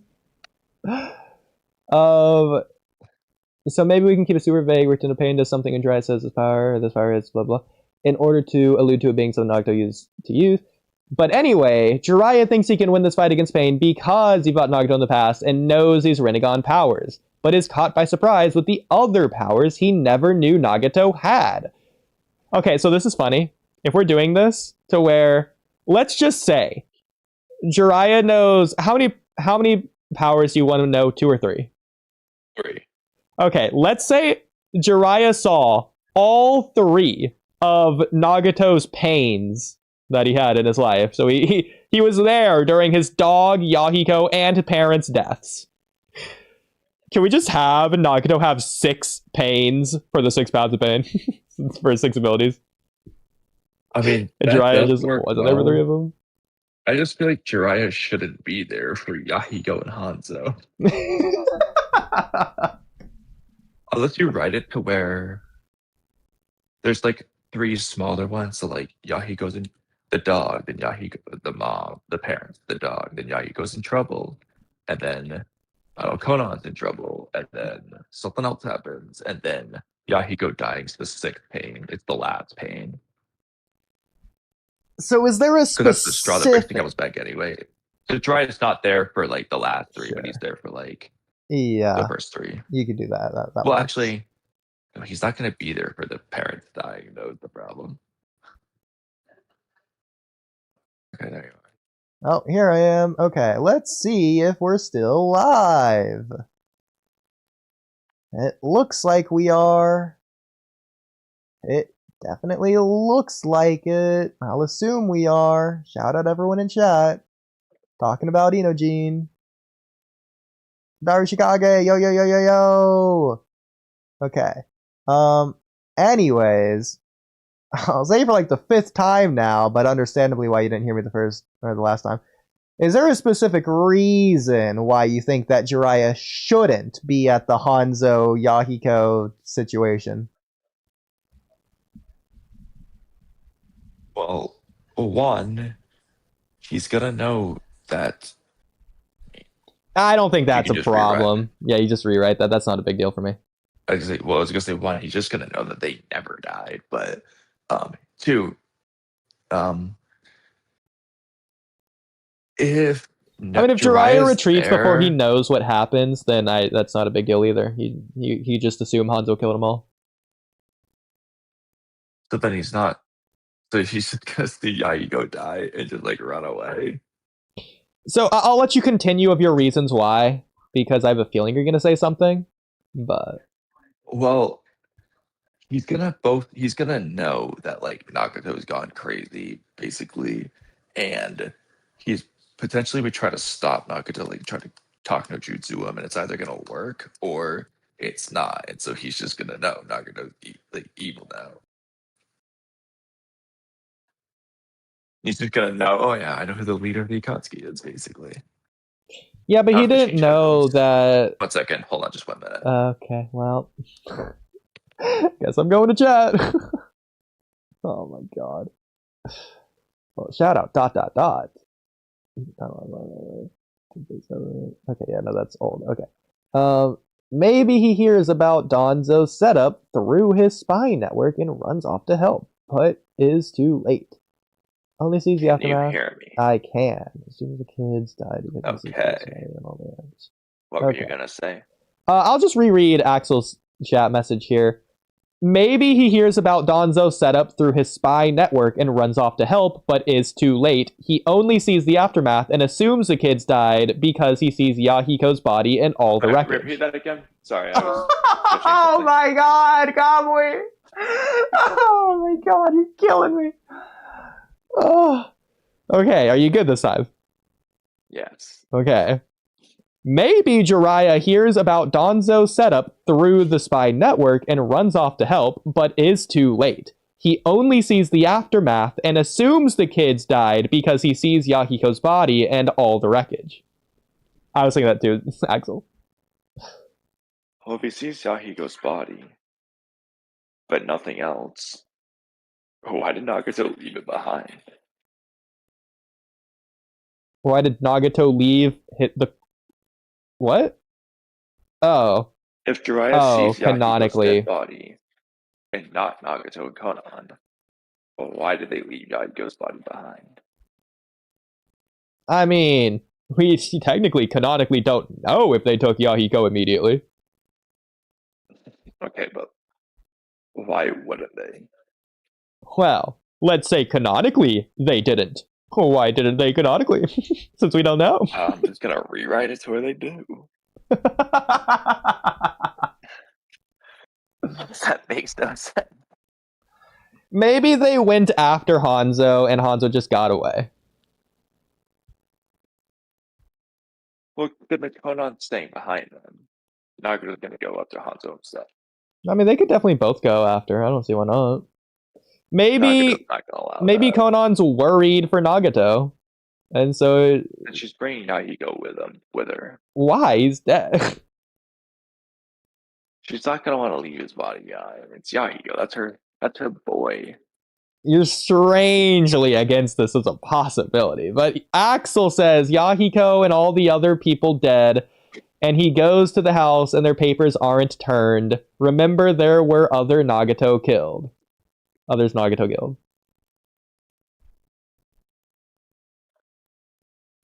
Thoughts?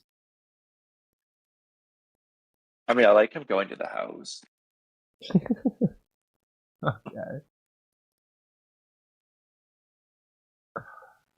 There's something else I was going to say.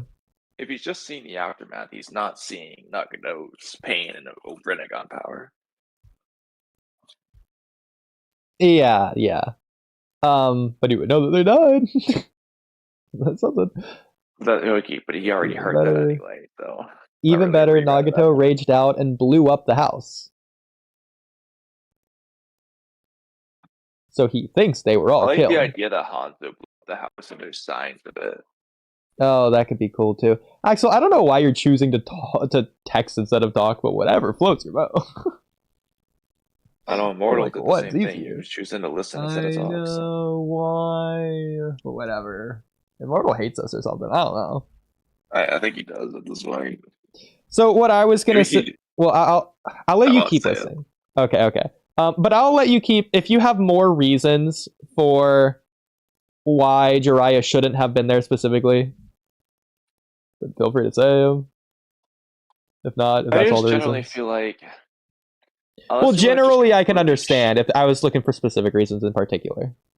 Yeah, like I just feel like unless you want to shift just the feeling between the reunion entirely, I just feel like I wouldn't change that. I just want to completely just change the vibe of that. Like, Well, since I feel nothing at the reunion anyways, I don't care. okay, here's another reason. Nagato just uses many of those abilities versus Hanzo. Like he does. So Jiraiya's just gonna know those Rinnegan abilities. Who's there for that? Oh my god. It's possible maybe Hanzo took Yahiko's corpse with him. And so Nagato had to go get it back later. Okay, that's okay. I was gonna say it'd be really cool if that's like when he kills Hanzo, he's taking Yahiko's corpse back. Yeah. But he's also using Yahiko's corpse for that. So, Well, he could do both. well, he can't do both. No, he absolutely can. He can't use Yahiko's corpse to kill Hanzo if he's getting Yahiko's corpse by killing Hanzo. He goes to Hanzo, defeats him, takes back Yahiko's corpse kills Hanzo. So stupid. No, I think that's fine. I think you would like that. I think that's totally cool. I think it's too stupid. No, it's stealing the final nail in the coffin. You would like that. You would think that's cool. You think that's no, cool. because the way it's so he beats him, then just leaves. He doesn't even have to beat him. He just has to take the corpse back in the middle of the fight or the beginning of it when he first shows up. I'd rather that just be two separate fights at that point. Just take it when he's off guard, when he's freaking sleeping, and then he wakes up and is like, "Oh, who are you?" And then it's already too late. The David Pap's restored. Well, I was gonna say you could do a thing to where like it's a battle to where it's like Naruto getting his headband from Zabuza. Like he doesn't beat Hanzo, but like he just takes the corpse and like Hanzo's unable to stop him. Like Naruto can't beat Hanzo, but he takes the corpse back. So that's a success. Then he comes back again the next time with Yahiko's corpse. And that's what's killing him. And Hanzo's so confused. It's like, wait, what? I mean, at that point, I feel like that's just convoluted. But to be fair, I don't think there's any problem with Konan and Nagato leaving the corpse behind for some reason. Obito left Rin's corpse behind. It's the same thing. Well, You don't know that, did he? Come on, he did. Okay, but to be fair, with Obito's mindset at that time, it makes sense why he did. Okay, He thinks and everyone's Nagato and counterfeit. Conan's mindset at the time is any different? It's different, but like, it's the same It's thing. very different because Conan says Yahiko's body is precious. She's not saying it's counterfeit. Okay, rewrite it to where she doesn't say that. No, I like that. Conan's a sweetheart. So she can say say it real for the quick. reason that they go back for it. I'll say it real quick. For space.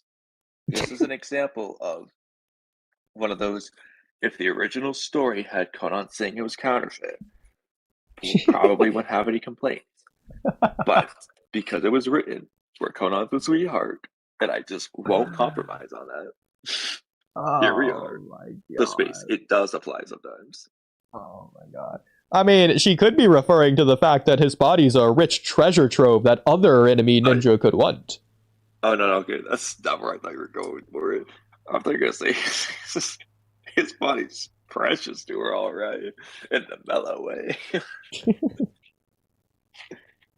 It's possible if, like, Obito just doesn't kill the 30 random fodder Akatsuki, quote-unquote Akatsuki members that Yahiko gathered. Honestly, I think that was just bad anyway. He just shouldn't be doing that. Okay, cool. Then in that case, Yahiko's just gonna have the 30 Akatsuki members with him, and a lot of them are gonna die in the fight or whatever, but maybe there's gonna be some left around, just some fodder, nameless ones or whatever. So Nagato and Konan are gonna leave, and Yahiko's just gonna be with the other Akatsuki members. Would that be okay with you? Wait, why are they leaving? To go after Hanzo. Why did Hanzo leave? The same reason he left in canon.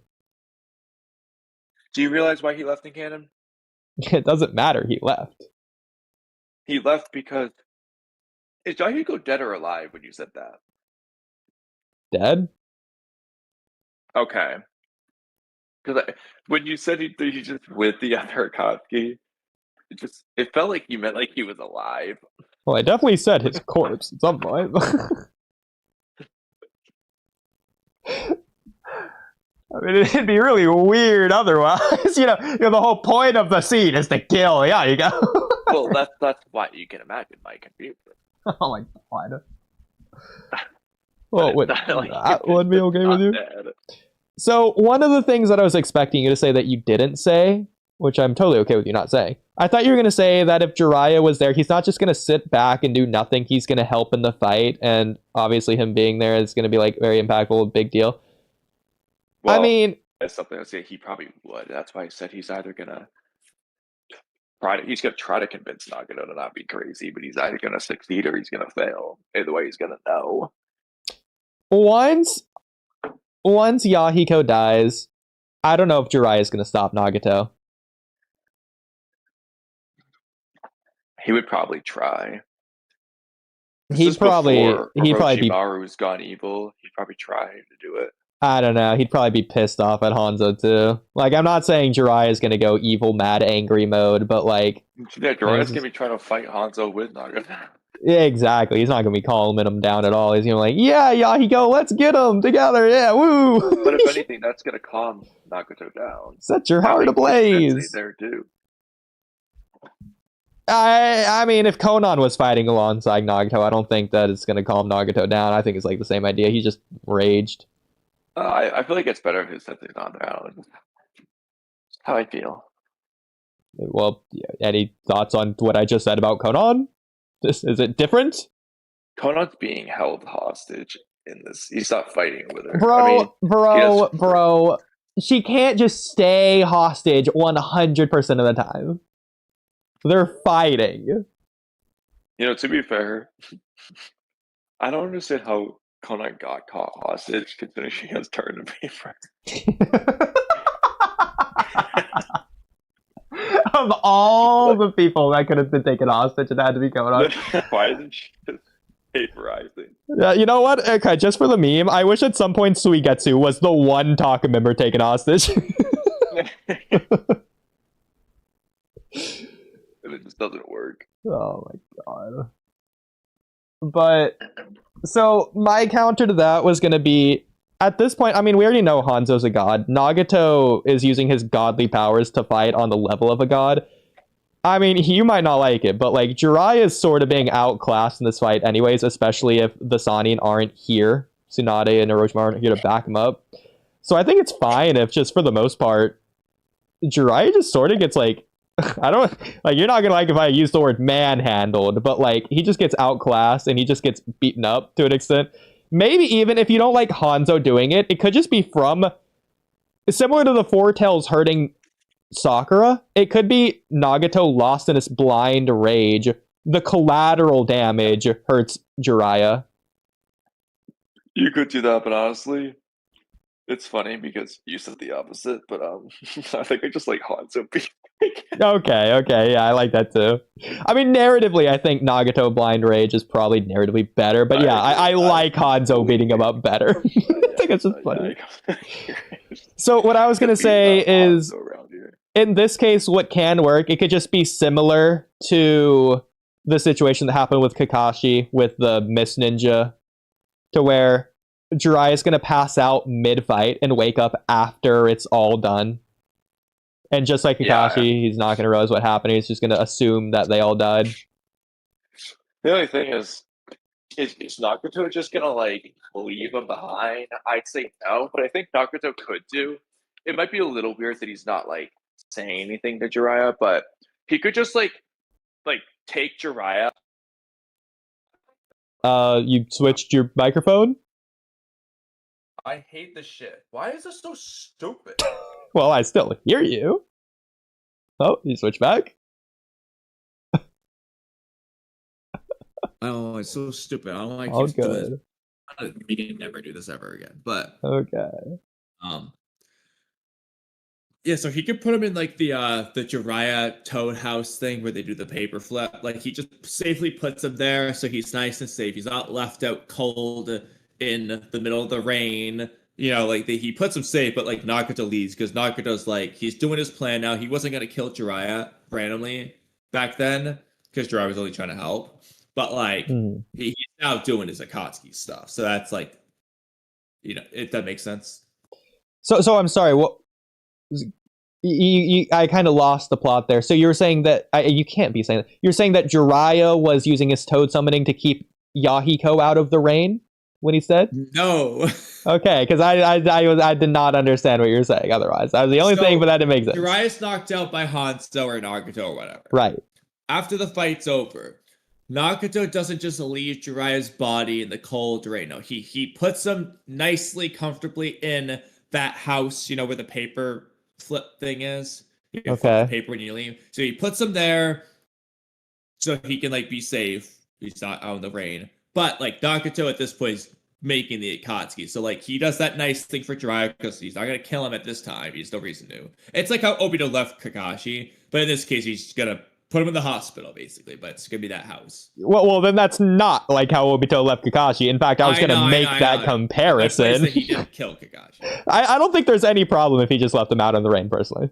No, I like the idea that Jiraiya wakes up and he's just in like that house. Okay, but you also like the idea that Obito puts Kakashi in the hospital. So I mean, that's pretty funny.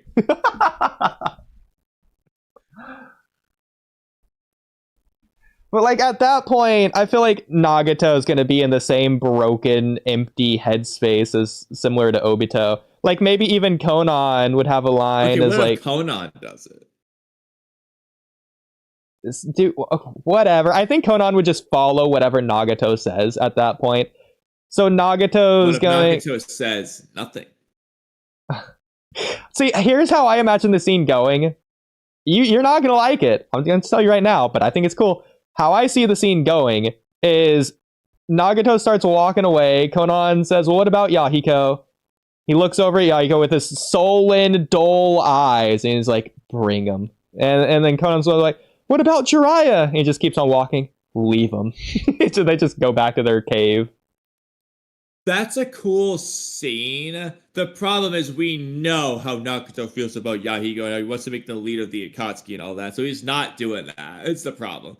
But that would be really cool, ignoring all else. Okay.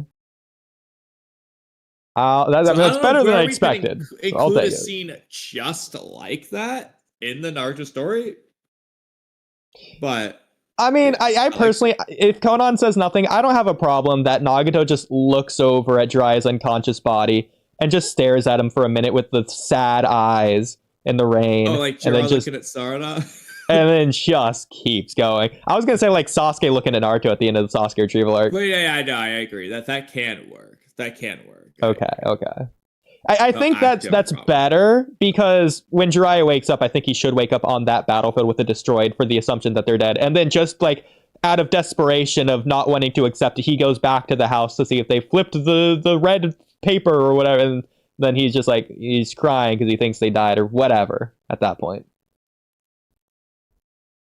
Yeah. Because if he's put in a hospital bed, that's doubt. That's weird. That's like, well, what happened here? Is that?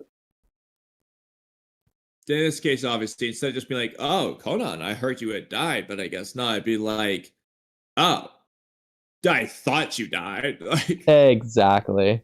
Which I think is more impactful, if anything. Makes the reunion more reunion-y. Also exactly. It's more like when Obito's not actually dead for Kakashi. Yeah, it gives more reason for Jiraiya to not just go check when he hears, because he could just do that.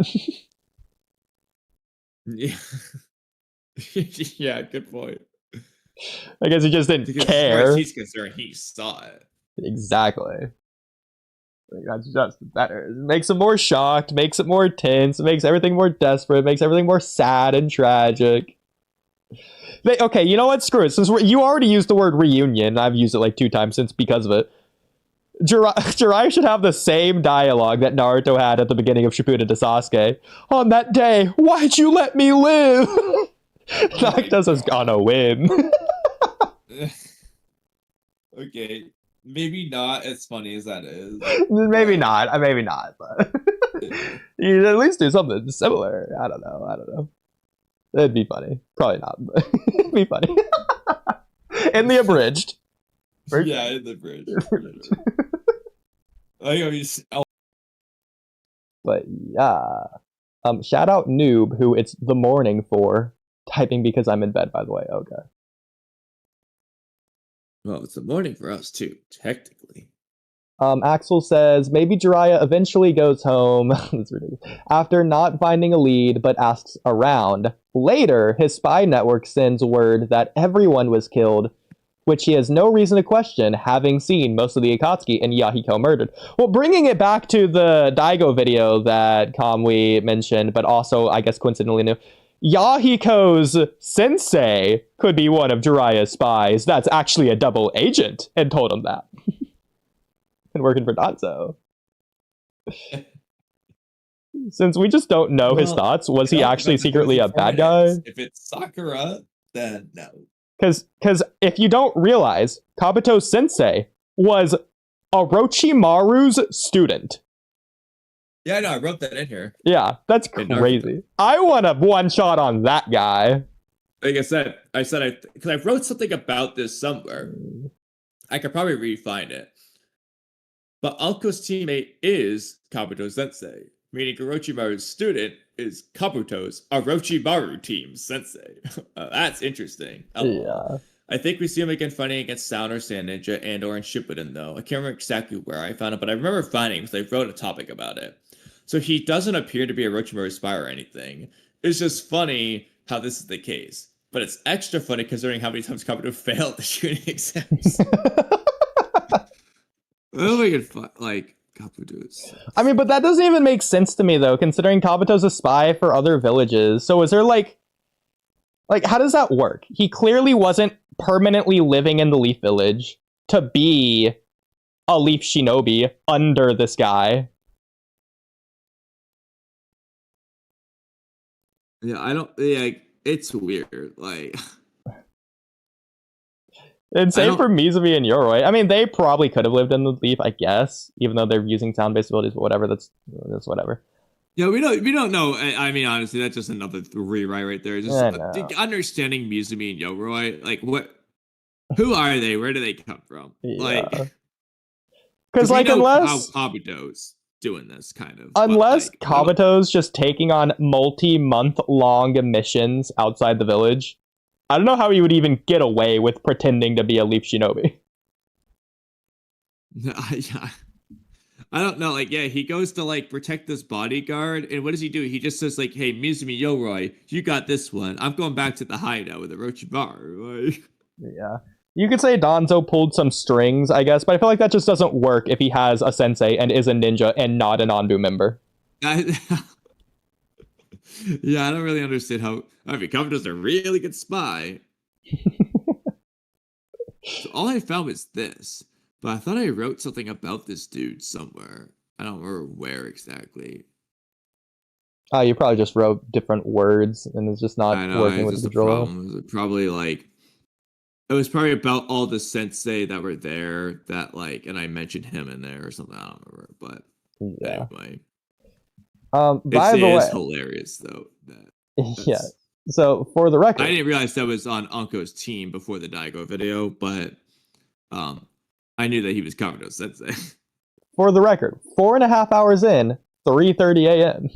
Just so you know. I know. I'm 8 minutes left in the salmon. I know. I was not supposed to stay up this late, but Orochimaru rewrites. Just making sure you know.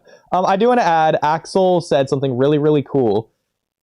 In reference to what we were saying about Jiraiya earlier.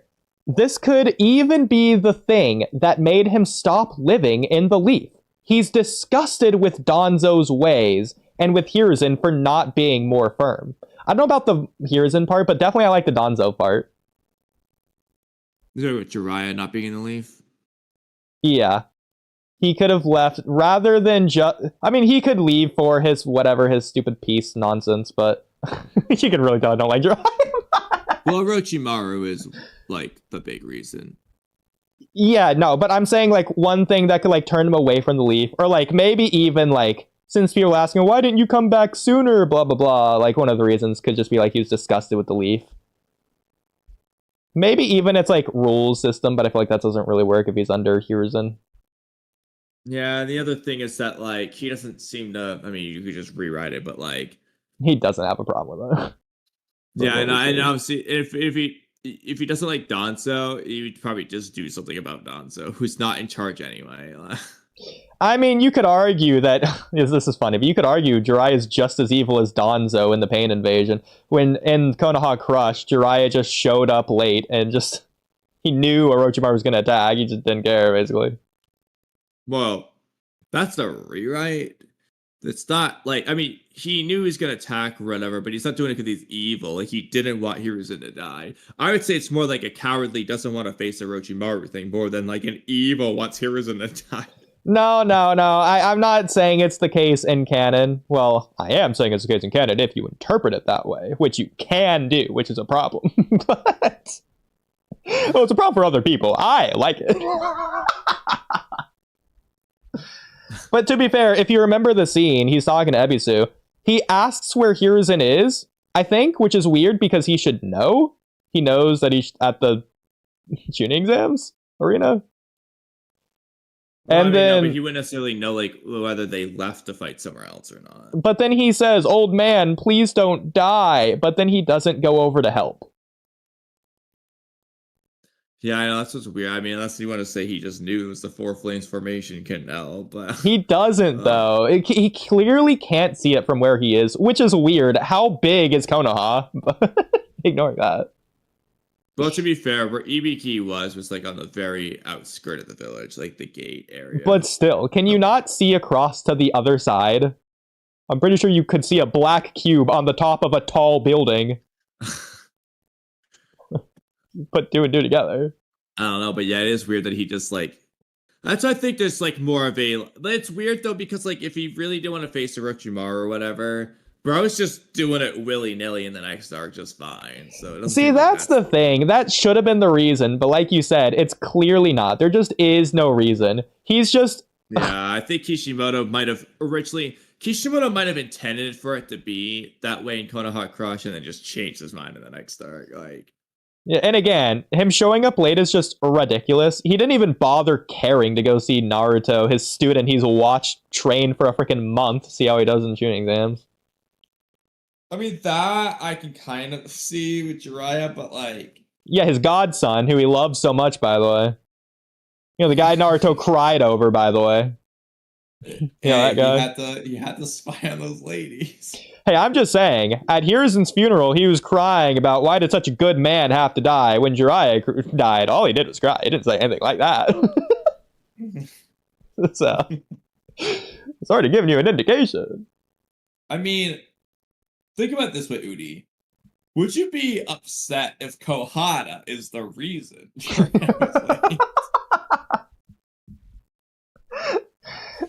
Would I be upset? Well, I hate Jiraiya, so no. Should other people be upset? And in universe, is that a problem? Yes. Especially considering, like you just said previously about the very next arc, how it doesn't matter with Hiroshi Riley. The very next arc, women don't matter for when he's going after Itachi. Well, that woman was not Kohada. She's different.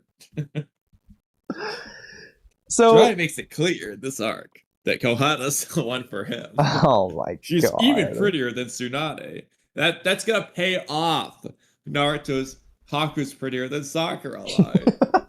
Look, all I'm saying, if Kohada was that hot to try, he probably shouldn't have been goggling over other girls. But then again, he wanted to get with Tsunade. He was goggling over other girls anyways. Jiraiya sucks, bro. Jiraiya is very perfect. Why would he even bother trying to lock himself down with Tsunade? He's just going to cheat on her day one anyway. He's going to leave her. He's going to leave the village again. I don't know with Jiraiya. He's definitely going to... I don't know. It's like Sasuke leaving the village, but he's always connected to and loves Sakura. Jiraiya's just not that with Tsunade. He's going to leave the village and go spy on girls at the bathhouse. It's as disconnected as he could possibly be. The problem is, so like, I mean, that's how it feels. But like, if he did get Tsunade, would he be that way? It's tough to say for sure. Do you really think that Jiraiya would just stay in Konoha after the pain thing if he's stayed with Tsunade? Well, no, I mean, he might not stay in Konoha, but he's not necessarily going to spy on girls if he has Tsunade. Not necessarily. I don't know, bro. This is Jiraiya we're talking about here. That's the hard part. But then again, was Hiruzen with Biwako when he spied with Jiraiya that one time? We don't know. So that's going to make or break this. If Hiruzen's doing it, okay, Jiraiya's doing it. But if Hiruzen wasn't with Biwako yet, then I won't say too much. Oh my god. But anyway, thoughts? Where were we again? To be like any aspects of this, it's worth noting that while Jiraiya technically knows some of these things in his rewrite, it won't be spoiled for the audience, as we'll see it revealed when Pain does the jutsu, and then Jiraiya can comment how Nagato had this power back then, so it's equally as much of a surprise and mystery for us, just in a slightly different way. So it's not like that's going to get spoiled. Yeah, I think it's fine. Especially if some of the powers evolve anyways, like the animal path. He could have summoning, but the animal summonings are different for the Rinnegan regardless. Each one can be like that. It's evolved beyond what Jiraiya saw back then. Exactly. I like that. They're all evolved. Okay. So now I need to go upstairs in a second, so take it away. Oh my god, golly. How much longer do we have on this, by the way? How much more do we have, do you know? Like, are we like 60% of the way done, 80% of the way through? This one. There's too many. We can't finish this tonight. We cannot. That's too much. We can't finish this tonight. Okay, this one is going back to the earlier thing. This one is a new topic about Orochimaru being final villain, but then it just becomes things that should just be the case regardless. Right. We should probably do that other topic first, then the bottom one. Okay. If it's too long, I might just need to pull it up on my end. Wait, actually, skip this one. That's continuing the other one. So yeah, just that one. I probably should pull it up on my end, unless you're going to be back to scroll in time, which you probably will. Yeah, okay, yeah, I'll let you do that. Okay. So that's the very bottom rewrite? It's, yeah. Please read this one. Okay, real quick, I'll read Axel's thing. So by his logic, Haku was the one for Naruto?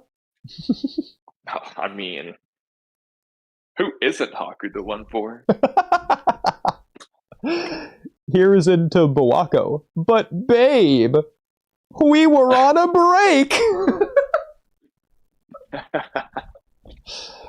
Okay. Honestly, I think Jiraiya of all people would be the one to get in a polyamorous relationship. He just wouldn't be tied down. Like, it's just, Probably. He'd at least propose it. And when Tsunade says no, he'll do it anyways. This is cool. I want to see that. But anyways. So rewrites and the most recent one. Okay. Let's zoom in a little bit too here. Okay. So, coming back to Orochimaru having the coming back to Orochimaru having the 8 tails and the idea of Orochimaru stealing Sasori's ring and Biju, why not do both? So this is going back to the other stream as well, the other day. Yeah. This gets tricky timeline-wise for how we want to approach this. But here's an idea Kamui had. Orochimaru steals Sasori's ring and Biju, and just to spite Sasori and to troll him, what Kamui, he gives it back. Oh, to the Sand Village. I was gonna say to Sasori, like what? And then he takes it again. I had no idea what you're going with there. That's funny. That's really funny though. Like, here you go, Sasori. Psych.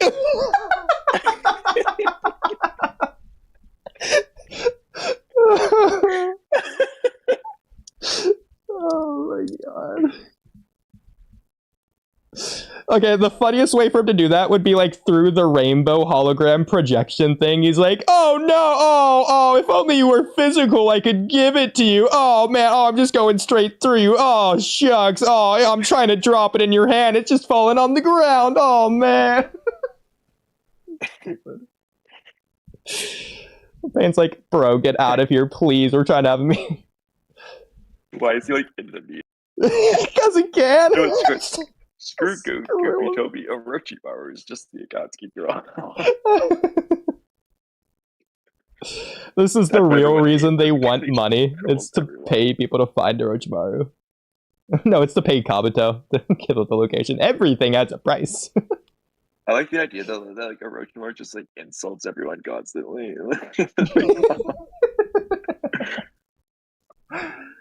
I'm sorry. And everyone knows he's the strongest one there. Yeah. They can't do anything about it. See, now that makes me wish that Orochimaru just actually was there. Okay, no, the funniest thing he could do, literally every single one of them are hologram projections anyways. Orochimaru goes in person. They can't do anything. They're holograms. No, I was gonna say like Orochimaru just like joined some of the Akatsuki meeting even after he's left. The bits of I don't know what Orochimaru would do. Like, it'd be funny if he had like Hashirama's darkness jutsu just to screw with their meeting. Just randomly do that.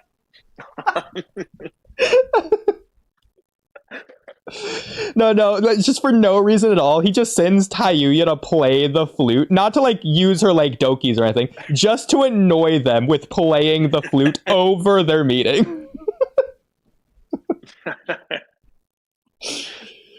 And it's like when Squidward's teaching the music class and she's just bad. She's playing it badly.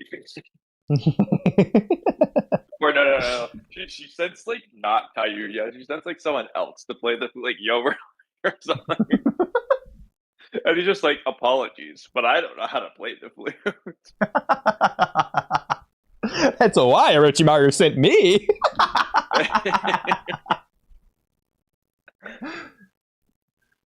Oh my god.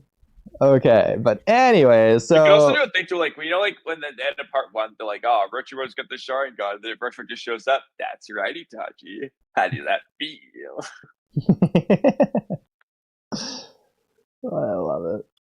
But Orochimaru is still Sasori's ring and Biju, and just to spite Can you share your Sasori. screen again, by the way? Yes.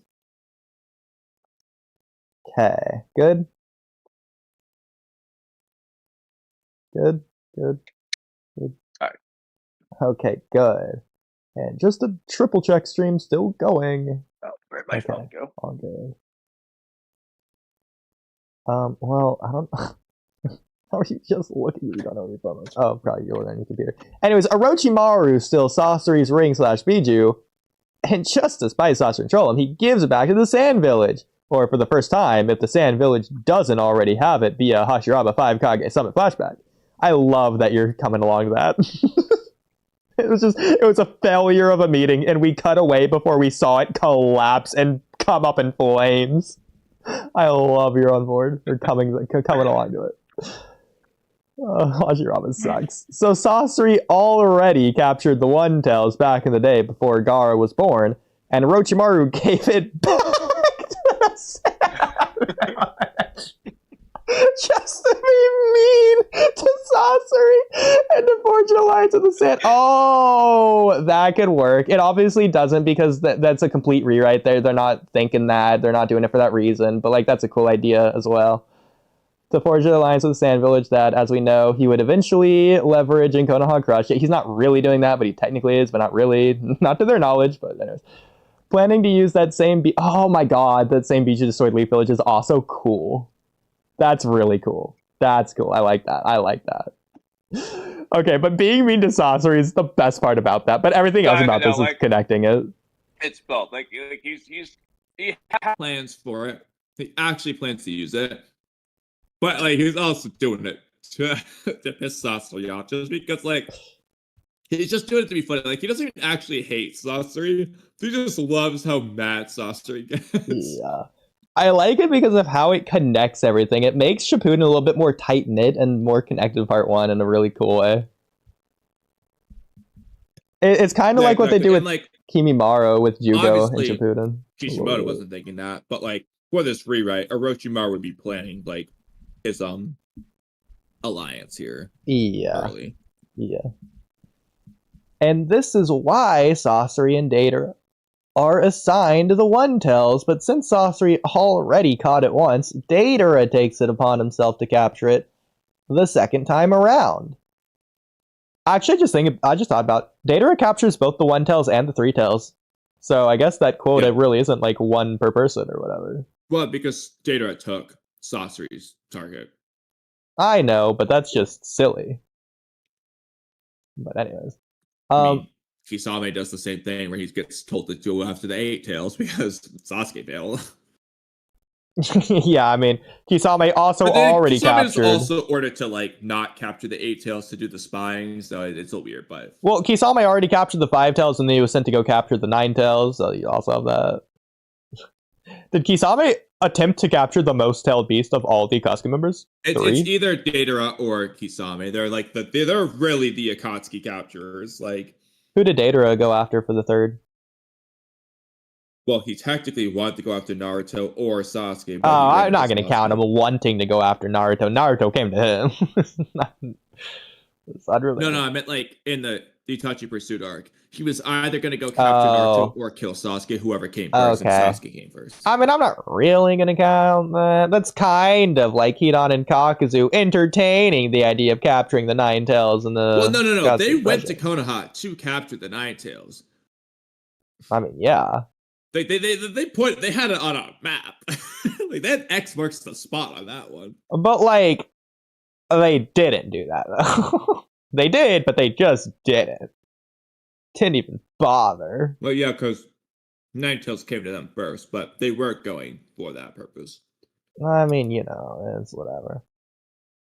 But anyways, Datara takes it upon himself to capture it the second time around, both to spare Saucer for having to recapture the same Biju, and also as a little test for himself to prove his art can take the One Tails too. Maybe the reason why I said... So, I kind of like it that, like, maybe, I don't know, just somehow or another, the One Tails has beat Itachi in the past, or it beat a different Sharingan user, Sasuke. Oh, yeah, it did beat a Sharingan. It beat Sasuke. Yeah, actually, I like that idea. No, he hears that, Gaara beat Itachi's little brother in the past. Yeah. Yeah, that's good. So then when he confronts Sasuke, he's even more confident. Yeah. I've beat the guy that you lost to. I heard you lost to Gaara. I beat him. That's good, bro. And that also gives Sasuke more reason to want to take out Deidara too. Yeah, exactly. To prove that he's gotten stronger. Yeah, that's good. And also just because Deidara's being mean to him, just screw that guy. I'm gonna kill you. But now the reason why I said timeline is a bit tricky here is that 1, the Akatsuki weren't capturing Biju this early, pre-Naruto and Gaara birth, and 2, Orochimaru probably wasn't planning Konoha Crush this early. Absolutely not. However, we can rewrite this to make it There's also a third thing that I address later on, by the way. Just so okay. As we know, Obito actually goes after the Nine Tails himself on the day Naruto was born. Therefore, it's really not unreasonable to have the whole Akatsuki doing this too. Actually, that is kind of funny that Obito goes alone to capture the Nine Tails. That's another rewrite. Have a pair there. Who does Obito go with to capture the Nine Tails if we want to write that? That's the easiest, but I know, that's the thing. We could also just technically rewrite it to where the Akatsuki is already fully formed at this point, so all 10 members, we could say, are here at this point, just to make it easy. It's like, who would be the best to go? I have to be the Akatsuki's, like, not all 10 members yet for this, but... just for, like, sake of easiness, I feel like it's just... It doesn't have to be all 10 are assembled. It could just be, like, one at a time. We just bring in to pretend like they were assembled this early on. It would just do that for each Akatsuki member as we address them. Like, why they would or wouldn't work. But that's another rewrite for another. In fact, I'll just write that down as a rewrite real quick. Yeah, write it down. Obito goes in a pair to capture the Nine Tails on the day of Naruto's birth. Just assume each Akatsuki member was assembled that early. Who works best? I mean, there is going to be one prop. I'll address it in a minute. It's going to be addressed in this paragraph. Is it Itachi? But there is one major person that's a problem. Itachi, because the massacre hasn't happened yet? Yeah. Well, then he'd probably work worse, but, Yeah. Unless it's time slip Itachi. Yeah. Go over each member. Okay. That's kind of fun. But yeah, like you said, Zetsu was one I had in my mind too. So Zetsu's easy because if you want him to not be wearing the Akatsuki robes and giving away the Akatsuki, just have Obito not wearing the Akatsuki cloak as he is, and Zetsu's just kind of hiding and doing whatever he's doing. Yeah. For distractions and whatnot. Okay. Anyways, back to this. How we can rewrite this to make it work. As we know, Obito actually goes after Nine Tails himself on the day Naruto was born. This is so stupid, and it shouldn't be the case, but I'm going to mention it because it's funny. Do you know Obito's controlling Hashira? Jesus Christ, controlling Kurama using the Sharingan and just like, are you Madara or Uchiha? No way, he's dead. So it'd be really funny if Zetsu's using Wood style and someone else, and Hiruzen's like, are you Hashirama Senju? No, it can't be. He's dead. Okay. I see so a stupid answer. Like, obviously, they're gonna they just see Zetsu, but he could be wearing a mask. Okay, this would be both really stupid and really cool at the same time, and I don't know which one would be more. So Minato says, "Are you Madara Uchiha?" Obito does hand signs. No, this is, and he Edo Tensei's Madara right there on the spot. Isn't that both cool and stupid though? That's the thing. Yeah, it is both cool and stupid. Just pretend he has Edo Tensei at the time. And okay, on the other side, they ask Zetsu, "Are you Hashirama Senju?" No, this is. They bring it back, and then the Leaf Village loses. Well, I like the idea that both Madara and Hashirama both break their Edo Tensei binding and just fight each other. Just go up to go do their own thing. So stupid. I know. The most pointless. Go the original. I mean, low-key, I do something similar to that in False Perfection Season 2, but you'll get there when you get there. But therefore, it's really not unreasonable. That's like a double negative. Really not unreasonable to have the whole Akatsuki doing this too. This can be the early stages of the Akatsuki, where there's not as many members, and Obito goes after the Nine Tails without officially seeming like a member being assigned that Biju. I mean, realistically, since they wanted to be a shadowy, shady, underground organization, I don't know why they ever officially announced themselves as the Akatsuki ever. Like, why did they put on the robe? Why did they name themselves? Discreet, really. They're trying to make themselves a little bit known. I mean, yeah, because they want the funds from the 5 great nations, blah blah blah. But still. But anyways, I feel like they could be known for getting the job done for each of the 5 great nations, but the other nations don't know that they're Akatsuki. So Onoki would hire the Akatsuki to go. Well, the Akatsuki want to take everything, even small nations. They want to take every mission. That's fine. I was just listing a random example. Onoki hires the Akatsuki to go kill Ginkaku and Kinkaku. And then it's just going to be they're basically Anbu members dressed up as Anbu members to go kill Ginkaku and Kinkaku. Onoki would know the Akatsuki did that, so he would pay the Akatsuki, but no one else would know it's the Akatsuki. Yeah. And they could just do that for every mission. So hypothetically, Danzo pays the Akatsuki to go kill Onoki's sister randomly. Well, Onoki knows about the Akatsuki. Really well when Orochimaru's in the Akatsuki. That could be cool, yeah. But obviously Onoki knows about the Akatsuki. He's hired him in the past for this sake. But he wouldn't know the Akatsuki killed his sister. He would just think it's random Anbu members or rogue ninjas, foreign invaders, blah blah blah, whatever. Real quick, it's funny that Onoki is hiring the Akatsuki, considering he's a great nation and just has great nation ninja and funding. And 2, so who do we think? Okay, so are we on the same page that the Akatsuki he hired is probably Datara, which is so weird? It's funny. I mean, I don't know if he hired specific members. I think he just hires the organization, and then the organization chooses a member. But what's he hiring them for? I can only imagine it's dirty work that he doesn't want the Stone Village associated with would be the reason. How does he contact the members to just hire them? How does he contact the organization? I don't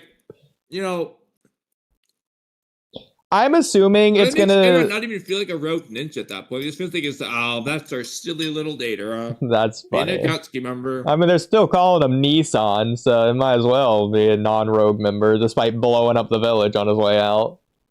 Yeah, that's a weird thing, though. It's it feels like they're just on. They really do just treat Datara that silly guy. Nah, he's such a fool. It's they're not even they don't hate Datara. I mean, low-key, I don't think they really should. Datara, he was just having fun, bro. He wasn't doing it out of malice. Right, bro. He just wants to blow shit up. To be fair, we don't even know if anyone died in Datara's assault. He just blowed up buildings as far as we know. We don't even know, for the most part, when Datara's being a terrorist, is he even terrorizing the Stone Village? Or is he just terrorizing everything else? He's just an artist. He's just doing his own thing. Let him be. He's good.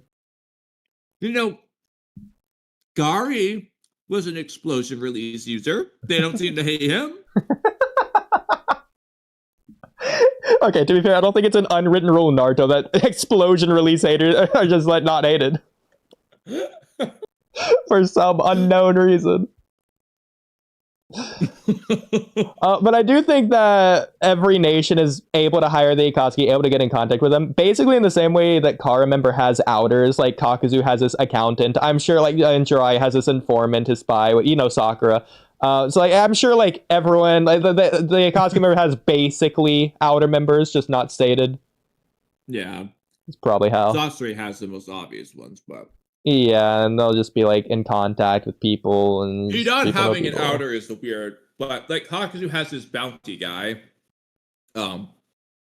He probably doesn't have outer, so I guess he has Joshin cult, but It's probably most easily contacted through whatever connections they have to the what is it? Not the land of Radaku, unless it is the land with all the Land criminals. of Silence, you mean? Land of Silence. Yeah.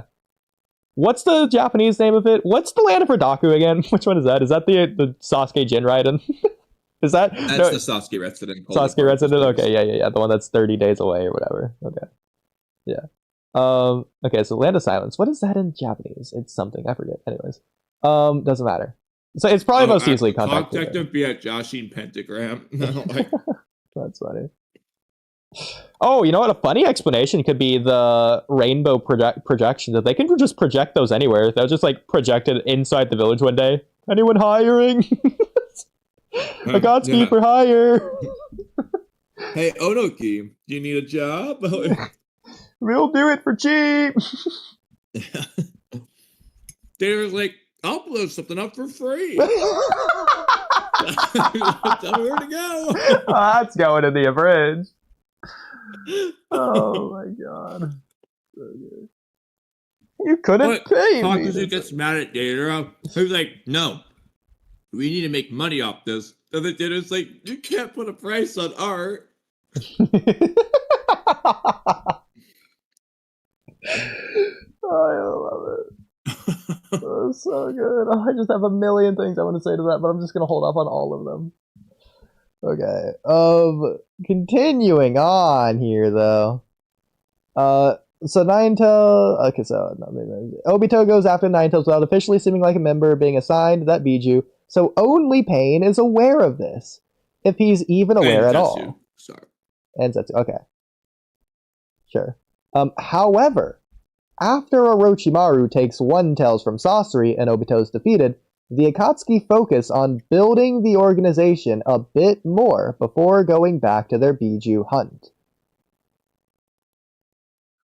They just like rethink their strategy. It's just like right at the current state though that they're not doing too well. The only thing I don't like about this is that realistically Pain could just like probably just do it, but they could just decide to reorder. Okay, this is stupid. Let's have it be to where in our rewrite, Orochimaru was the first member and he was the only member needed because he was just that strong. But once Orochimaru betrayed him, now they got to build up 10 members to replace his strength. That's the only way to equal it out.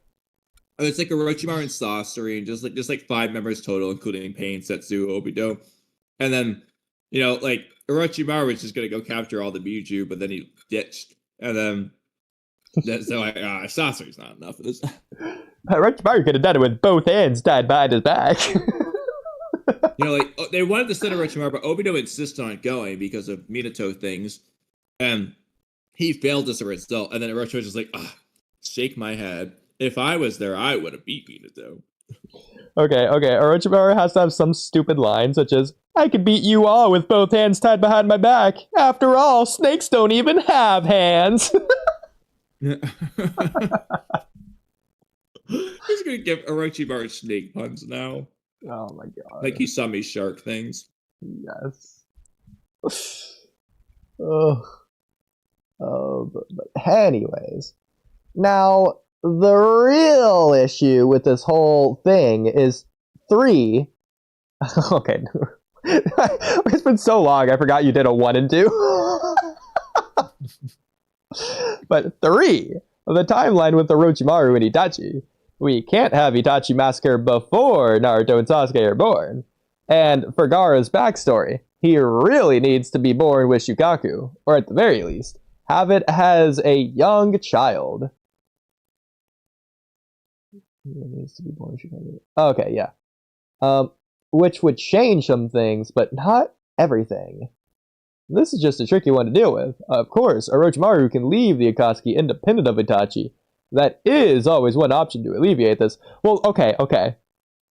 If Orochimaru just is stronger than Itachi and the Akatsuki, and he just beats him, There's no reason for him to leave after he beats Itachi and decides he doesn't want his body. He can just stay in the Akatsuki, and Itachi can't do anything about it because he's not strong enough. They're just gonna stay on the same team. Just keep being an Akatsuki member. Let's do that. That's so good, though. You know what? Write this down as a rewrite for us to think about. Orochimaru just is an Akatsuki member throughout Shippuden. He just doesn't leave.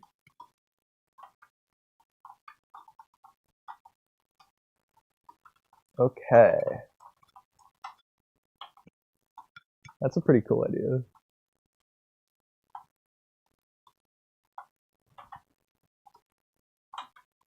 He just doesn't. No, whether he plans to backstab him or not, he's in the organization.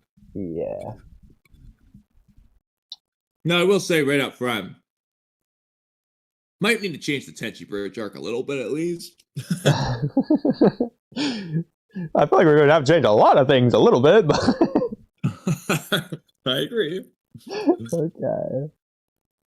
Oh, tricky one. Of course, Orochimaru can leave the Akatsuki independent of Itachi. That is always one option to alleviate this. Alternatively, Gaara gets Shukaku on his Kamui. On his 6th birthday. Hence why he can't count to 6. And Gaara's mom dying at childbirth has nothing to do with Shukaku, and it just happens, and we find a way to make this work decently. Just food for thought, anyway?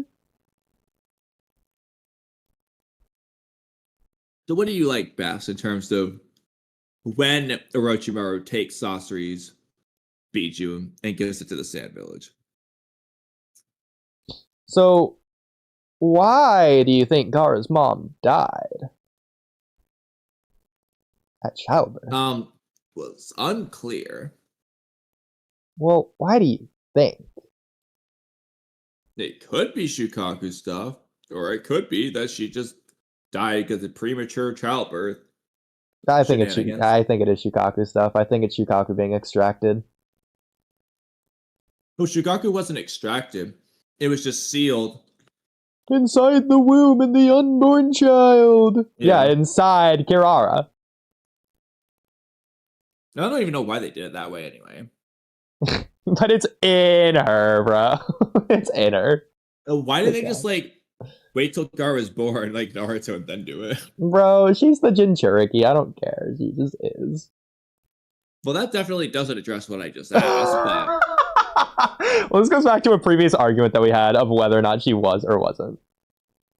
Well, either way, why did Chio and Rasa do it that way? I mean, you could argue that Minato did it that way with Kushina, even though Minato had nothing to do with that.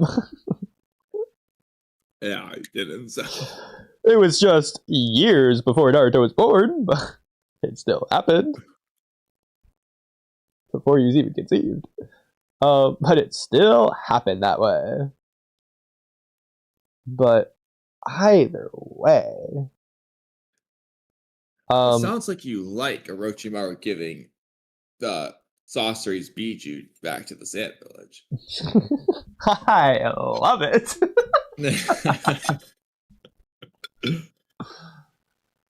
But I also love the fact that it's 4 a.m. Yeah, I love the fact that somebody failed. I love the fact we're on the same page. Wow. I guess I'll love the fact that I'm hitting in stream now. Because Yukimoto failed.